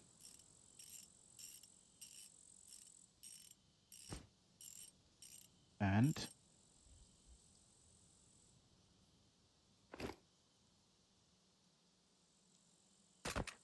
repair.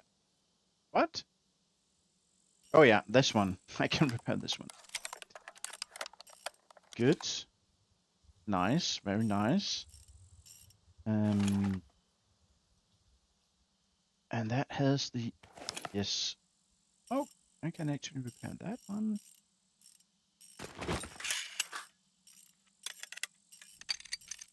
Notice it says no inventory space, dropped item, Mag 10 in the left side. And it actually disassembles or takes off the magazine. That's another interesting bit.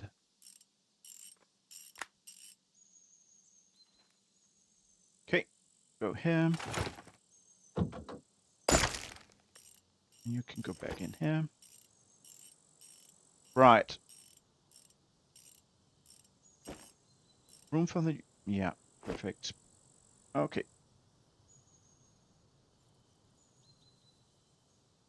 Kind of want to keep these bulletproof vests. I'm probably being a bit too greedy.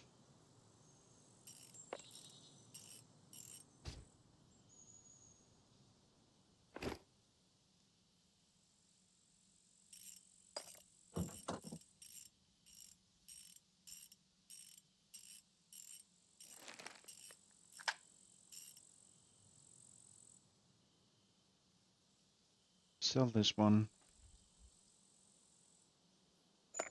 Now you can go here. Should do that. Picks up more stuff. Right. Right. Disassemble it. Add that.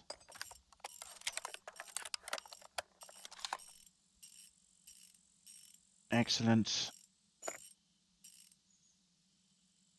Look, I got all these NVGs. Yeah. Oh yeah, we need to sell that. Put that here for now. Some more room. Take that. Do we have anything we want to let go in here? Yeah, got that one.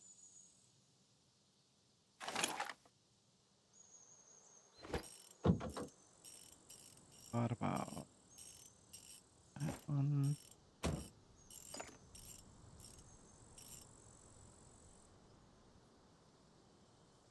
To keep those.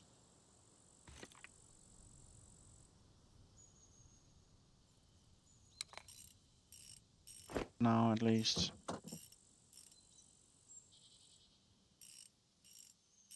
Okay, let's go and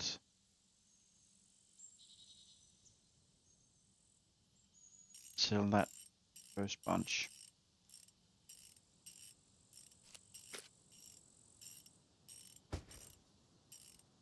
Please.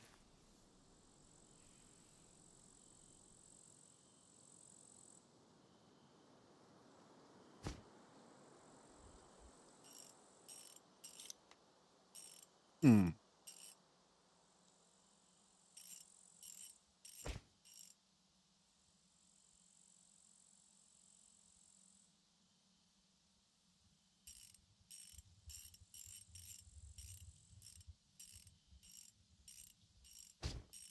Okay, let's go. Yeah. See you I know. later. Did I? Hello. Yeah, I did bring the car. That's good. Go. What's up? If you're trying to rob the place, like, that thing registered? Nope. Kidding. Nobody cares. I know. Right. 334. Not exactly impressive though. And you basically don't want any other thing. Don't want to sell the ammo. 100 for the peacekeeper. Yeah. Oh, that one I had a couple of uses from that repair thingy, I think. So that. Go back. Farewell. Hi. Right here. Please. Okay. Let's take that and have a look see. Oh, I got lots and lots and lots of red screwdrivers. That pistol.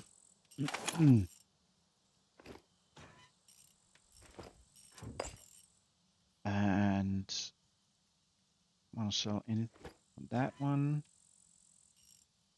Got some charcoal we can let go. Yeah, that iron sight. Beetle mag.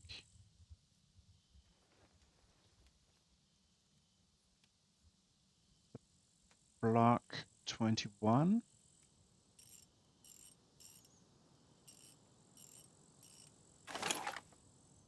Some of that I kept because I didn't know if it was part of a quest or something.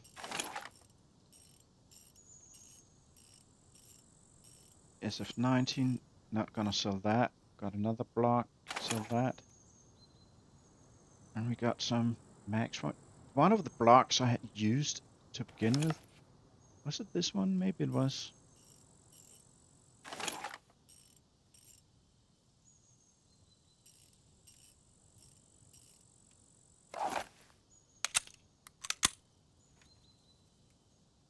Right.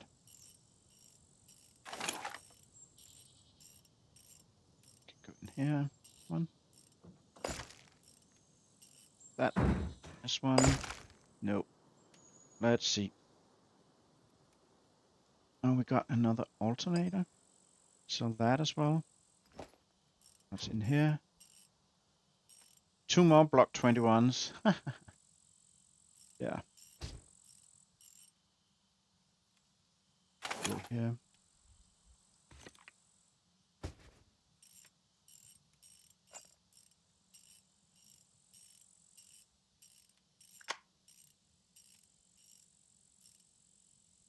Go here. I can put that on, I think. Yeah, perfect. Yeah. Let's talk to this guy. Prices are not negotiable. Chill If down. you want me to buy that, I you know. better give me a good price. Okay. 500. What? 341 for a radio alternator? You're totally ripping me off. Completely ripping me off, guy. That's not cool. Oh yeah, here we got the other Mac 10. So I kind of want to keep the you know, keep the Mac 10. That's 100%. Right, and that can go.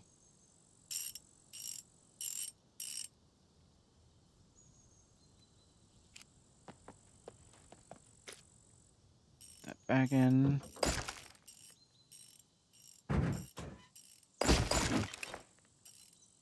Oh yeah, that meat needs to be cooked. Oh, take that. Sell that as well. Right. My car is full of crap. Prices are not negotiable. If you want me to buy that, you better give me a good price. Did you notice the delay of that chest? That chest dropping sound? I mean, I dragged the chest into the car and ran over to that guy and started the trade menu, and then the sound came, like almost 2 seconds delayed. Welcome, stranger. Hello. Guns come unloaded. I know. That thing registered? Nope. Kidding. Nobody cares. I know. That's why I'm selling it to you, buddy. -2?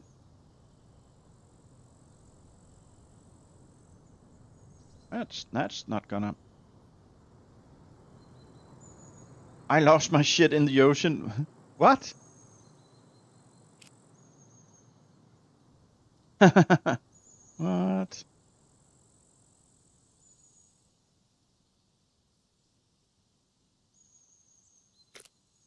I lost my shit in the ocean. Maybe he Guns come unloaded. That thing registered? sell Kidding. those. Nobody cares. Sell that. Oh, the haven't restart? No, yeah. Don't be sailing on the sea on a restart. That's common knowledge. It's harsh to be told, but it is the truth. It just is. Okay. Sell all that. Left some room. That's good. Oh yeah, sell that. 300.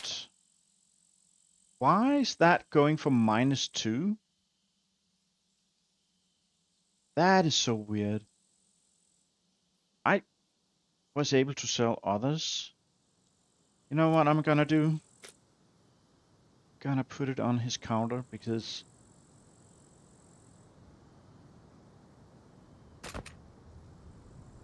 if anyone wants it, they can bloody well take it. Okay, carbs are a bit down.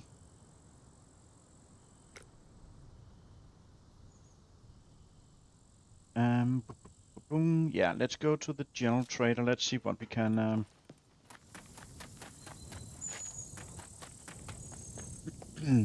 No loitering.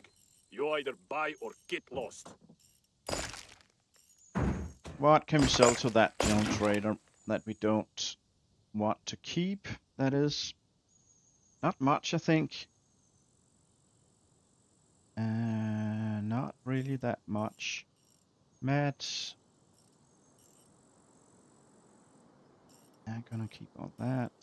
All that. Right.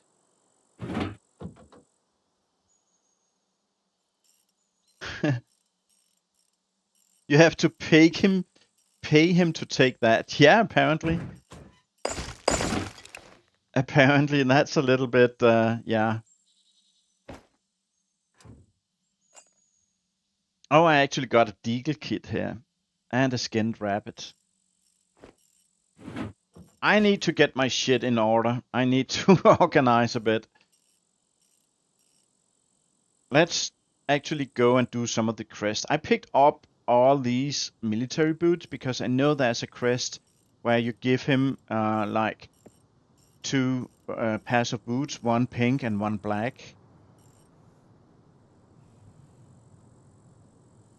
Let's just repair that. Good. You know, because I'm so stupidly No lazy. loitering. You either buy or get lost. Let's drive the car.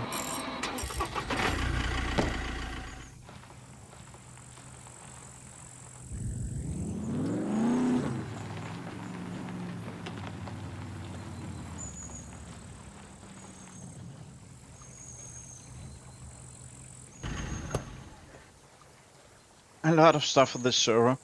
I mean,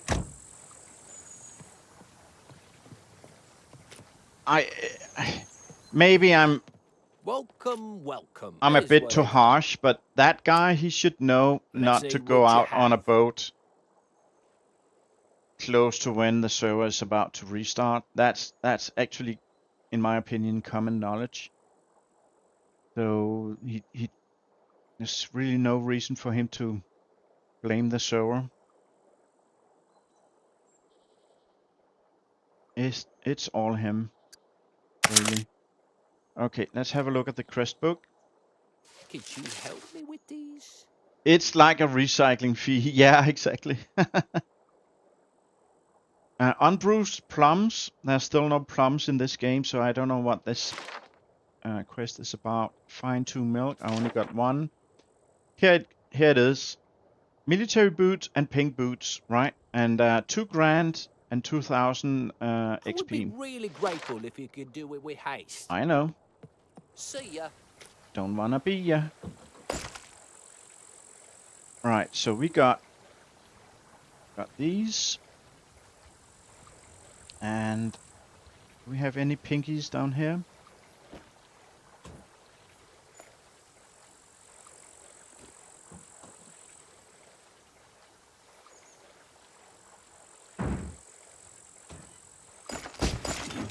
Here we go. Go back in. Welcome, welcome. Thank you very much. Let me Thank give you. you something for your troubles. Yeah, you're better. The milk. Clear the pipes up in Goat Town. That, I hear a lot of people not being able to find that meteor. And notice it's a meat or so it's not a rock. It's an animal, I think, or something. It's not meat as such. It's a meat or. I don't know. Mark the useless lights. That's at the brick factory. Pretty easy quest. Yeah, let's grab that one. I would be really grateful if you could do it with haste. I know. Let's go to the medic and Hello. Never mind about the expiration date. Those are fake anyway. you say so, buddy. Yeah, it is. Right. Okay. So charcoal doesn't sell for quite that much as they do on a vanilla server, but Go ahead. You'll need these sooner or later. I'm gonna take it anyway. So let's go I'll to be the here. bank. He has I'm sure I'll quite a few funny quests. Greetings, valued customer. Okay. Break storage. Bad mess with conveyor. Replace water with curdled milk and contaminate the storage tank. So that's the bank getting pissed off at the cheese factory. Right. So the cheese factory A2 is down right here. It's actually kind of on our way, so we could take that. Let's see if there's something we can do easier. So that's the set 0 airfield, not going that way though. That's the B4 unpaid bills museum. That's also kind of neat, but a bit further out.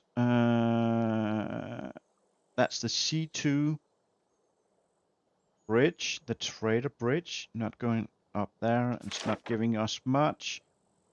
So then we got like individual notes. I do think I have some notes on me. Indeed we do. So let's split that. Do like 10. Split. Let's see.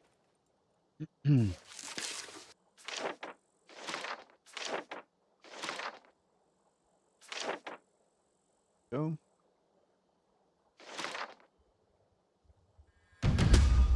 Easy peasy.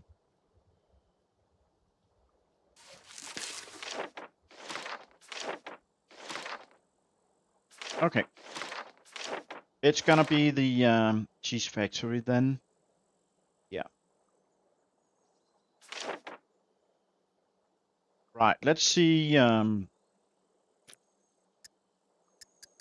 That's completed. And that's completed. And I don't think I did that many on B4. Yeah, just one here and one there. So I need up to 15. That's a bit much. I think only one here.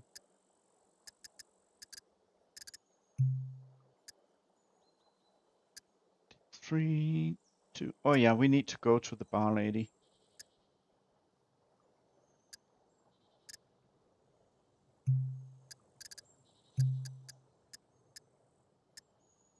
I actually did one here. Oh wait, I need to go to that armor guy again because Pleasure. If I open that up on that other trader, then I might actually...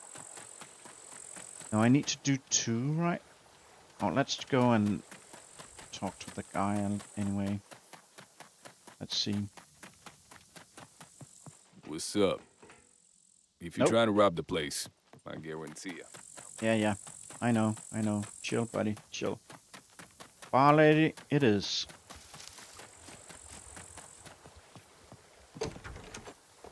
Hello. New clientele. Step right up. Okay, inspect the tree from damage. It's actually kind of fun quest, but it's kind of a hike doing it. Then there's a cooking thing, a small stone,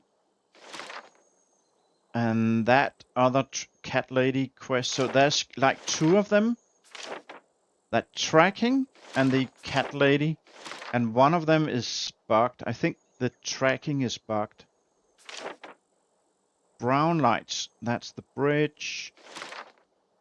Meat. Cook and find meat stew and cook and find grilled red meat.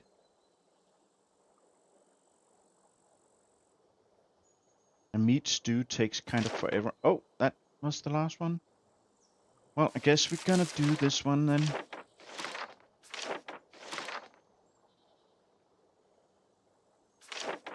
Can I make a fire in the trader zone? Because I got meat in the car.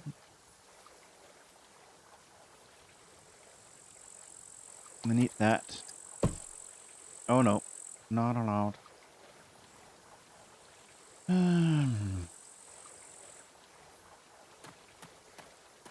Okay. So can I buy paint from you? Welcome, welcome. Feel free to... Here's what I got. Oh, Snow White, Galaxy Gray, and Earth Yellow. Okay.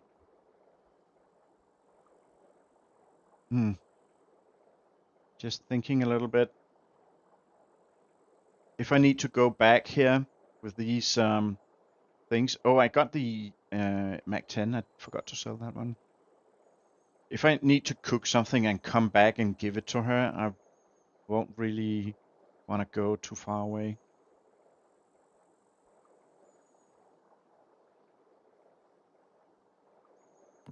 But let's have a look on the stew recipes. So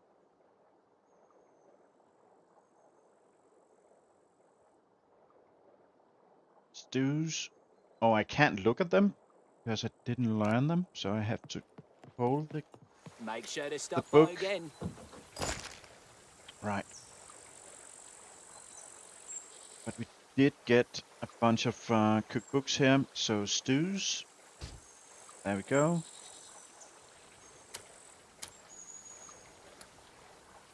Something. Oh yeah, he said meat stew, right? So I need some veggies. So let's go buy some veggies and a mushroom. And I don't care about the quality of anything really. New clientele. Step right up. Since I'm just gonna give it away. Oh, not that one, buddy. Veggies. Yeah, let's do the bell pepper. A few of these. Let's take some onions. Onions are not in stock. Okay. Not sure why, but it's all right. Let's take some tomatoes. Ready when you are.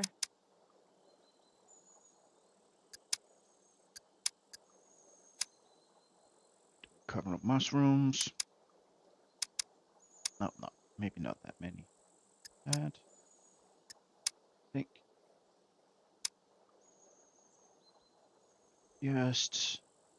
Yeah, we can do like that. Come on. Go for it. Boom. That. Go.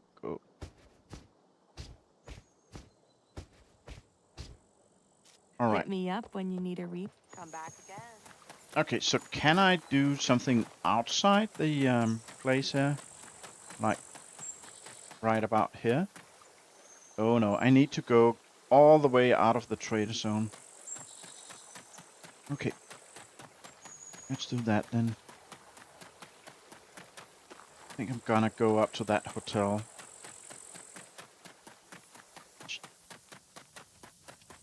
And cook that stew. What's up? So, Guns come unloaded. I know. Security reasons. Yeah. Obviously. Oh, 800 from a Mac 10. That's actually worth it. That thing registered? Nope. Kidding. Nobody cares. Wait a minute. Look.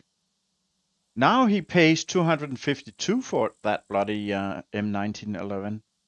What the freak is that about? So when it's on the counter, then whatever. Whatever.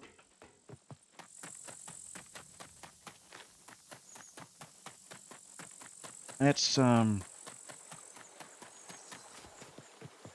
forget about that and move out.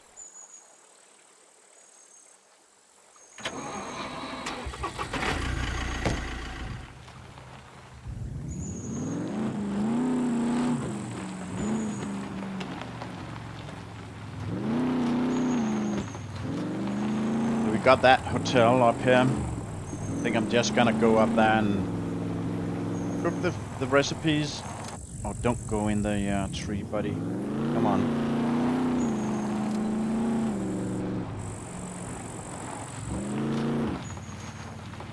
I have left the zone. That's good to know, buddy.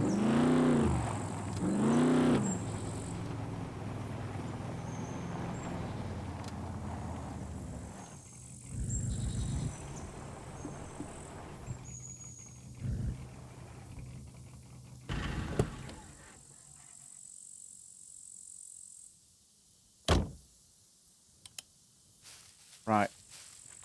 And no sound.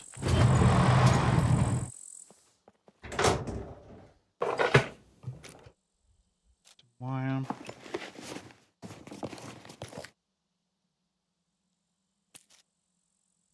That's it. Okay. That can go right here. That. 6 rocks. And some thingies. Oh, I forgot to turn off the lights. That's not good, buddy.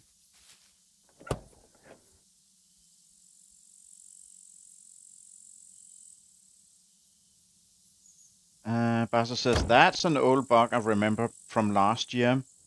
1 second it says he pays a negative amount and then he pays a regular amount. I think it was when you take it out of your inventory. Okay, taking out of the inventory kind of resets the thing. Maybe, I don't know.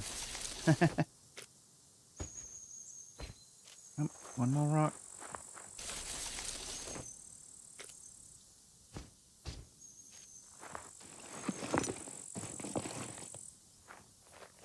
Oh, I put the axe away. Should be able to cut this anyway.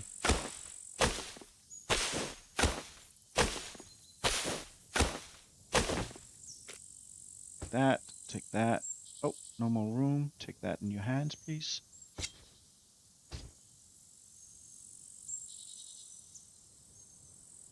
You know what? We can stack these guys. Let's do that. And then go here.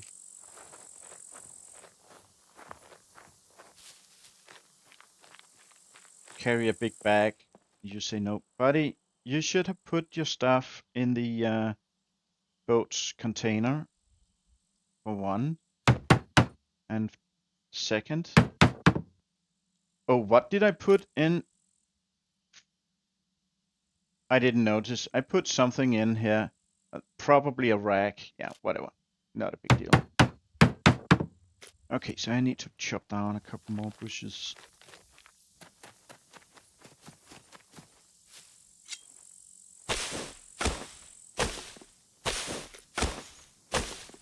Yeah, he's really unhappy about that.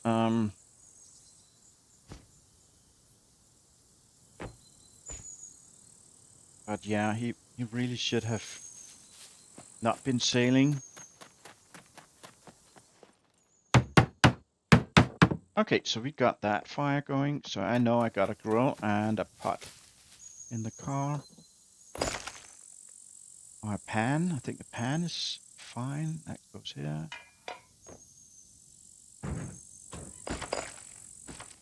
That right here. Yep. Taking hands. Good. Ooh, I might actually need a bunch of water. Yeah, I took that bottle of water. I think it is this one. And we got the small ones as well. I don't know how much I need. Right, and then we need the meat. 46%.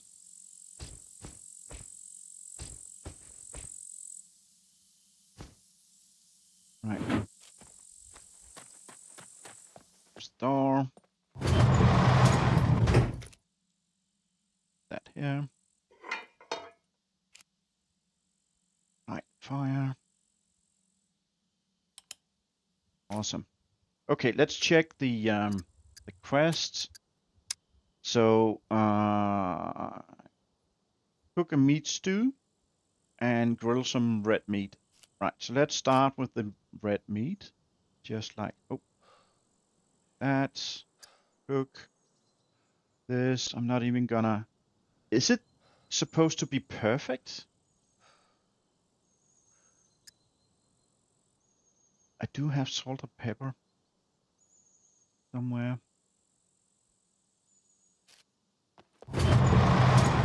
Let's make it perfect. I mean, if she complains about it not being perfect, and I did all that work, I am gonna be unhappy. So I know I have salt somewhere, and I know I have pepper right here.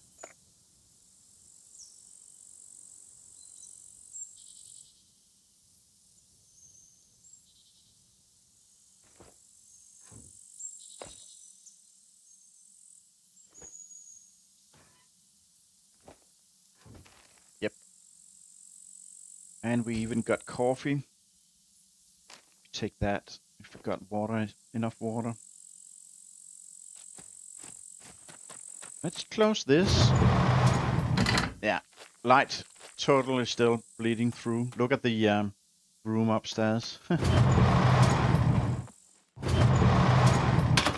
Okay, let's do this again. Grilled meat. You go here. You go here. Go here. Cook that one. Do another one.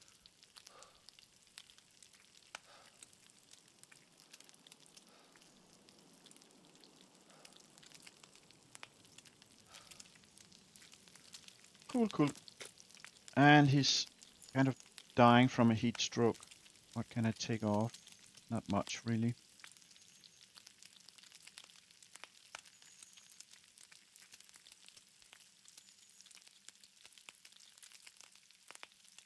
There's nothing that tells a new player not to be sailing when it's restarting. Yeah, that is true. That is true. We don't know if he's a new player or not. He might be, actually.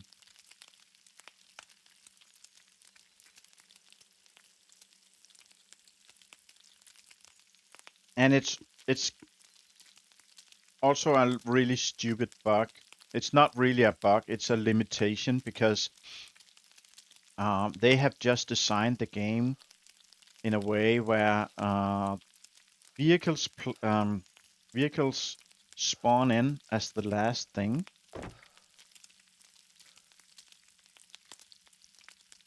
And that's just how it is. So you spawn in the middle of the ocean and several seconds pass. And then the boat spawns in. That's just how it is. Yeah, it's another bug that has been turned into a feature by the players just accepting it. Yeah, bug. I think it's a design decision, but it's a really, really shitty kind of design decision. Excellently cooked, but not perfect. Oh, the meat is not in a good condition, that's why. Okay, put the pan on. Like that. Have that. And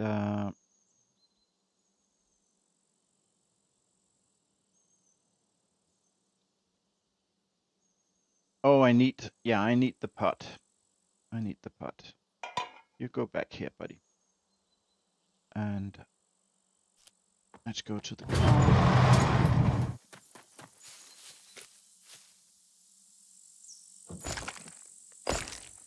Pan, you go back in here. Now I just need to find the pot. I do have one. I'm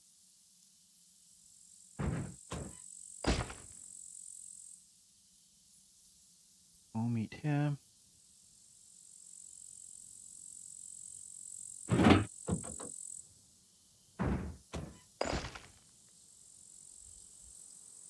Pasta. Oh, don't tell me I don't have a pot.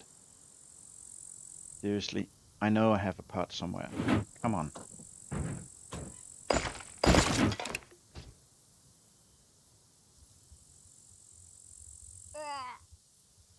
No pot. No freaking pot.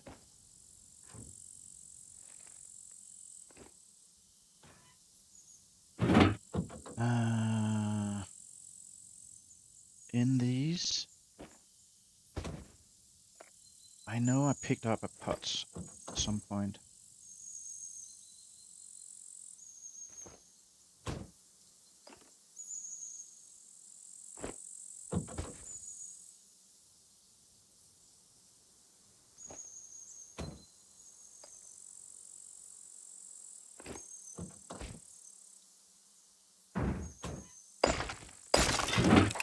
Not giving up yet.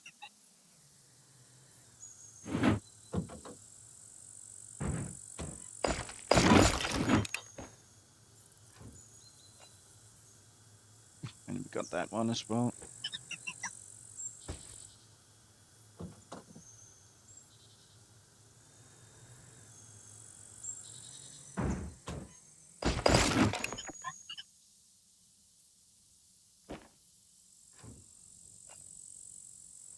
Oh man.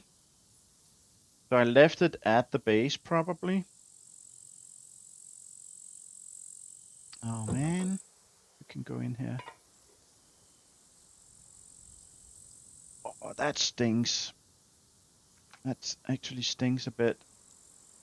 So I kind of only have one opportunity, and that's to go through the house here to see if I should be so damn lucky that there's a pot in here. I think I'll do that, but damn. Where did the... Oh yeah, that one is down. Put the grilled meat in your shoe. Why not? Why not? But the meat is actually 100%, so I don't know. Let's have a look in the hotel here. I mean, I have before been insanely lucky, so why not?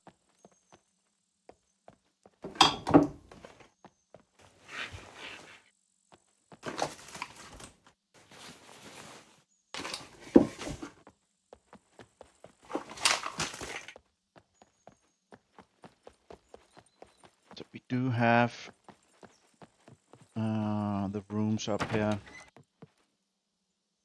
I think there's a room with a kitchen. Potentially it is possible. Battery? Yeah, we like batteries. Look, guys. There's a pot. Never give up. Never give up.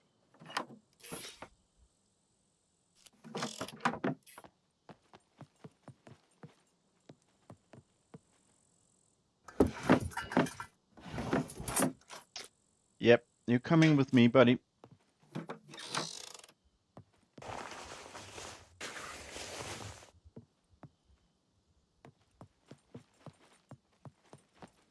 Let's check the last room up here. Yeah, streamer loot, yeah. If this had been real life searching for me, I would have been going 1,000 miles through tundra and whatnot, and not find a pot anywhere. But playing Scum, sometimes, yeah, sometimes it just is there.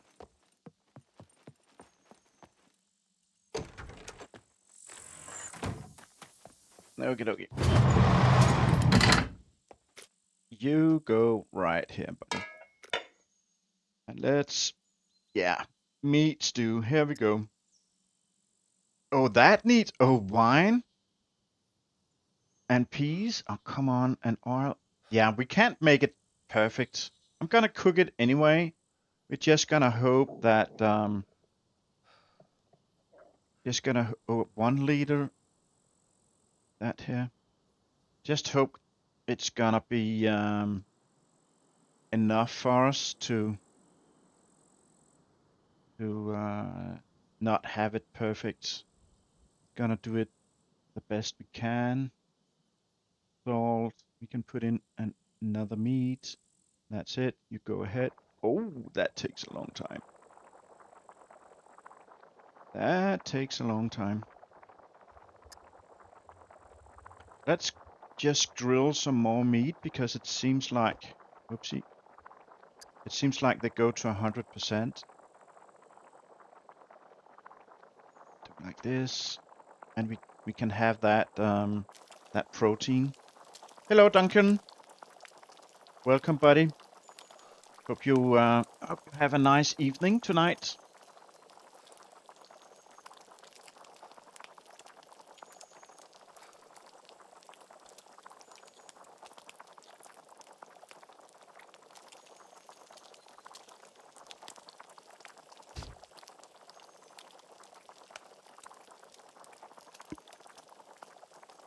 Yeah, I hope the bar lady isn't too picky. Yeah. Look, look, look. Now my my helmet is, it's getting wet. Oh, it's actually drying. Let me place it closer to the fire then, like right here. But why did it get wet to begin with? I mean, that's definitely a bug. Ooh, I'm kind of going all the way down. Let me eat one of these we already made. Like here. Yep, eat all of that, buddy.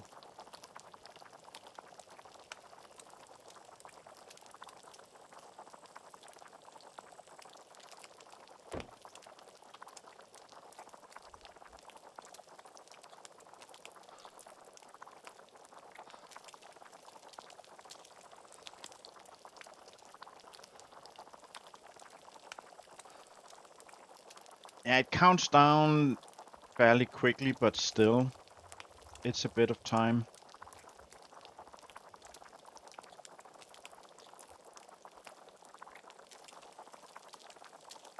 Got 2 more pieces. So what I'm not sure about is that just 1? It says a meat stew. I hear that as 1.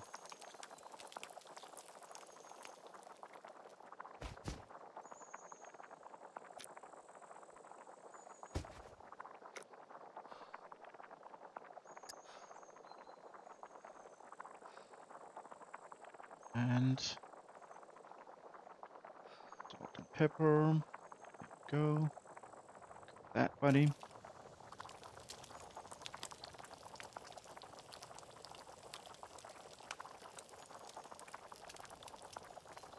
Now the helmet is dry. Let's put it back here. If it get wet again.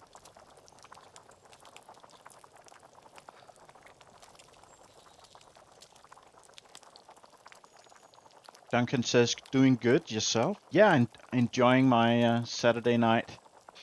today I was training my young horse, but here in Denmark, the wind was blowing like a hurricane. So that lady that helps out, she and I decided that we didn't want to go to that outdoor arena and have all that sand blow up in our face and stuff like that. So we just took the horse for a walk, not riding him, just having him by a rein, and had a nice walk for an hour in the forest. And that's we do what we call, like, it translates into something like environmental training. So what that means is you take the horse out in a situation that is like a common thing and where you want it to be calm. But it's not like born to know that cars are not dangerous and whatnot. And having a lot of wind and having all the trees like swaying and all of that is something that puts a horse on its toes. Also because the wind kind of takes away his most important ability, and that's his listening, his hearing. So we had a good long walk. So I'm kind of feeling that in my legs.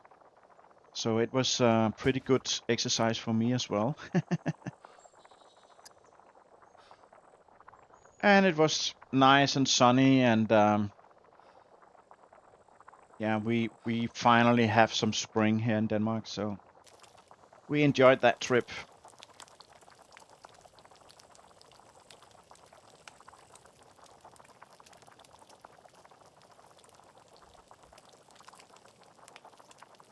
Ah, yes, and scary bags flapping in the wind, all kind of stuff. But he's pretty cool. I've been doing all sort of things when he's back in the stable, all since he was a foal. You know, taking so the bed or the bottom, we use these wood pills that you use in some wood burners. When the horse step on them, it kind of turns into sawdust, and that's really good for you know, soaking up any fluids and stuff like that. Anyways, when I put in a new bag, kind of fill up once a week, I stand with the empty bag, and I was kind of shaking that around and put it on it across his back when he was a little, just a little foal, and he just didn't care about that. He was like cool as ice. So he really have good nerves, but he was kind of a bit anxious. First of all, we took him from his friends on the field, and walked quite far away from the stable, which he's not doing very often. And that alone was enough for him to cry out, like he was winning or whining so much, calling for his friends. But it's good training. He learned that we could go for a walk for an hour in the wood and we will come back, and everybody survived. We didn't get attacked by bears or tigers or anything crazy. So that's how you build the horse's confidence.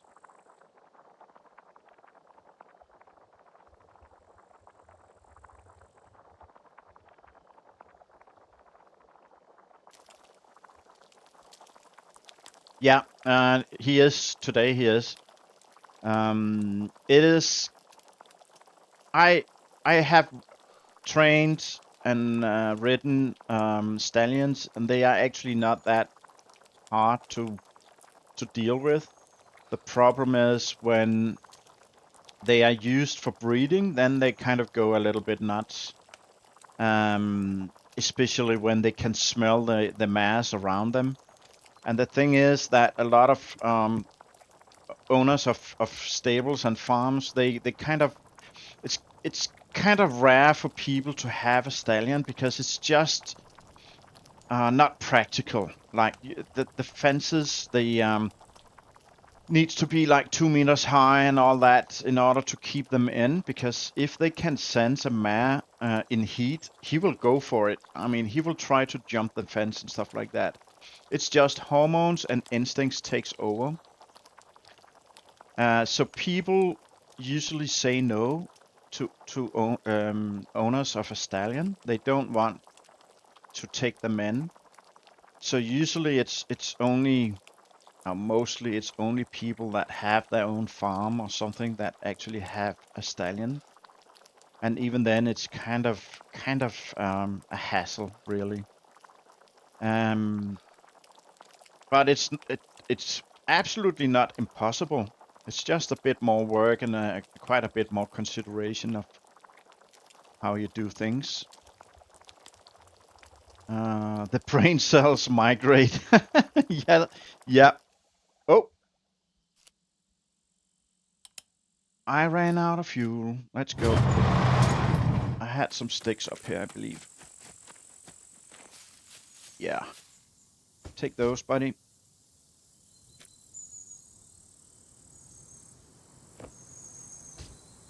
And like that, and like that. That should be good enough for a little while, I think.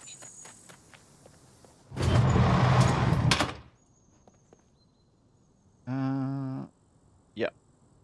Do that. Oh, small wooden stakes. It doesn't say small wooden stakes still. They are the long wooden stakes. I don't know. Can I keep on? Oh, I had some on me here as well. Okay. Wow. Right. Okie dokie.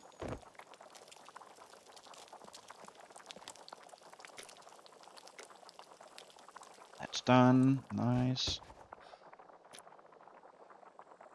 Okay. Let's go to the car and grab some more meat.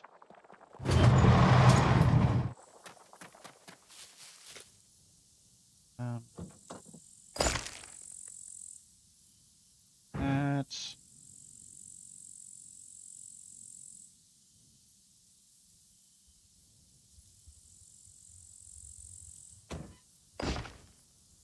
nice. Oh yeah, I got like crazy amount of meat here. I don't know how much more we can actually cook, but let's just, yeah, take all of that. That is oh, I got even more down here. Holy cow. Never mind. Let's see how much we can do. I mean, as soon as that stew is done, we are gonna go down and try and give it to the bar lady. See what she wants. If she's happy, then we're done with that quest. Basa says, I watched a YouTube video of a guy in the Netherlands, I think, maybe Belgium. He got a couple of stallions, and yeah, he works with the trainer and stuff. Yep. Duncan says, very nice. It is interesting to be around horses. They are nice animals. Indeed they are. They...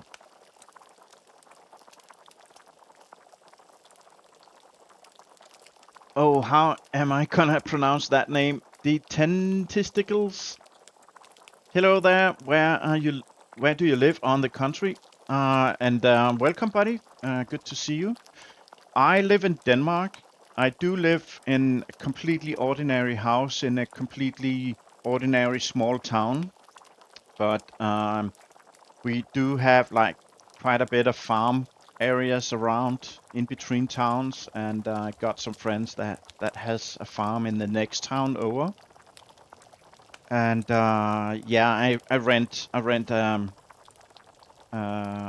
place for my horse at that farm.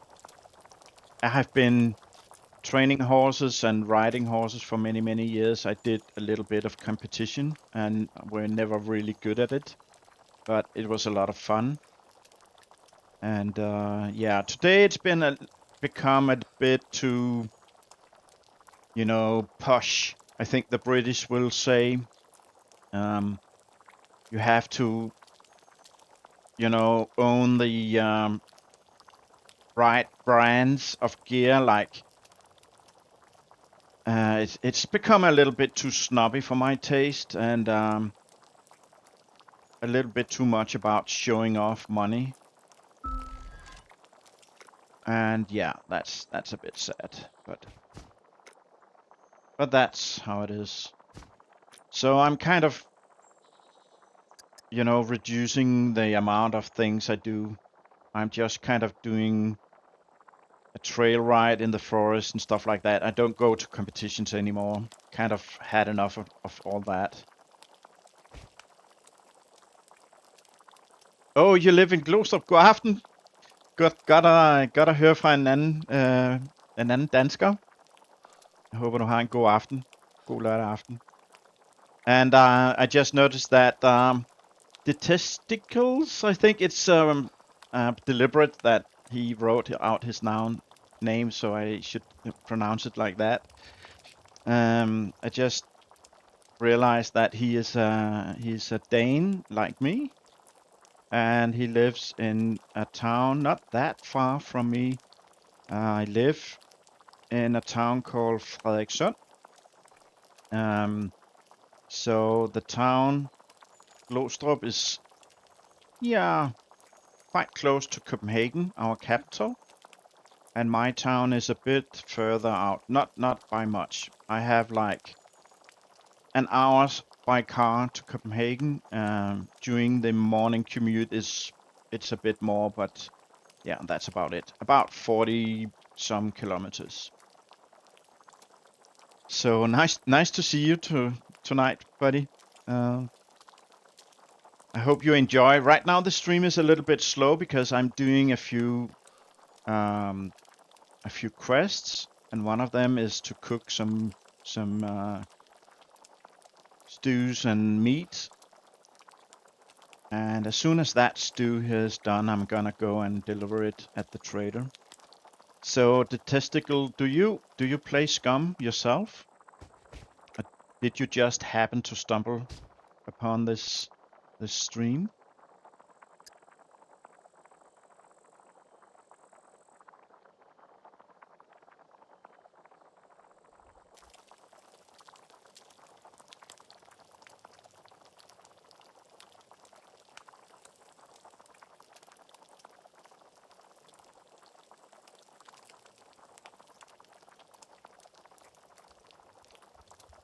Let's actually check what the time is on the server. Oh, okay, 3:35, so we still have a little bit before sunrise.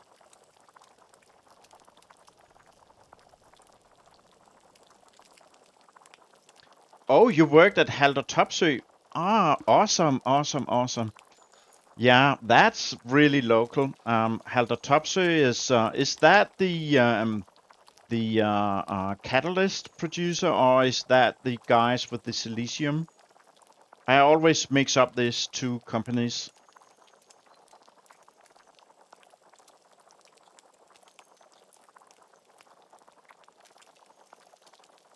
And yeah, you play SCUM too. Nice. A fellow SCUM player.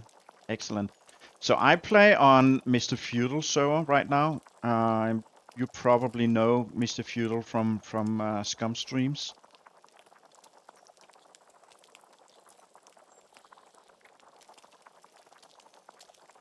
Duncan says he rode for 25 years, of which he lived in a stable for 5 years. Oh, I didn't know. I've been talking about horses so many times, Duncan, and you never said anything. Awesome. That's really cool, buddy.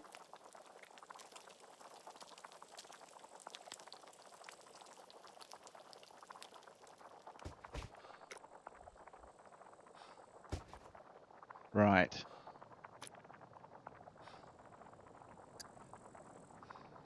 Yeah, I killed a bear some time back, and the meat is kind of spoiling a bit, so I thought while I was waiting, I could just start cooking it anyway. And it seems to go to 100% still.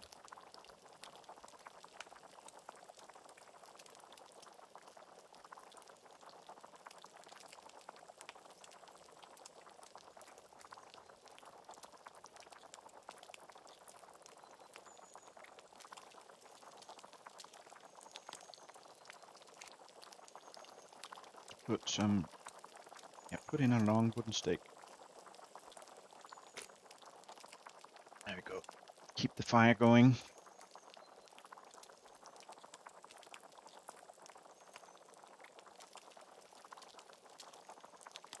24 likes, guys. Thank you so much. I appreciate it.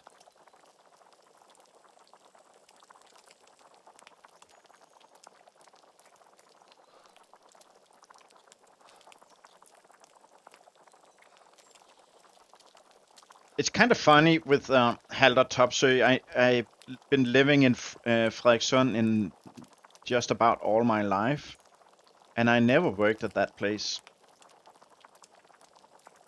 But it is not a place that take in people for like a summer job or something like that. You need to kind of be trained in doing what they're doing.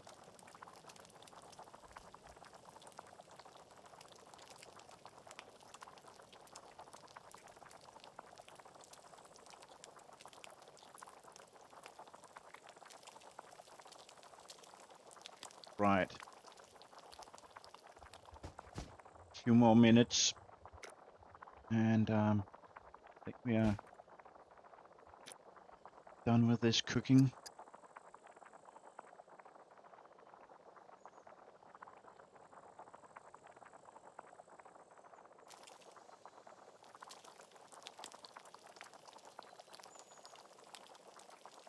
Duncan, I probably asked you before, but you're from USA, aren't you?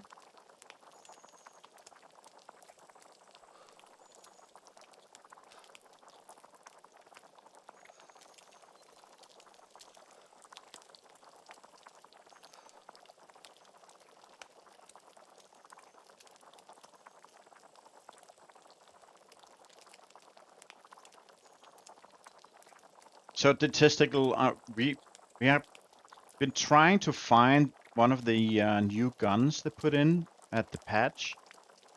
I haven't succeeded in that. They really elude me. We were told that they might actually spawn in the World War II bunker, so I've been searching like 10 or 12 of them, but no luck.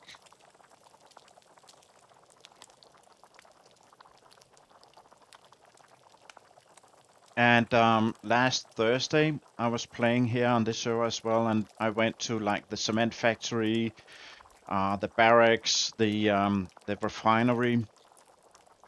I searched every military crate I could put my clammy hands on, but no luck. Oh, South Africa, yeah. Wrote English and Western. Interesting.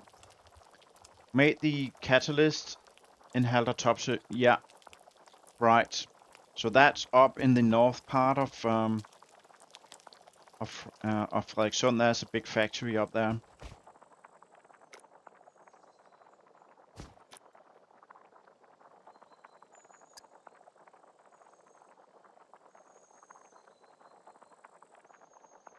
Right.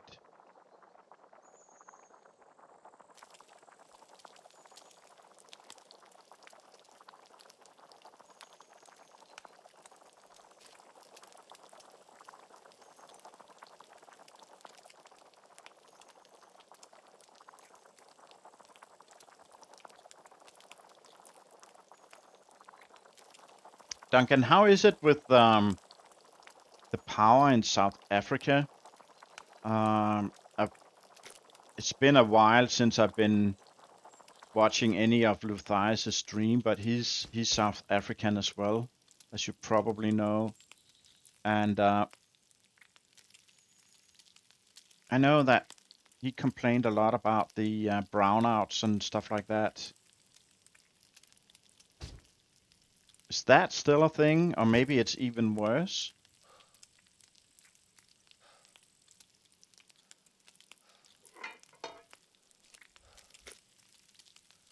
Let's make one last one here.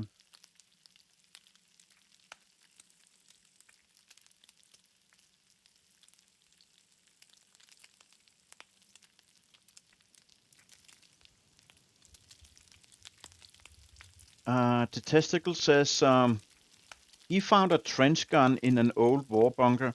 Okay, so they do spawn in those. I just searched a bunch of them today. And I only found like, our base is full of crap, you know, that kind of stuff.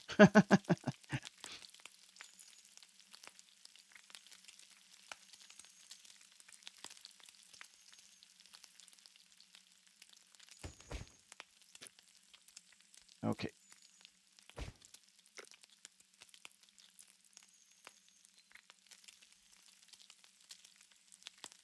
Yeah, all of that just goes back in the chest, I guess.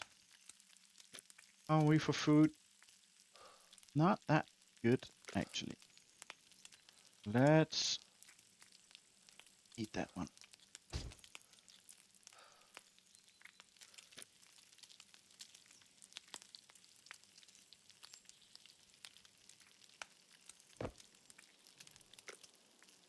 Kinda need to drink.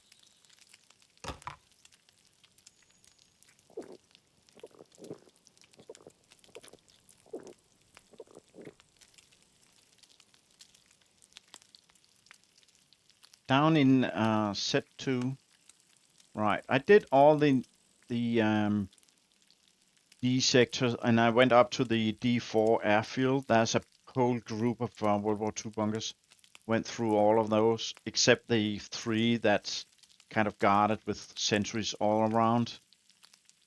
Yeah, and nothing really.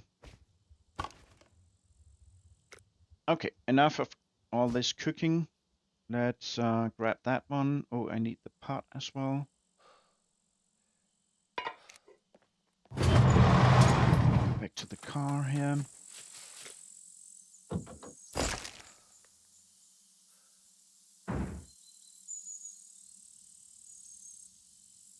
Yeah, all of that can go in.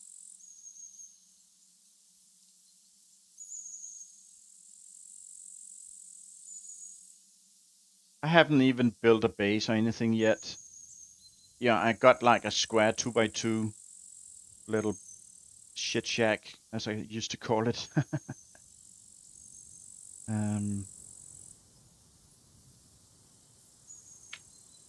like that. Let's put. Oh, that's okay. That's full now. Right. Oh yeah, I didn't get the thing in. Can that go in here? It can. That's good. Yeah, yeah. Want my grill. Yeah, and he doesn't burn his fingers. Let's see. I think that was number 2. Yeah. Room for that? Indeed. Good. Okay, let's go back to the trader here.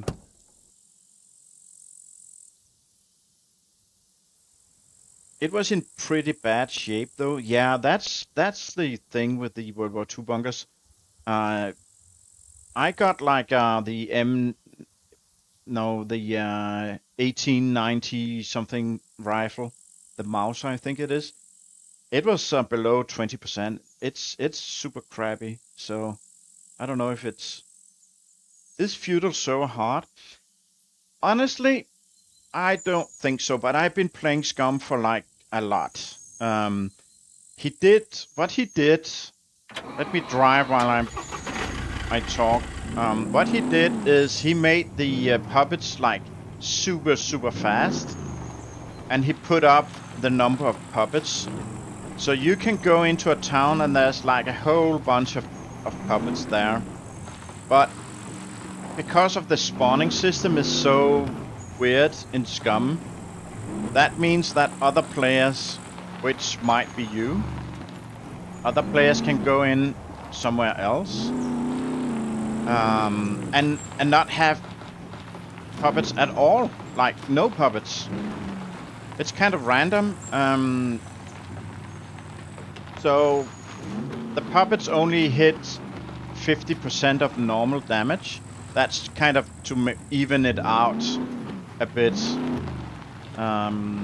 You know, with them running really fast, and they are like creepy fast. Like on ecstasy kind of fast. So you need to get used to, you know, get used to their speed. So the thing is, you slow down, you use the bow, Welcome, and friend. you snipe them from a bit of a distance. Try to not alert more than one at a time if you can. And when you get kind of tuned into that kind of playstyle, you're gonna be fine. Awesome. So she doesn't care about it being not perfect. So that's cool. That's cool. That's about 3 days. This one could maybe do that and come back.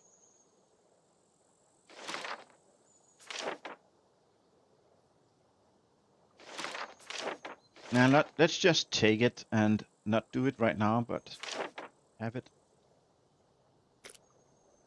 Wait a minute. What do you need? Gordon R.J. Oliver wants you. I don't. Oh, ha ha ha! She didn't take the item. I still have the stew, right? So now I just turn in the stew, and then part of this is already done. That's kind of funny. Okay, we have spent enough time here. The bar lady has low standards. Yeah, that's right. And Duncan says the power is better these days. I did not really enjoy competing. You preferred the trail and obstacle courses as well as cowboy detrash. That's actually kind of funny, Duncan. It's not funny in that kind of way, but the cowboy detrash is actually a huge thing here in Denmark as well. I never really been a thing for me, but I had a lot of friends in the horse communities that do that cowboy dressage. And the obstacle thing is called either it's the military. That's in English. That's what is called eventing. I have been doing that a little bit, and then we got like the British have their fox hunts. Here in Denmark, it's been illegal to use dogs on fox hunts, and it's also been illegal to hunt fox from horsebacks. But per tradition, they still ride kind of an obstacle course in a huge group, and then there's no fox to chase, but two experienced riders will have a foxtail on their riding jacket, and they lead, and everybody else chases them. So they kind of make a make pretend kind of fox hunt like that. That's really popular as well.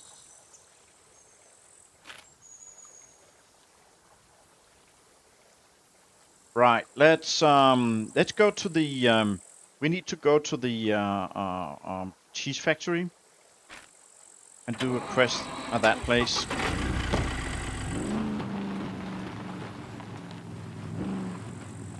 Duncan says I have done some drag hunting too. So what is that? Drag hunting? What is that exactly? I don't know. Maybe I know it. Maybe it's just me not understanding the English name for it.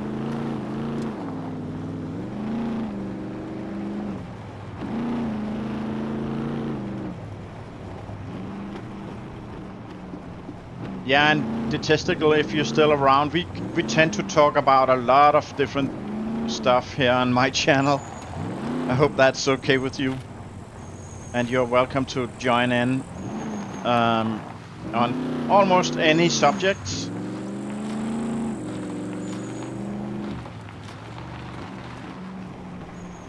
And the testicle says, yeah, I used to go to the cowboy shooting. Has nothing to do with riding though. Cool. So where do you do that here in Denmark? I actually didn't know. I know there's plenty of shooting places, but I didn't know about cowboy shooting. Right, let's go up here. And Barca says she thinks in England they actually use a human runner who runs the course, and the dogs are trained to follow the human scent. That might be actually, Barca. I don't know. Or maybe a runner goes through the course and lay out some kind of scent. But I actually don't know how they do it. And I would be really stressed out if I was at a horseback with 20 hounds, you know, all around me. I don't see much enjoyment in that. All of the dogs are kind of howling and barking, and I would be completely stressed out. And the horse kind of reacts to be in a huge group of other horses. They are very much on their toes because it kind of rubs off on the next horse and the next horse that all of them kind of think that, oh, we are getting chased by a bear or some like predator. And, you know, the slowest is the one that get caught and eaten. That's kind of the instinct of the horse, as they have, like, for eons been the prey animal. And it's not... I don't think it's fun to sit on a horse when he's, like, on his toes like that. It's kind of stressing. And you cannot relax in your body yourself. You're kind of bumping around and the horse is moving around, kind of tossing you left and right all the time. Oh, that was the radio. Oh, wrong buttons. I'm pressing all buttons at the same time here. Duncan says, jackal urine on a rag that they simulate the fox with. Yeah, it's on a rope. Oh yeah. So they just pull that rope and the rag throughout the course. That makes sense. Oh, Kalvebod Brygge. Right. That's interesting. I had no idea. I had no idea. Cowboy shooting that. I should actually propose that for the next company event we do. If they do that kind of thing there, of course. I know about that shooting range, you know, on Amager, and close to Bella Center. There's a golf course, and on the back end of that golf course, there's a shooting range. I have been there once, years and years ago, doing some shooting. That was also a company event. Yeah, but the hounds is out in front, that's true, but you do have stops along the course and stuff like that. And also before you start riding out. I don't know. Oh, now it's getting light. Dawn is coming, that's so nice. Those poor cowboys, who shot them? That's funny. Wait. They do, it's there near Bella. Okay. So maybe it's that place I went to back then. And Duncan says, I found the hunts to be too fast. Not a relaxing ride. Prefer trail riding the most. Exactly. I know exactly what you're talking about, Duncan, because those hunting riders, they are a special kind of people. And for them, it's just about racing through that course like so stupidly fast. And also, all, like I talked about before, all the horses are like really wound up because they are in a huge group of maybe 50 riders. And the horses are not thinking straight. They are not normal, like when you're riding them on... Oh, I should have turned down here.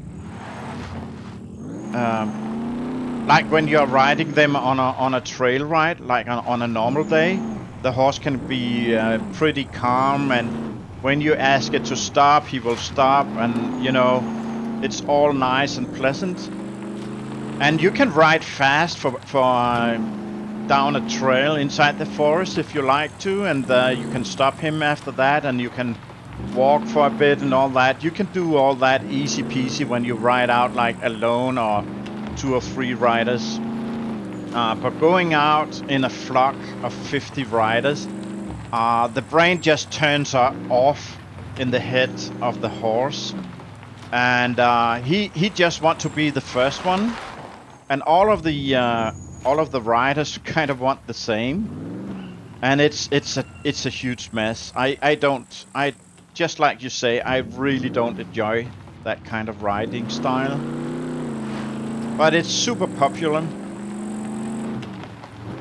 And here in Denmark, the hunting rides is such a long tradition that the royal family is kind of involved, and they have. Oh, I did the wrong way here. So we have something called Hubertus Jagd. So Hubertus is a saint. I think the name is more or less the same in English. And the last part I said, Jagd, that is the Danish word for the hunt. And that is catered by the royal family. And if you kind of win that hunt, you go up kind of, it's at like the king's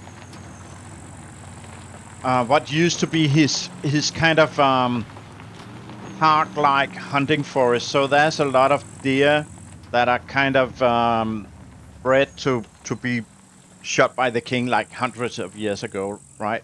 But it's still there today. Now it's like public property. All the deer are still running around in a big flock, and it's right north of Copenhagen. So it's a place that people really like to go to. And they're like, oh, there's NPCs here, and I don't care. We have another. They are too low level for us to care about.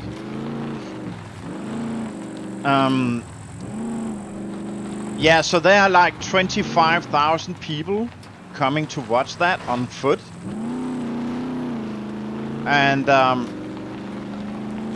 all the riders go through that obstacle course, and when they are done, there's like a race of the riders that collected the most points throughout the year. So there's multiple hunting weekends where they ride different places around the countryside, and you acquire points for completing without riding around the. So you need to jump all the obstacles to get the points. And the riders with the most points, and I totally miss my where I need to go, because I'm rambling away as usual. So the riders that collected the most points, some of them can compete in that race, and that is after they've gone through that obstacle track. And the winner of the race get a special prize handed over by the royal family, and people are like, oh, I can press hands, you know, with the queen, something or whatever. Was there like a side road right here? Or maybe not. No. I should just follow. And I'm like, oh yeah, why? Who cares, really? Come on. But that's a thing that attracts a lot of riders, and they kind of can rub shoulders with a lot of people that has a lot of money and all that kind of thing. And I don't care one damn bit about all that. So now I'm back here. Wait a minute. Oh yeah, I need to go further down here. That's how it is. That's how it is. Oop.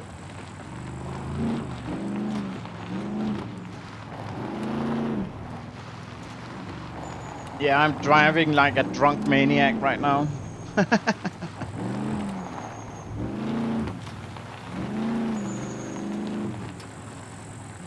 No, that's the bunker.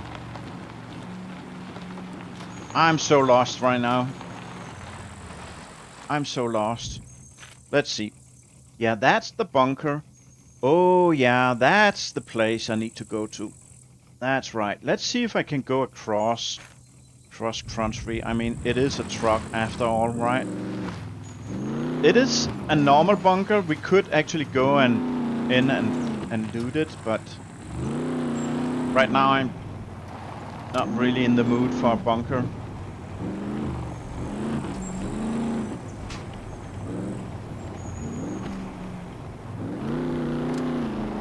Yeah, let's go up by the power pylons here. It's usually drivable underneath the power lines. Usually, I mean. Let's see. Duncan says, I found the hunts to be too fast. We read that one already. Barca says, I am sure the horses are used to the hounds.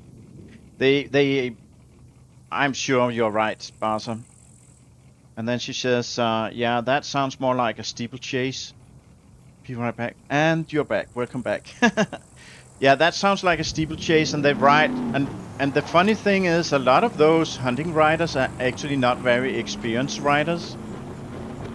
And there are actually people getting thrown from their horses and getting hurt, like sometimes like getting hospitalized for for quite a while. And that's another thing. I always been riding my horses with, you know, being mindful that it is or it can be a dangerous sport. You can really get hurt.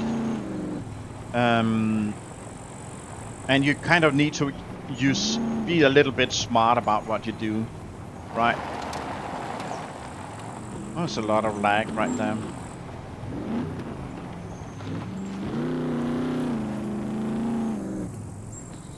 Finally, old gamer dude found the place. Should we go straight in? Yeah, let's just go straight in. Let's see if we got NPCs or whatnot. Target here.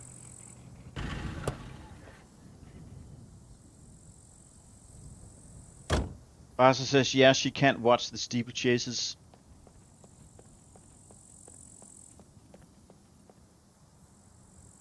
Oh, I did that already. I don't have to climb it. That's cool. It's too dangerous for the horses.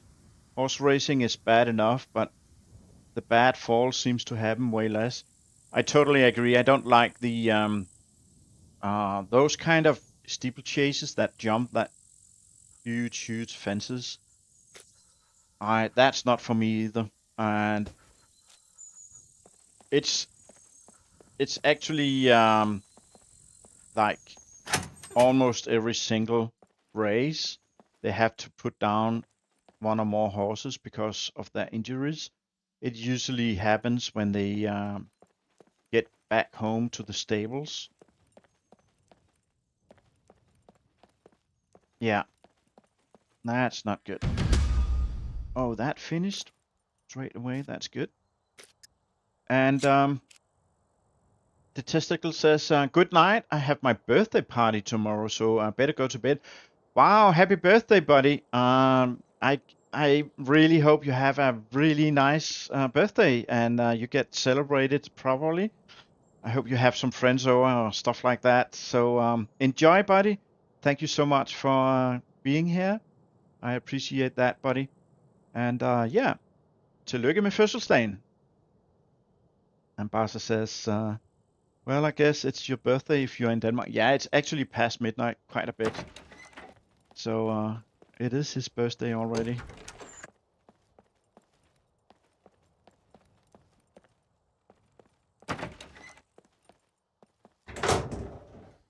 Right. Got that thing.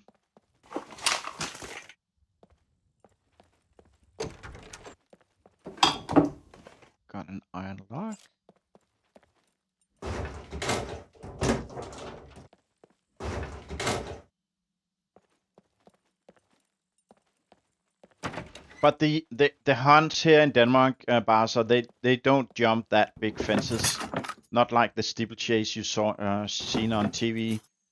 It's not that bad, but it can be in kind of a rough terrain. Like it's not like it's easy for the horses. They need to be quite fit.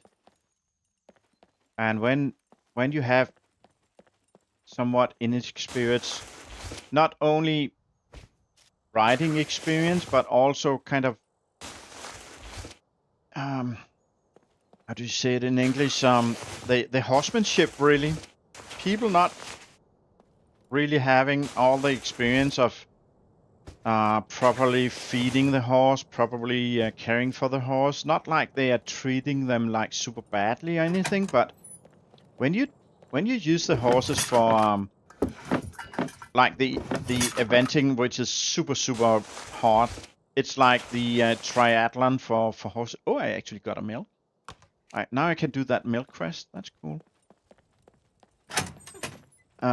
If you take a horse out on that kind of event, and you didn't kind of train its condition well enough, it can get those kind of injuries, just like if I were to go out and run a marathon without actually preparing myself for it. My joints and my body will really get hurt. And it's the same thing with the horses, of course. So, and if you don't think about it and you're just kind of super eager because now you want to ride all these hunts, and maybe that first Sunday in November where it's tradition to go on, that's another, should I take that other part? Let's take it. Where it's tradition to go in the King's Deer Garden, like I told about before.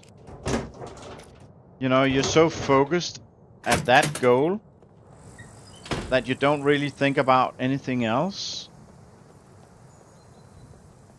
And in the end, the horse is paying with injuries and stuff. So yeah, it's... People have been talking about for years about having like, just like you need to have a driver's license before you're allowed to drive a car, and that you should have some kind of license before you're allowed to actually own and ride a horse. But it's never been something that's actually been done. Got that. Let's put the cheese in here. That should be fitting. So yeah.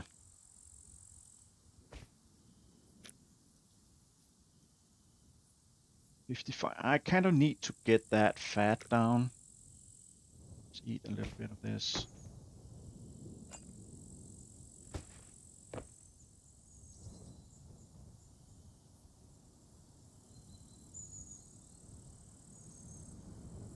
Right. Oh, we actually got some room now.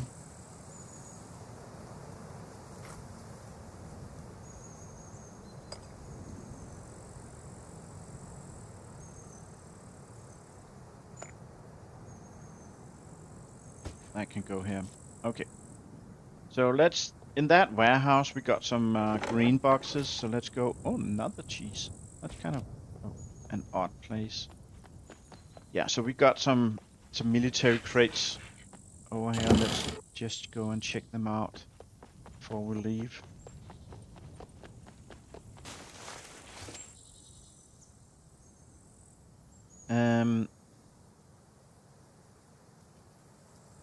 Yeah, horse needs to be fit to go on a hunt. Yeah, absolutely. And Barca says, yeah, I think there needs to be some sort of minimum standards for people wanting to go on hunts with their horses. Yeah, there aren't really here in Denmark. We got what we call the baby hunts in the early spring. That's actually just about now. And anyone can join that. But nobody really looks after that you have kind of completed that baby hunt before you kind of go out on one of the proper ones.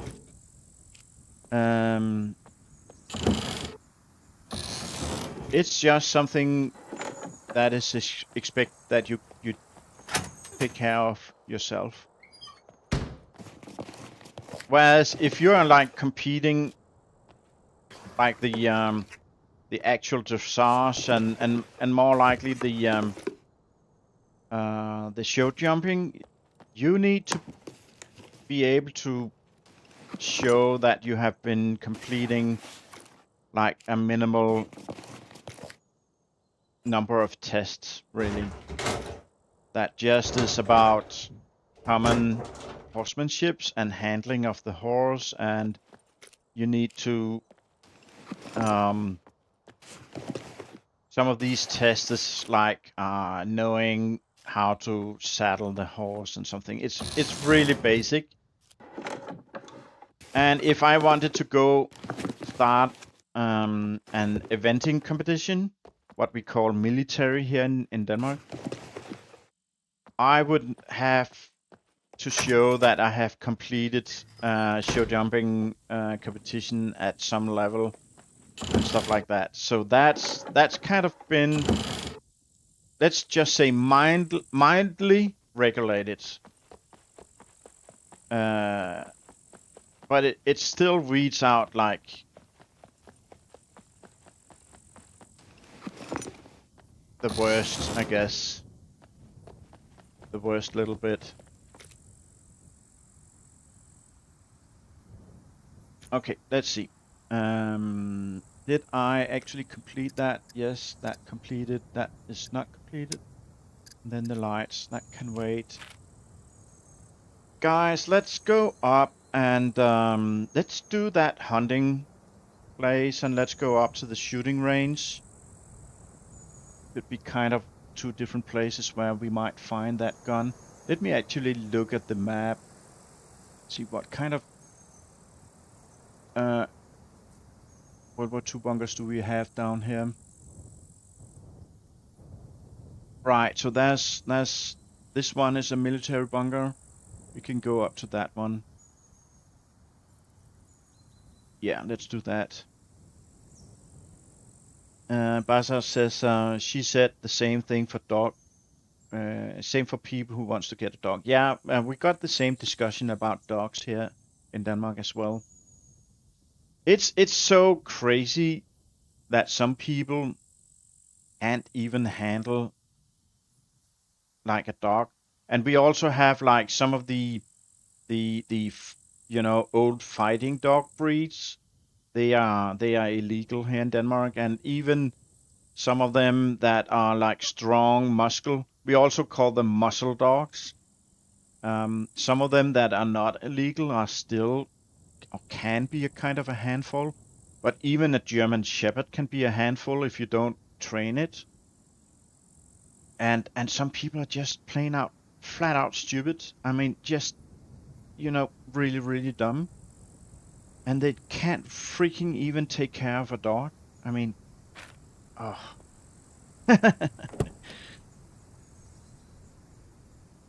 And Basa says, yeah, and don't they have vets at the events to make sure the horses are healthy and not showing signs of distress and pain? That is true, Basa. So not if you go to a competition of dressage, there's no vets. If you go to a competition of not a elite competition, but like the competition kind of competition I went to when I went to show jumping. So we have like different levels or different leagues. So they're like the club level, then they're like the district level, and then they're like the national level. And the national level is getting up in the area where you're getting closer and closer to what you see on Eurosport TV and stuff like that. And it's only like when you got international competitions and stuff like that, you have the vets at show jumping. But at the eventing, at the long distance riding, you also always have the vets, and it's integrated part of that whole thing you go through at the competition. So at some point, the vet needs to kind of check out the horse. Is he lame? Does he show kind of any sign of fatigue? Is he hydrated? You know, basically checking out the horse. Is he fit to run that course or not? And that's a good thing.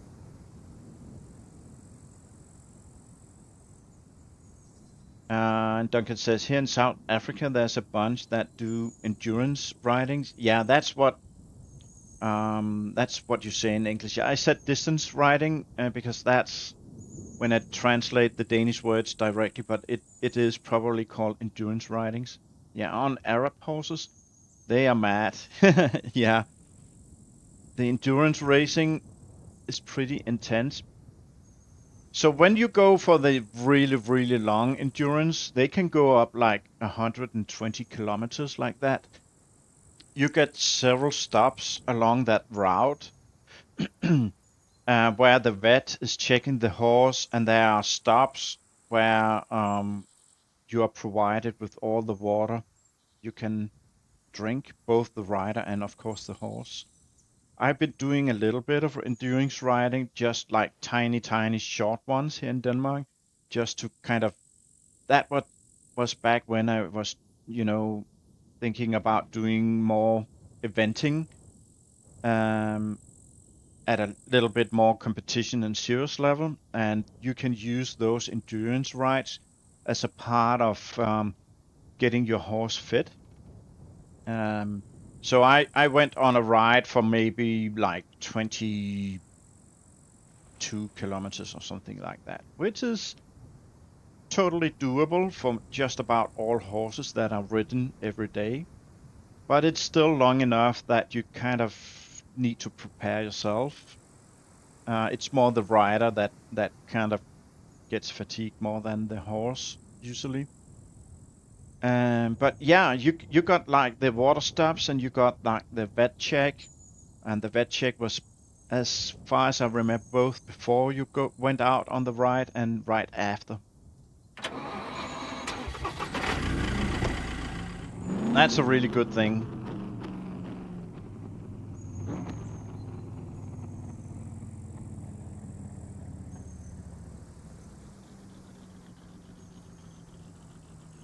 And Basa says, my dog is a pit bull, but I usually have more problems with people with dachshunds and French bulldogs. Yeah, those, yeah, but that's kind of funny. That's kind of funny, Basa, because dachshunds, they are freaking insane. Our queen, Margaret II, she epicised like a year and a half, or is it 2 years ago? And by now she's still alive. So her son, King Frederick, he's now the king of Denmark. But Margaret, and when she still had her husband, that French dude, they had dachshunds. And as a queen, of course, lived on a castle, and they are like specially trained soldiers that are kind of parading in the kind of old-fashioned uniforms and all that. And once, many years ago, one of her dachshunds actually ran out and really bit, like badly bit one of those soldiers. So he got hospitalized and all that. They're freaking insane. I mean, you should really look out for those. You cannot trust a dachshund. I mean, they are bred to go down into a fox grave, like the burrows that foxes do, and kill the fox, or at least chase him out so the hunter can shoot it. They are not scared of anything. They are freaking insane. And the French bulldogs are just like really kind of moody dog. You never really know if it's happy or not. And it's always, because it's kind of inbred, it's always kind of sniffing and snorting, and you know, you cannot trust those either. Right, so there should be a World War II bunker right up here. Yeah, and the pit bull is not a legal breed here in Denmark. I think it's still like one of the ones you can have. And I had friends that had the pit bull, and they are sweet dogs if they are treated and trained. They just need some more attention that like a Labrador don't need, because a Labrador is a completely different type of dog. Right, here it is.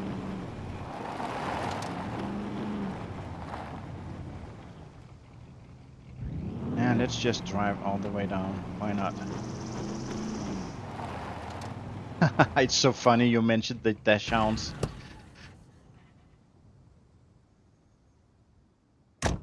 Okay, I don't hear any puppets at all. But I do see pink boots. So we can do another quest of these. Let's fix them up.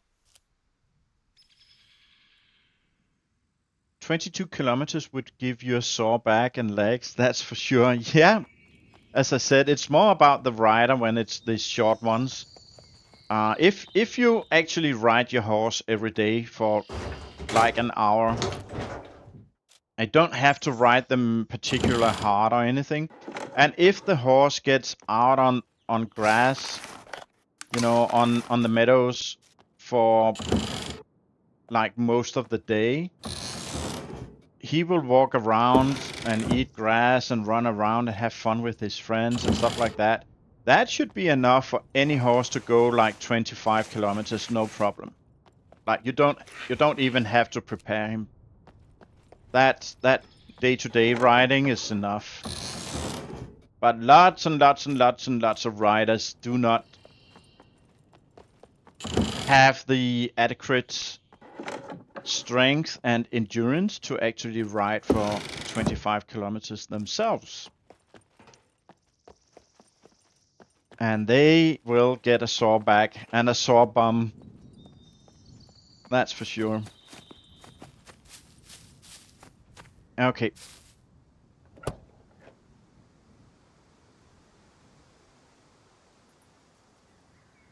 And Duncan says here, there are vets at the endurance races. Yeah, I think they have vets at the endurance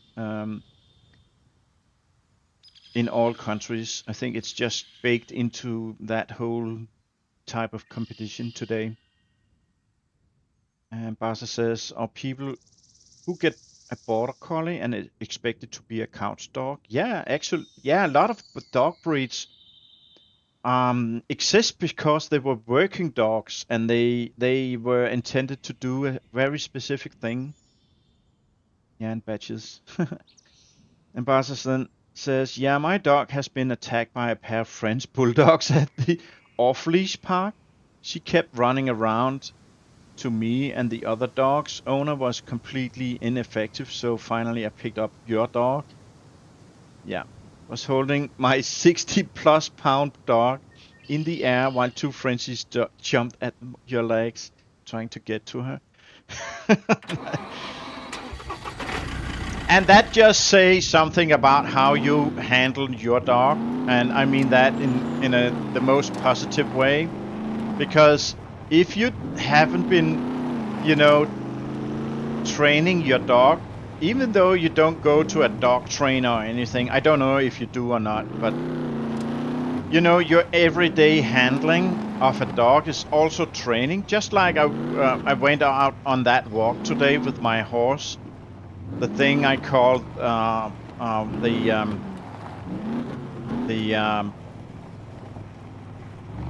what was that English word? Now it's gone. Yeah, training the horse for all kind of situations, right? Everyday handling is also a training, and when you handle your animal, doesn't matter if it's a dog or a horse or something else. If you handle it in a correct way, he will learn to also behave correctly in most situations. And your dog didn't attack those little French doggies. I mean, your dog could have snapped that neck super easy, right? But she didn't.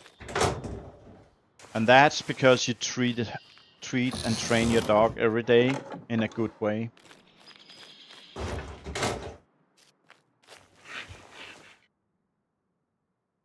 Duncan says, in-hand training the horse. Yeah. I think I called it environmental training because that's, if I translate the words straight to English, that's how it becomes. So we say in-hand training as well. Look here, guys. There's a magazine right here. But I actually found a tactical vest here, so always check by these sandbags. Yeah, so the environmental training, what we mean, or what I mean with that, oh, that's actually in good condition. What I mean by that is like putting the horse in situations that he kind of needs to learn to deal with.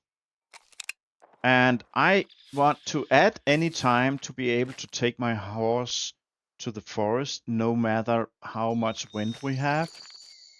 And the only way the horse can actually learn that is by actually doing it. Oh, let's take that for now. See if I can actually find room for it. And the in-hand training, so the environmental training is usually also a kind of in-hand training. But in-hand training is also a lot of other things you can do with the horse. Did I actually check all of it now? Now I got all confused. I think I did. Right? Yeah, I did.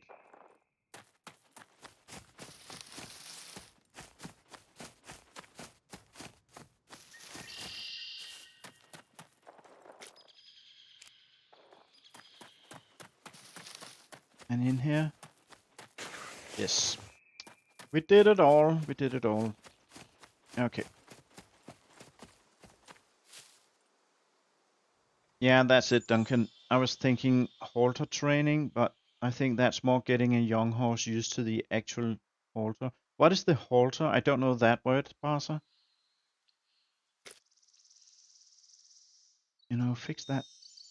Oh, I'm out of thread. So let's make another sewing kit. Take that.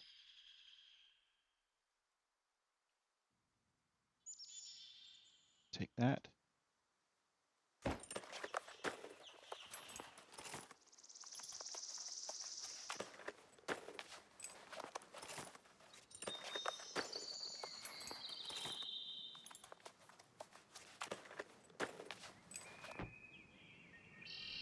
Repair that.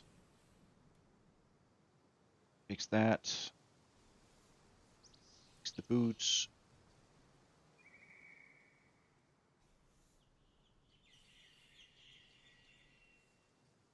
Okay, put that in here.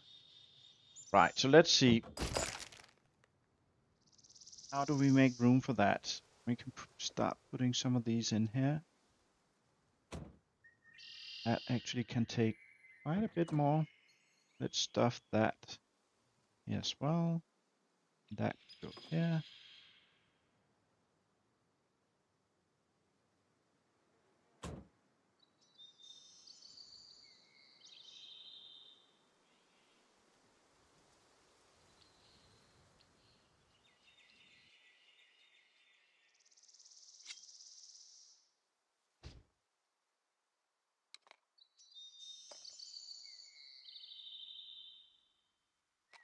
Yeah, that's fine. And that goes in. Perfect. Actually perfect. Room for that? Yes. Room for that? Yes. Good. Good, good, good.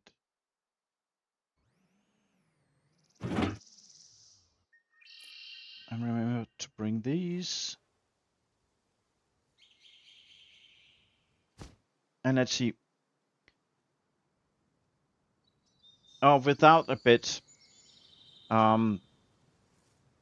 We do the thing training from the ground on a long line where the horse kind of runs around you. You stand in the middle and you have a long whip, so you can use that to kind of guide and drive the horse forward.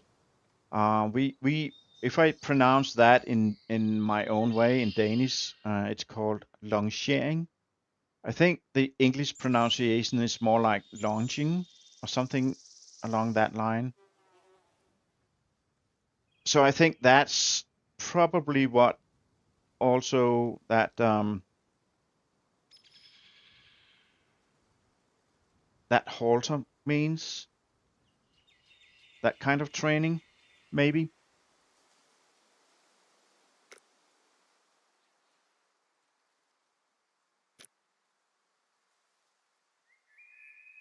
Let's go up to the shooting range and do that. Oh, YouTube didn't send you other message.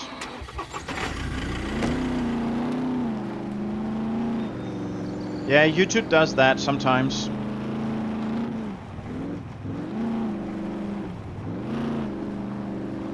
So, airtime tomorrow, or it is actually today.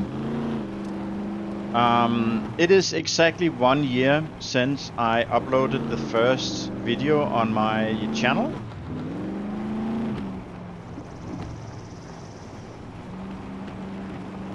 The first couple of videos I did was like, I was actually trying to make shorts. I just didn't know how. So I did some like funny moments playing SCUM, like between 30 seconds and 1 minute, and uploaded those, but I had them in like the normal horizontal landscape kind of way, and YouTube don't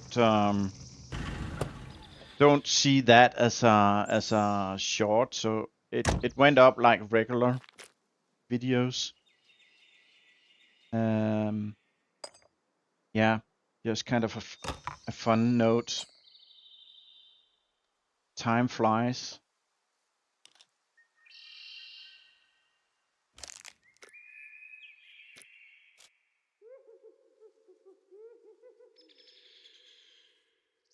Okay, the thing you put on a horse's head without the bit. Okay, that's a halter. Okay, yeah, so that's where he wears like every single day, and when he goes out on grass on the meadow, so we can, clip on a line and drag him in and out and stuff like that. That's what you call a halter. Got it, got it, got it. We call that in the Danish pronunciation, we call that a grime. Grime, that's just the word. Right. You attach a lead rope to the halter. Exactly, yeah, okay. Now I understand. Okay, let's find that. Oops, gee, wrong button. Wow, that was bright. Let's actually use some of these deeper arrows and go find that beaver. Yeah, that's it. What the fuck? YouTube didn't want you to tell me. Okay. Let's see. Where are you, Mr. Beaver? Are you in the house? I hope not.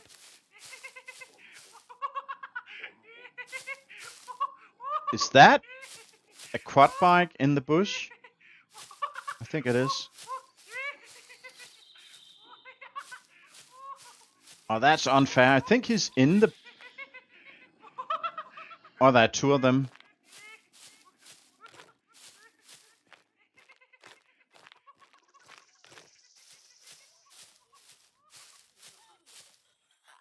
Oh, what? Was that an echo? Let's start up here. I don't feel safe down there with that laughing guy. Let's just get this guy's attention. Hello, buddy. Can you come? Oh, you're fast limping. Right.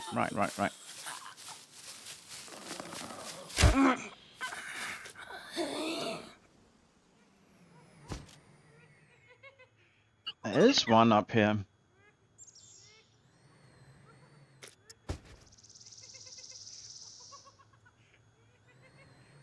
Lædergrime, yes. Did you do a Google Translate? If not, I'm super impressed if you knew that word. You're even using one of the special Danish letters. Why does it sound like... Oh, he's right here. I see him now. I missed? Let's try again. Better. Much better.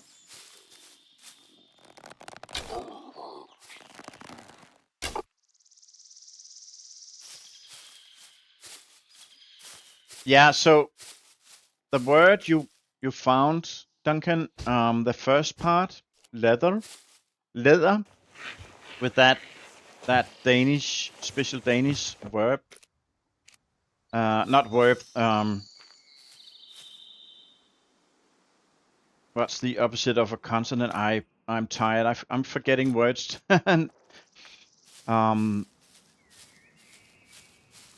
But anyway, that's the Danish word for leather. And then the second grime, that's the halter. The word you found is the leather halter, or the halter made of leather. You say that as well.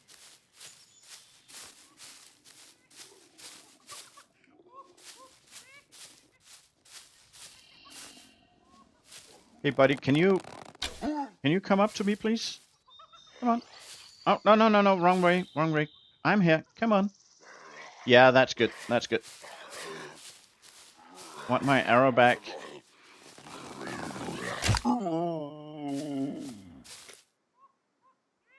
There we go. Vowel. Yeah, thank you, Barca. Yeah, my brain is kind of not working. It's like 3 a.m. So I am kind of getting a bit tired, I have to admit. Okay, let's see if we can... Oh, freak. Where did you come from? And you broke your leg?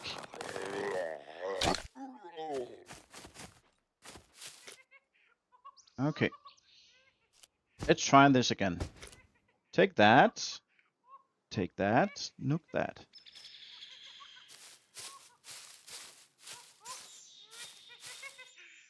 Yeah, he's in there.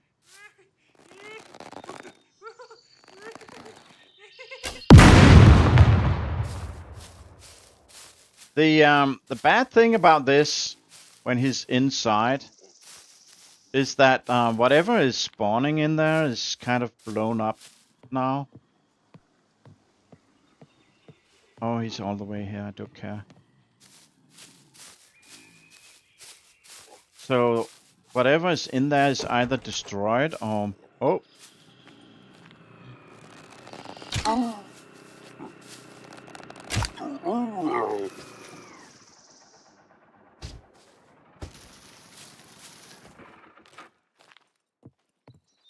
Yeah, my loot, buddy.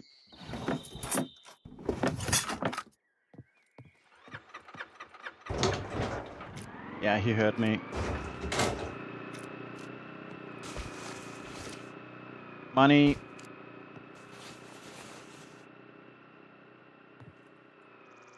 Yeah, so if there was a helmet or whatever on the bed, that would have taken damage. Okay, no trench gun here either. Yeah, it is late. Solo says, man, that loud kaboom made me jump and nearly spilled my coffee. And Duncan says, yeah, I did use Google AI. Yeah, so the Danish language have 3 special vowels that does not exist in English. And that letter, Barca type, is called A.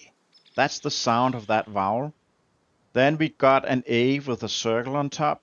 That is called O. And then we got an O with a slash over it. That is called Ö. So A, Ö, O. That's the sound and names of the 3 vowels. The one that's just too far away. Hey Slim, you see you're still going strong. I am kind of getting quite tired, to be honest. I think, and I got so much stuff. I'm really hacking like a shit ton of everything. I think I'm gonna go up and fuel the car, and yeah, let's see what I'm gonna do after that. I'm gonna fuel the car, and I'm gonna do one more thing.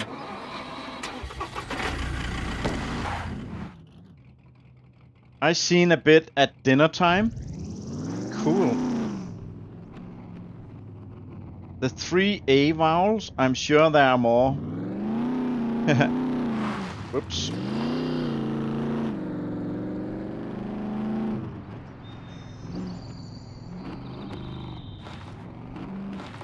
What? There's no road here. Oh, it's right here. Gamer dudes, you're getting really tired. Not expecting anyone still live. Come by on Fridays. Barca and I usually stream up till just about now.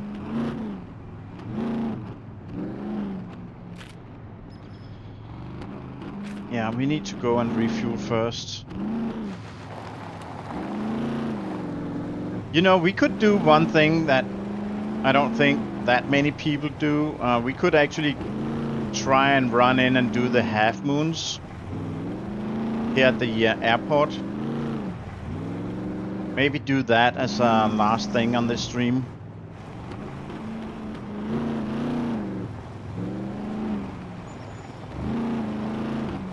After all that fresh air you got today, you're extra sleepy. Yeah. I can sleep till noon tomorrow, so it's all good. Not that I should sleep to noon, but I could if I have to. There are boots here. Rubber boots, I think. Yeah. Okay. The car in the car. Get that. That. Okay. Duncan says, yeah, the Friday streams is very good. I love Icarus, a stunning game. We really enjoy that game. There's so much to do all the time, and we always say, hey, we should do this and this and this, and we always start like doing just regular housekeeping and crafting stuff for an hour and a half before we get going. It's just that. There's so much. And it's kind of pretty as well. And it's chill because the game is not rushing you. You can kind of do it all in your own time. That's really nice.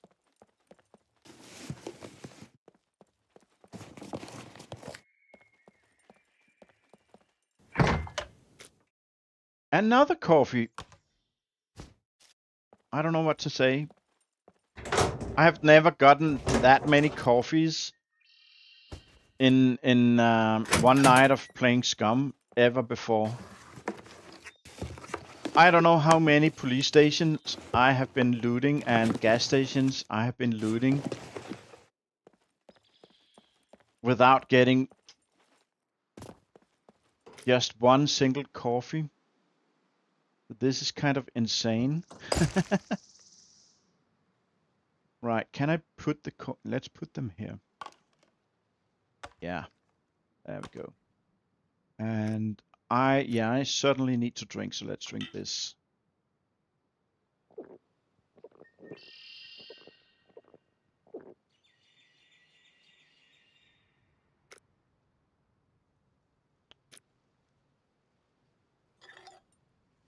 Oh, that milk is... Oh, it went in. Let's get that in. Put that in. Do we have... Yeah, we got meat in the pans and everywhere. I mean, come on. Don't lose the coffee. Got another one of these. That. And that's it. That. We have room. Indeed.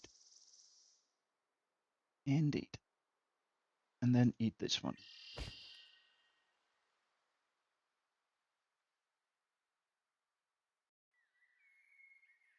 Black box always have coffee.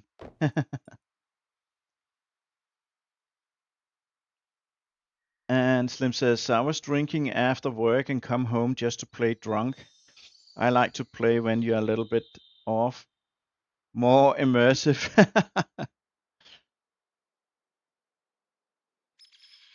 And Uncle Duncan says, yeah, playing Icarus is a journey. It sure is.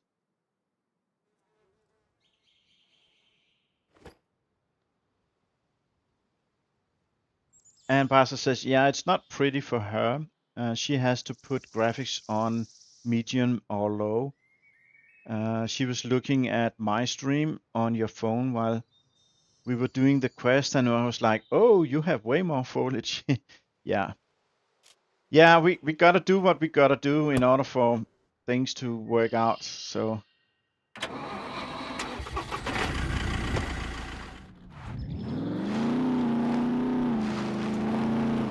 Let's hope the prices on computers come down eventually.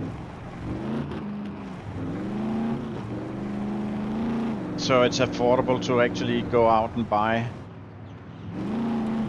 Hey Grey Wolf, welcome, welcome. Good to see you. Have your character drink? Have your character drink also? I just drank some juice, I think. The best night I had. And someone put a plane. Oh yeah, I think that plane has been here for a bit. I think there's a lock on it actually. And a bike. And boxes. Should we donate some stuff here?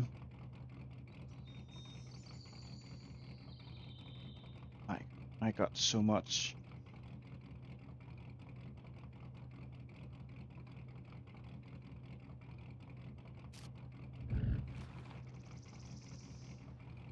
Sometimes you go on Udon just doing Uber Eats and Uber Drive drunk. So much fun.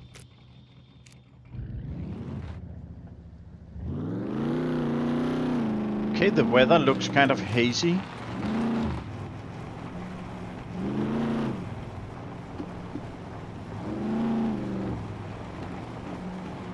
Let's just put the car outside the fence. Like this.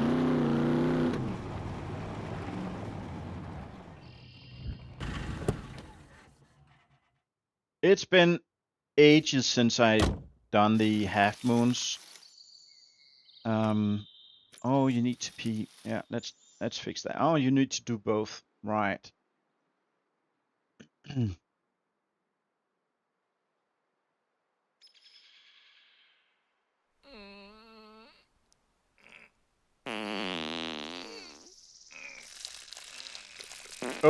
Oh, that's a hard one.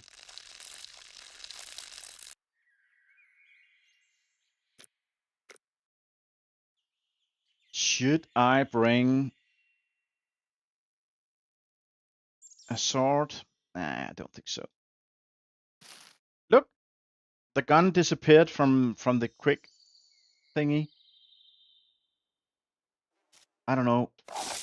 That game. Okay, so that's still decent condition. How many rounds? Right, that's good. I don't need the NVGs. Take that off. Yeah, I don't really have space for putting it anywhere, really.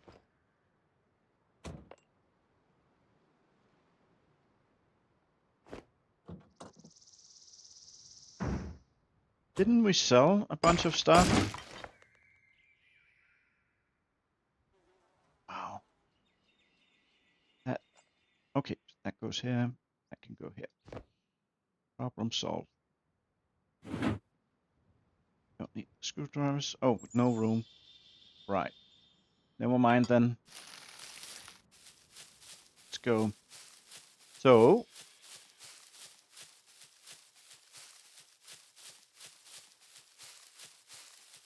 let's see.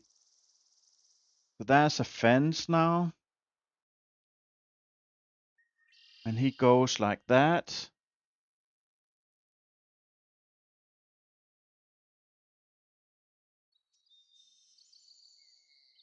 Goes like that. Front. Oh yeah, he does like a long line and then kind of zigzag the way back, I think. Something like that.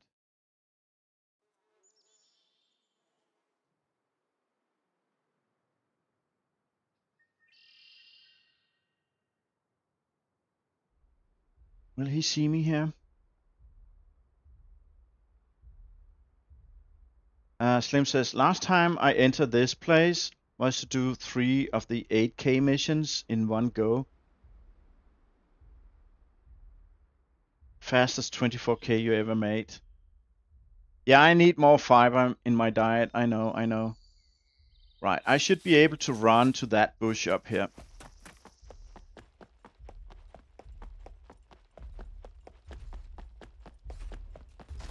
Right.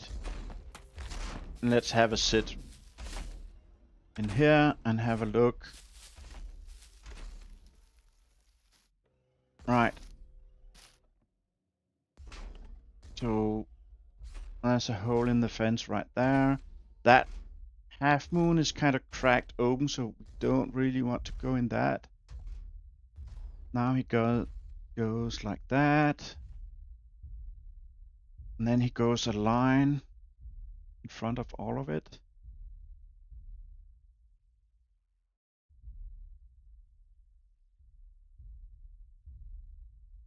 Now I'm kind of hoping he's not passing over this bush. That would be unhealthy.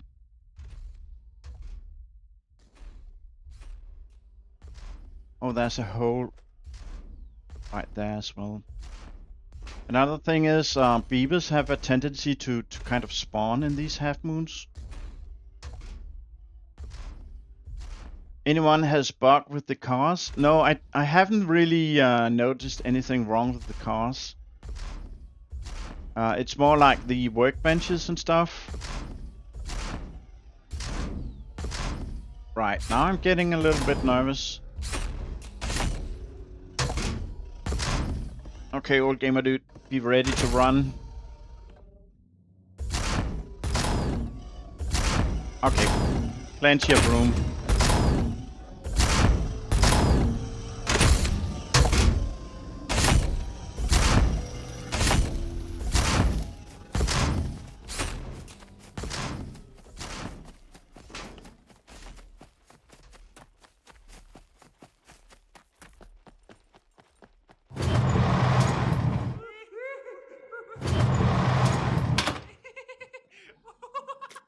Yeah, of course.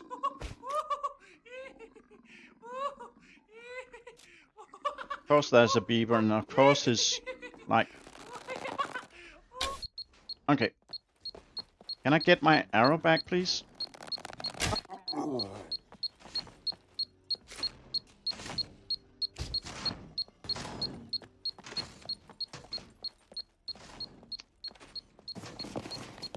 Okay, dokie. Easy peasy.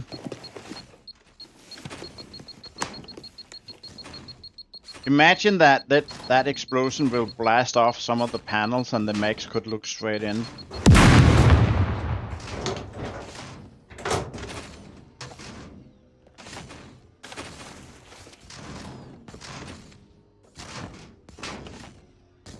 The workbenches all people are talking about was fine for you.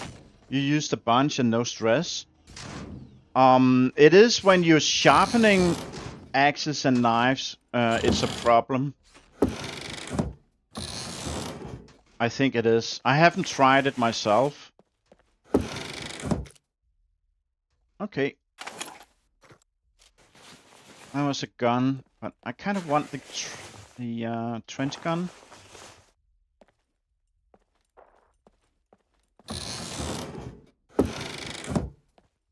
That was kind of the thing as.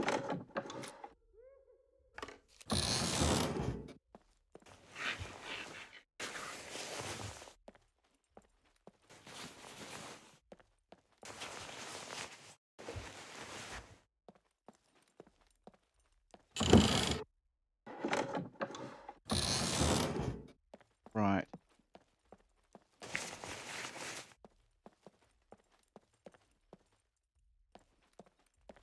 Okay, so we got banged up quite a bit. Let's see, what can I repair? I can repair that one. Oh yeah, and we got the silencer and the mag and the pistol. That one.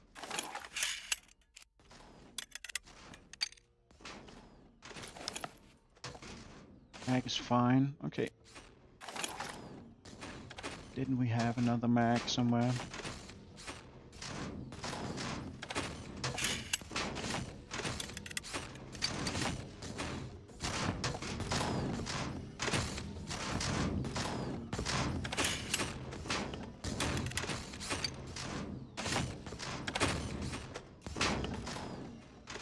Well, I guess that's it.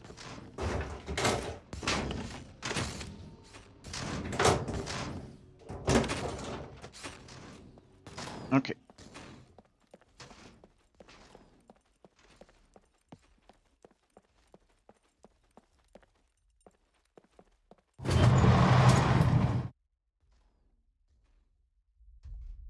Okay, he's there.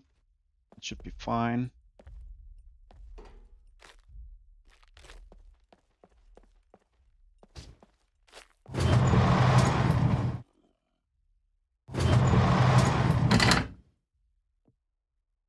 Okay. Lock.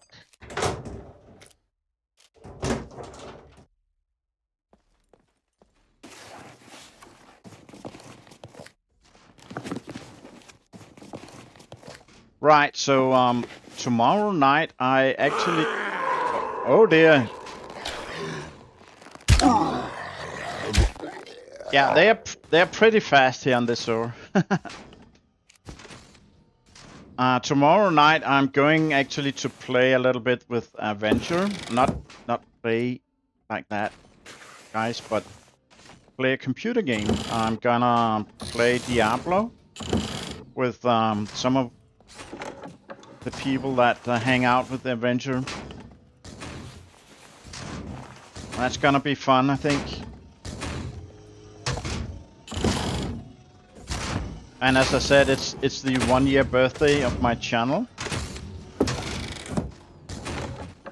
I'm not sure if I can find time for it during the afternoon. I was considering streaming something else, like maybe start that Windrose.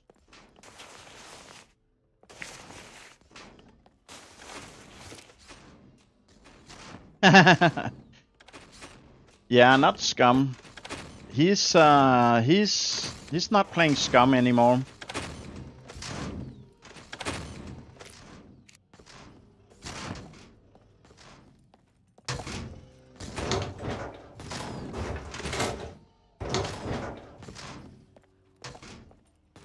Okay.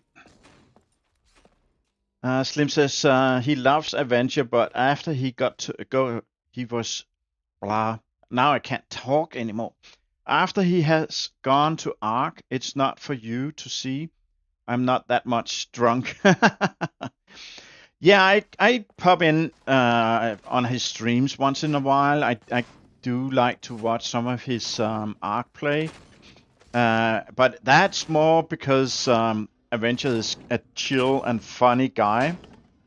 Not that much the game, really. Yeah, that's kind of the idea.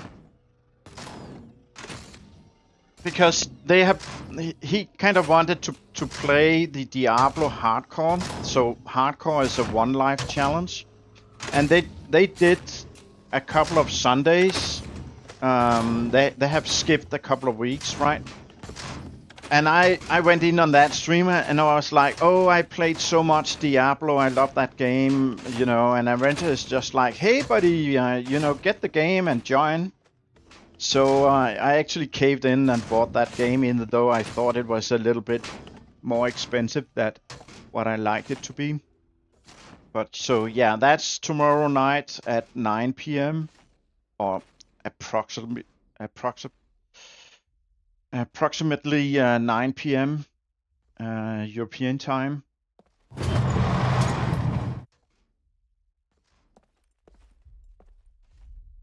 I don't see him. Let's run. Oh, he's right here. Okay. Do we have stuff in here? No, not really. Let's go in that house. And maybe do something like this. Let's try not to make people aggravated. I know, and it's good for him because the people just watch way more Ark than when he played SCUM. Yeah, his channel have grown like a lot. He had a lot of success. I just play that Diablo because I think it's gonna be fun. It's not a thing that will, I don't expect at least, that will bring a lot of new subscribers and views. It's just like when Barca and I play Icarus. I don't get that many views on Icarus. The game is not popular in that kind of way, but I play it because I think it's a lot of fun, and you gotta do fun stuff.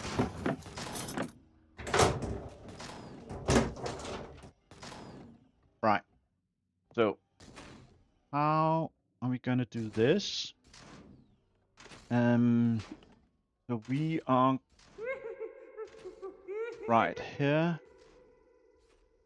So we got some crates and stuff like outside the windows. Then there's like a huge open area before we can get to those other half moons. I don't know if I wanted to go like across like that. Like there's this in the center here, that huge open area. And we got 2 different mechs over on that side. We have that friend that patrols close to us, and then we got mechs down here in the middle as well. That can kind of escalate. And we got a beeper somewhere as well. Oh, it's all fun. It's all fun. Stop right there. Oh, no, actually, no. I'm the Sentinel of Death, and you're on my hit list. Yeah, and where are you exactly? How? Oh, you're right here. Okay, okay. No, he's going away. So that guy? Yeah, that was yellow light. How the heck did he see me? That's bullshit. That's just weird. Let's open the door and see. Yeah, he's gone. Oh! What? Oh yeah, now you got red eyes right here. How is that possible? How do I do this? Can I go around like that? Let's try. Oh, that's the beeper, right. Okay, let's not... And there's another beeper here. Wrong button. Do that, please. Do that. Take that. Knock that. And can you blow up, please? Oh, and of course I headshot him.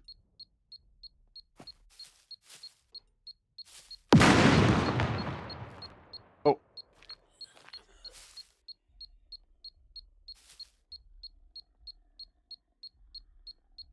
I want to get in that building here.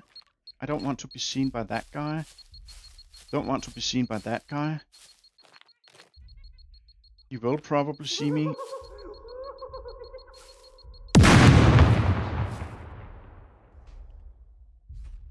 Yeah, he's gonna see me. I'm kind of in a squeeze right now. Oh no, I'm just gonna... Ow!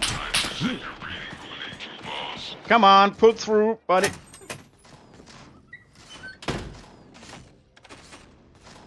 Ow! Oh, there's chest and stuff in here. A C3. Okay, let's get kind of behind right here. That.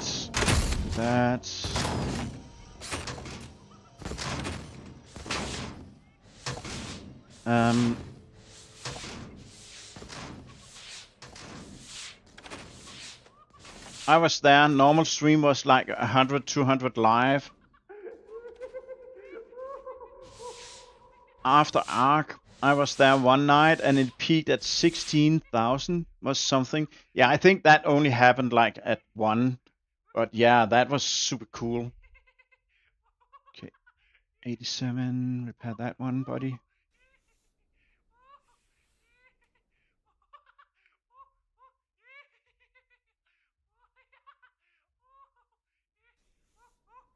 Right, so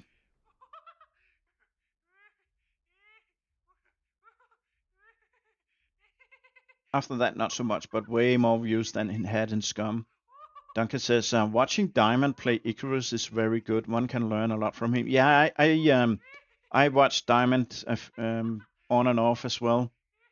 And you can ask him anything, and he's happy to share whatever he knows. He's a cool dude. Barca says, yeah, SCUM has a limited number of viewers. Slim says, it helps that he is a clown in a good way. Yeah, he's an entertaining guy. People tend to like Avenger. He's very likable person. Slim says, that what get me to watch SCUM. Okay, what is getting you to watch YouTube is SCUM? Right. Slim says, run. Pulling an all-nighter. I'm actually halfway into bed. Can't you see that, Smitty? And welcome, buddy. How are you doing today? Smitty from the future. Yeah, Smitty, he's been going to bed for about an hour now. And Diamond is a solid block. Indeed he is. I'm just gonna wait for that to go into recovery. And let's search the stuff here. That's for quad.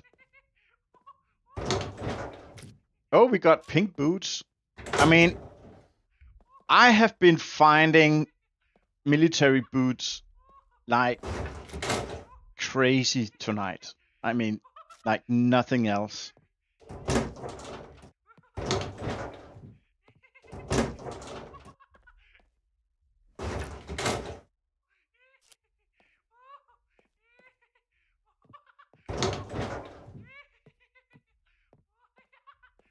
So he probably took the wheels off, and put them. Oh, abysmal. Why don't he have locks on? Oh well. I'm not gonna touch it though. So let's check here again. Okay, let's lie down to heal a little bit faster. Right, so we are in one of the car repair shops. There's one more. And then we got, I think there's some boxes and stuff. No, that's the containers that's out in front. And then we got like a huge long way back.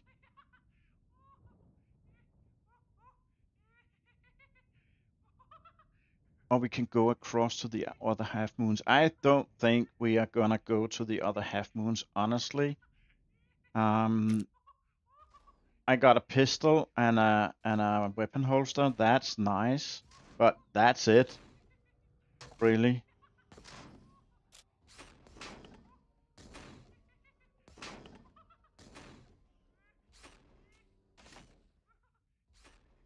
Oh, Smitty was battling in these fatal arrows all night last night.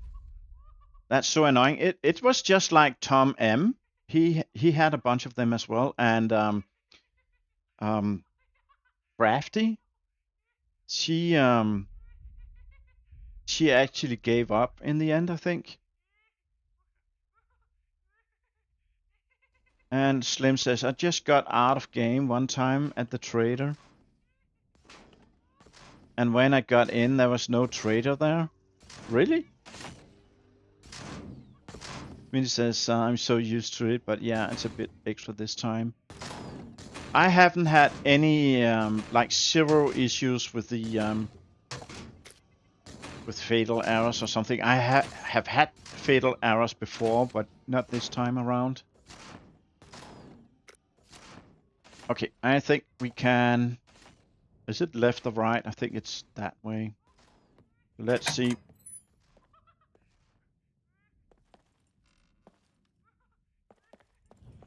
I think this is easy peasy. Go in, go down, there we go. What is it with this game? Oh. Coming to join?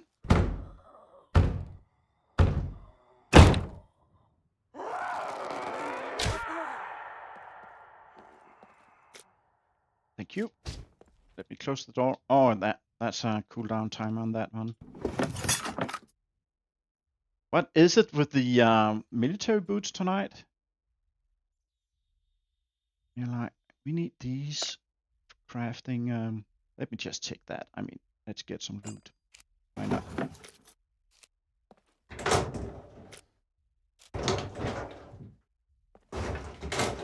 I feel much more comfortable with the doors closed. Yeah, we need to build soon.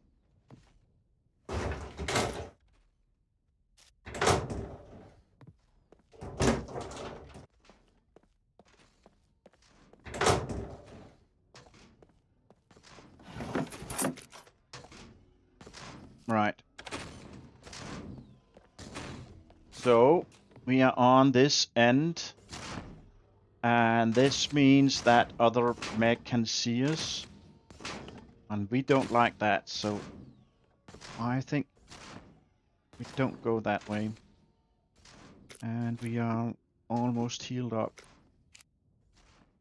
Oh, on the other stats, kind of okay.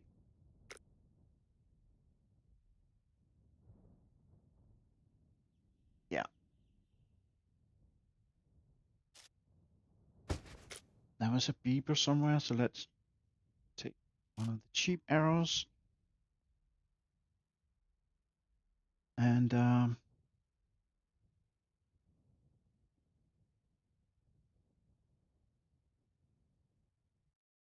the trader was in the toilet, Slim. Oh, now I know. Now I understand what you mean, Slim. Yeah, that has happened to me as well. Smitty is running on DirectX 11 or 12. I think I just started up default on 11. But I did try at some point to run it on DirectX 12. I don't remember if I put it back to 11 or left it on 12, to be honest. DirectX 12 is the newer one, obviously, but I'm not sure that SCUM works better with one or the other. I don't know actually.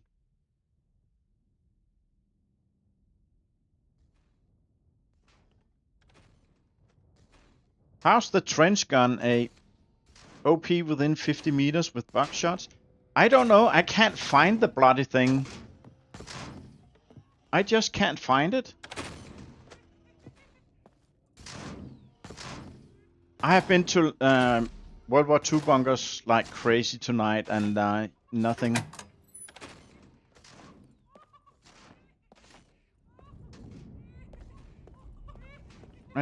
Oh, he's right here.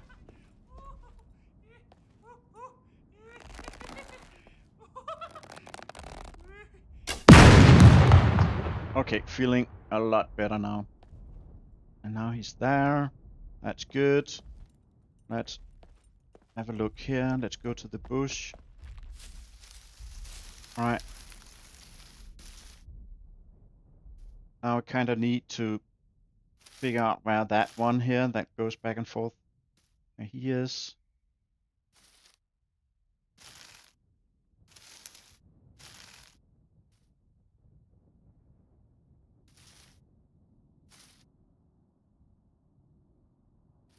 And he is apparently nowhere to be seen.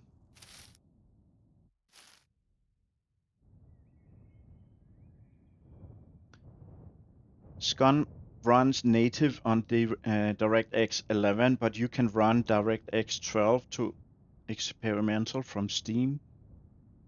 Yeah, that's exactly right. Okay, so here he is.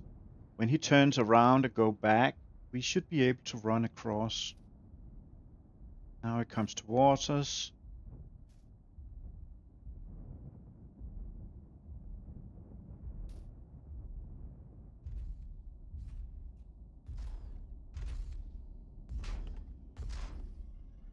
You get way less frames on DirectX 12, and it's stuttery at times. Oh, I actually experienced stuttering. I should go and check and see which one I'm actually using. If I use DirectX 12, I should try and go back to 11.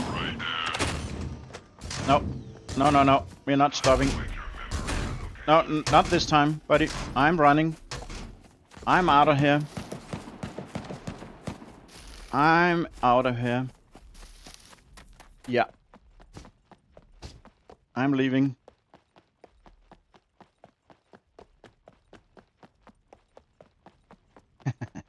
If I'm running a DirectX 12, I should try and go back to 11 and see if I get a bit less stuttering.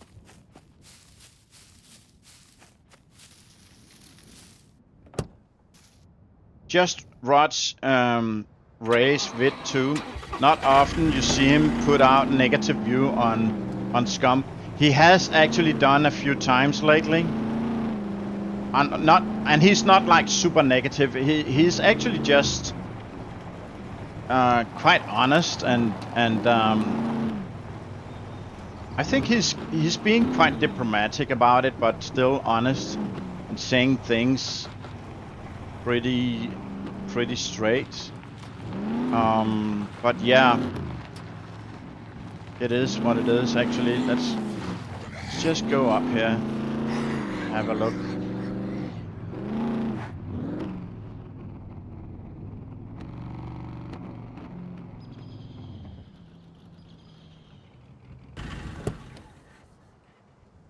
Constructive criticism, yeah, exactly. But I wrote a comment below, and I also talked about it tonight earlier on the stream, that it really comes down to that Gamepires is not in charge anymore. They are not calling the shots. They are getting told what to do and when to do it. And if the owners, Jagex and now Splash Damage, insist on them that they should make DLCs. Oh, I kind of want that propane thingy. Oh, a color! Nice. I'm grabbing that one. If Gamepires is told by the owners to make Chinese skin DLCs and stuff like that, it's not much they can do about it. And I think that's exactly what's been happening since Jagex took over Gamepires. And that's also why people leave Gamepires, like Tomislav left. And now that other Tomislav and Better got fired.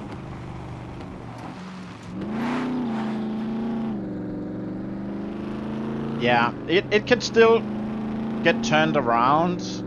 I think, honestly, the developers is doing what they can. And that whole thing about the apology they put up, and then having that getting deleted, I agree with Ray that is kind of a kick in the teeth, I think he said. And I think it was put out by the Gamepires people, and I think they meant it really from their hearts. And then Splash Damage comes along and say, hey, what the fuck are you doing? We fired your social media guy, so you're not supposed to be posting anything. Can you take it down immediately or get fired? I think a situation something like that I just described just happened. And I also find it quite troublesome that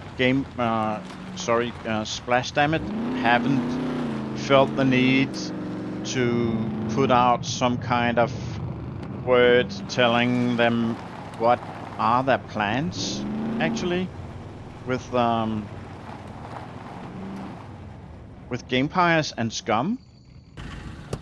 Are they going to change it into a first-person shooter or what? What are they gonna do? I'm just gonna fly a little bit, just to get the timer reset and all that.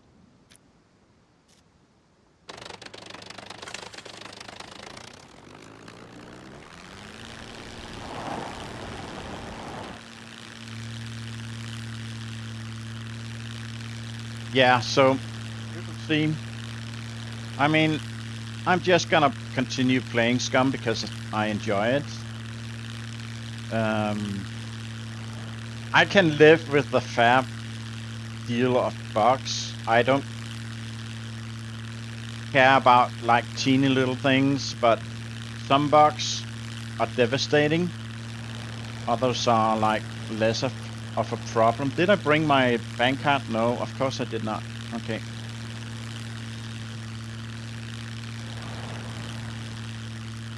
Okay, so the wind sounds when you're flying is actually changed as well.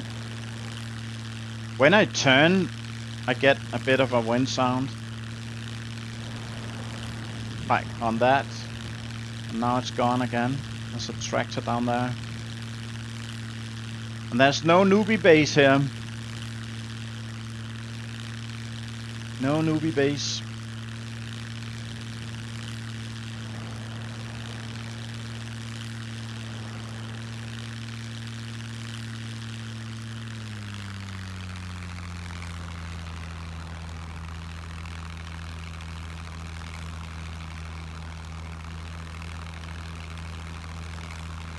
Let me just land the plane and I will catch up to the chat.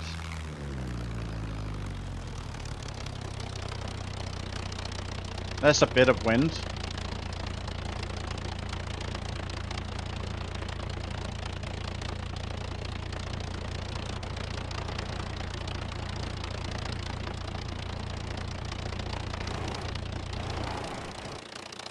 Don't.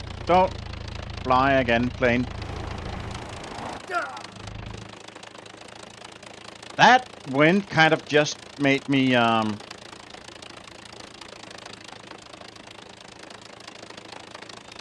go forward somehow. Stop. I think we need to push back in order to get it. Oh, no. I'm gonna pull down the plane. So I actually... Oh, I got a C3 from that? That's interesting. Usually we don't get like more than C1s. Interesting. And let's do these. Okay.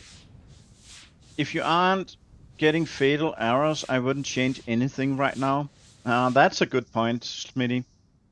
And Slim says, I really think they already have that servers to test things. Yeah, the PTE servers, player test environment. And they should be putting all the updates there for people to say what's wrong if they cannot do it right. Yeah, I kind of agree, yeah. Always the same, update, hotfix, hotfix. Yeah, the thing is that when you're doing software, you actually do quite a bit of work on the testing part. That is kind of expensive in man hours. So what happens when you got management that say that, oh, we need to cut costs, we need to save money, we need to produce more for less money? Well, what happens is they are gonna remove what they think is not needed, and that is gonna be the testers and stuff. And then they say, oh, you guys, you develop it, you also test it. But the worst testers in the world is that same developer that made whatever feature. I think it's something like that going on.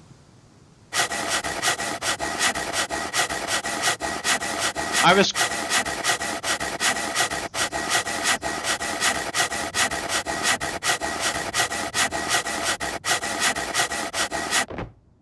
was going over 100 when I touched down. I didn't pay attention.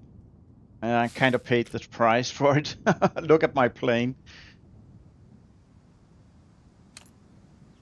But I do have a repair kit. Not that many uses though, but do have it. Have that. Yeah, I see. Now it's good. Let's have a look. The wings are looking kind of sketchy. So let's do the wings. Left wing. Good. The right wing kind of looks okay, I think. So let's save the uses. That. Okay. Now we can drive it back.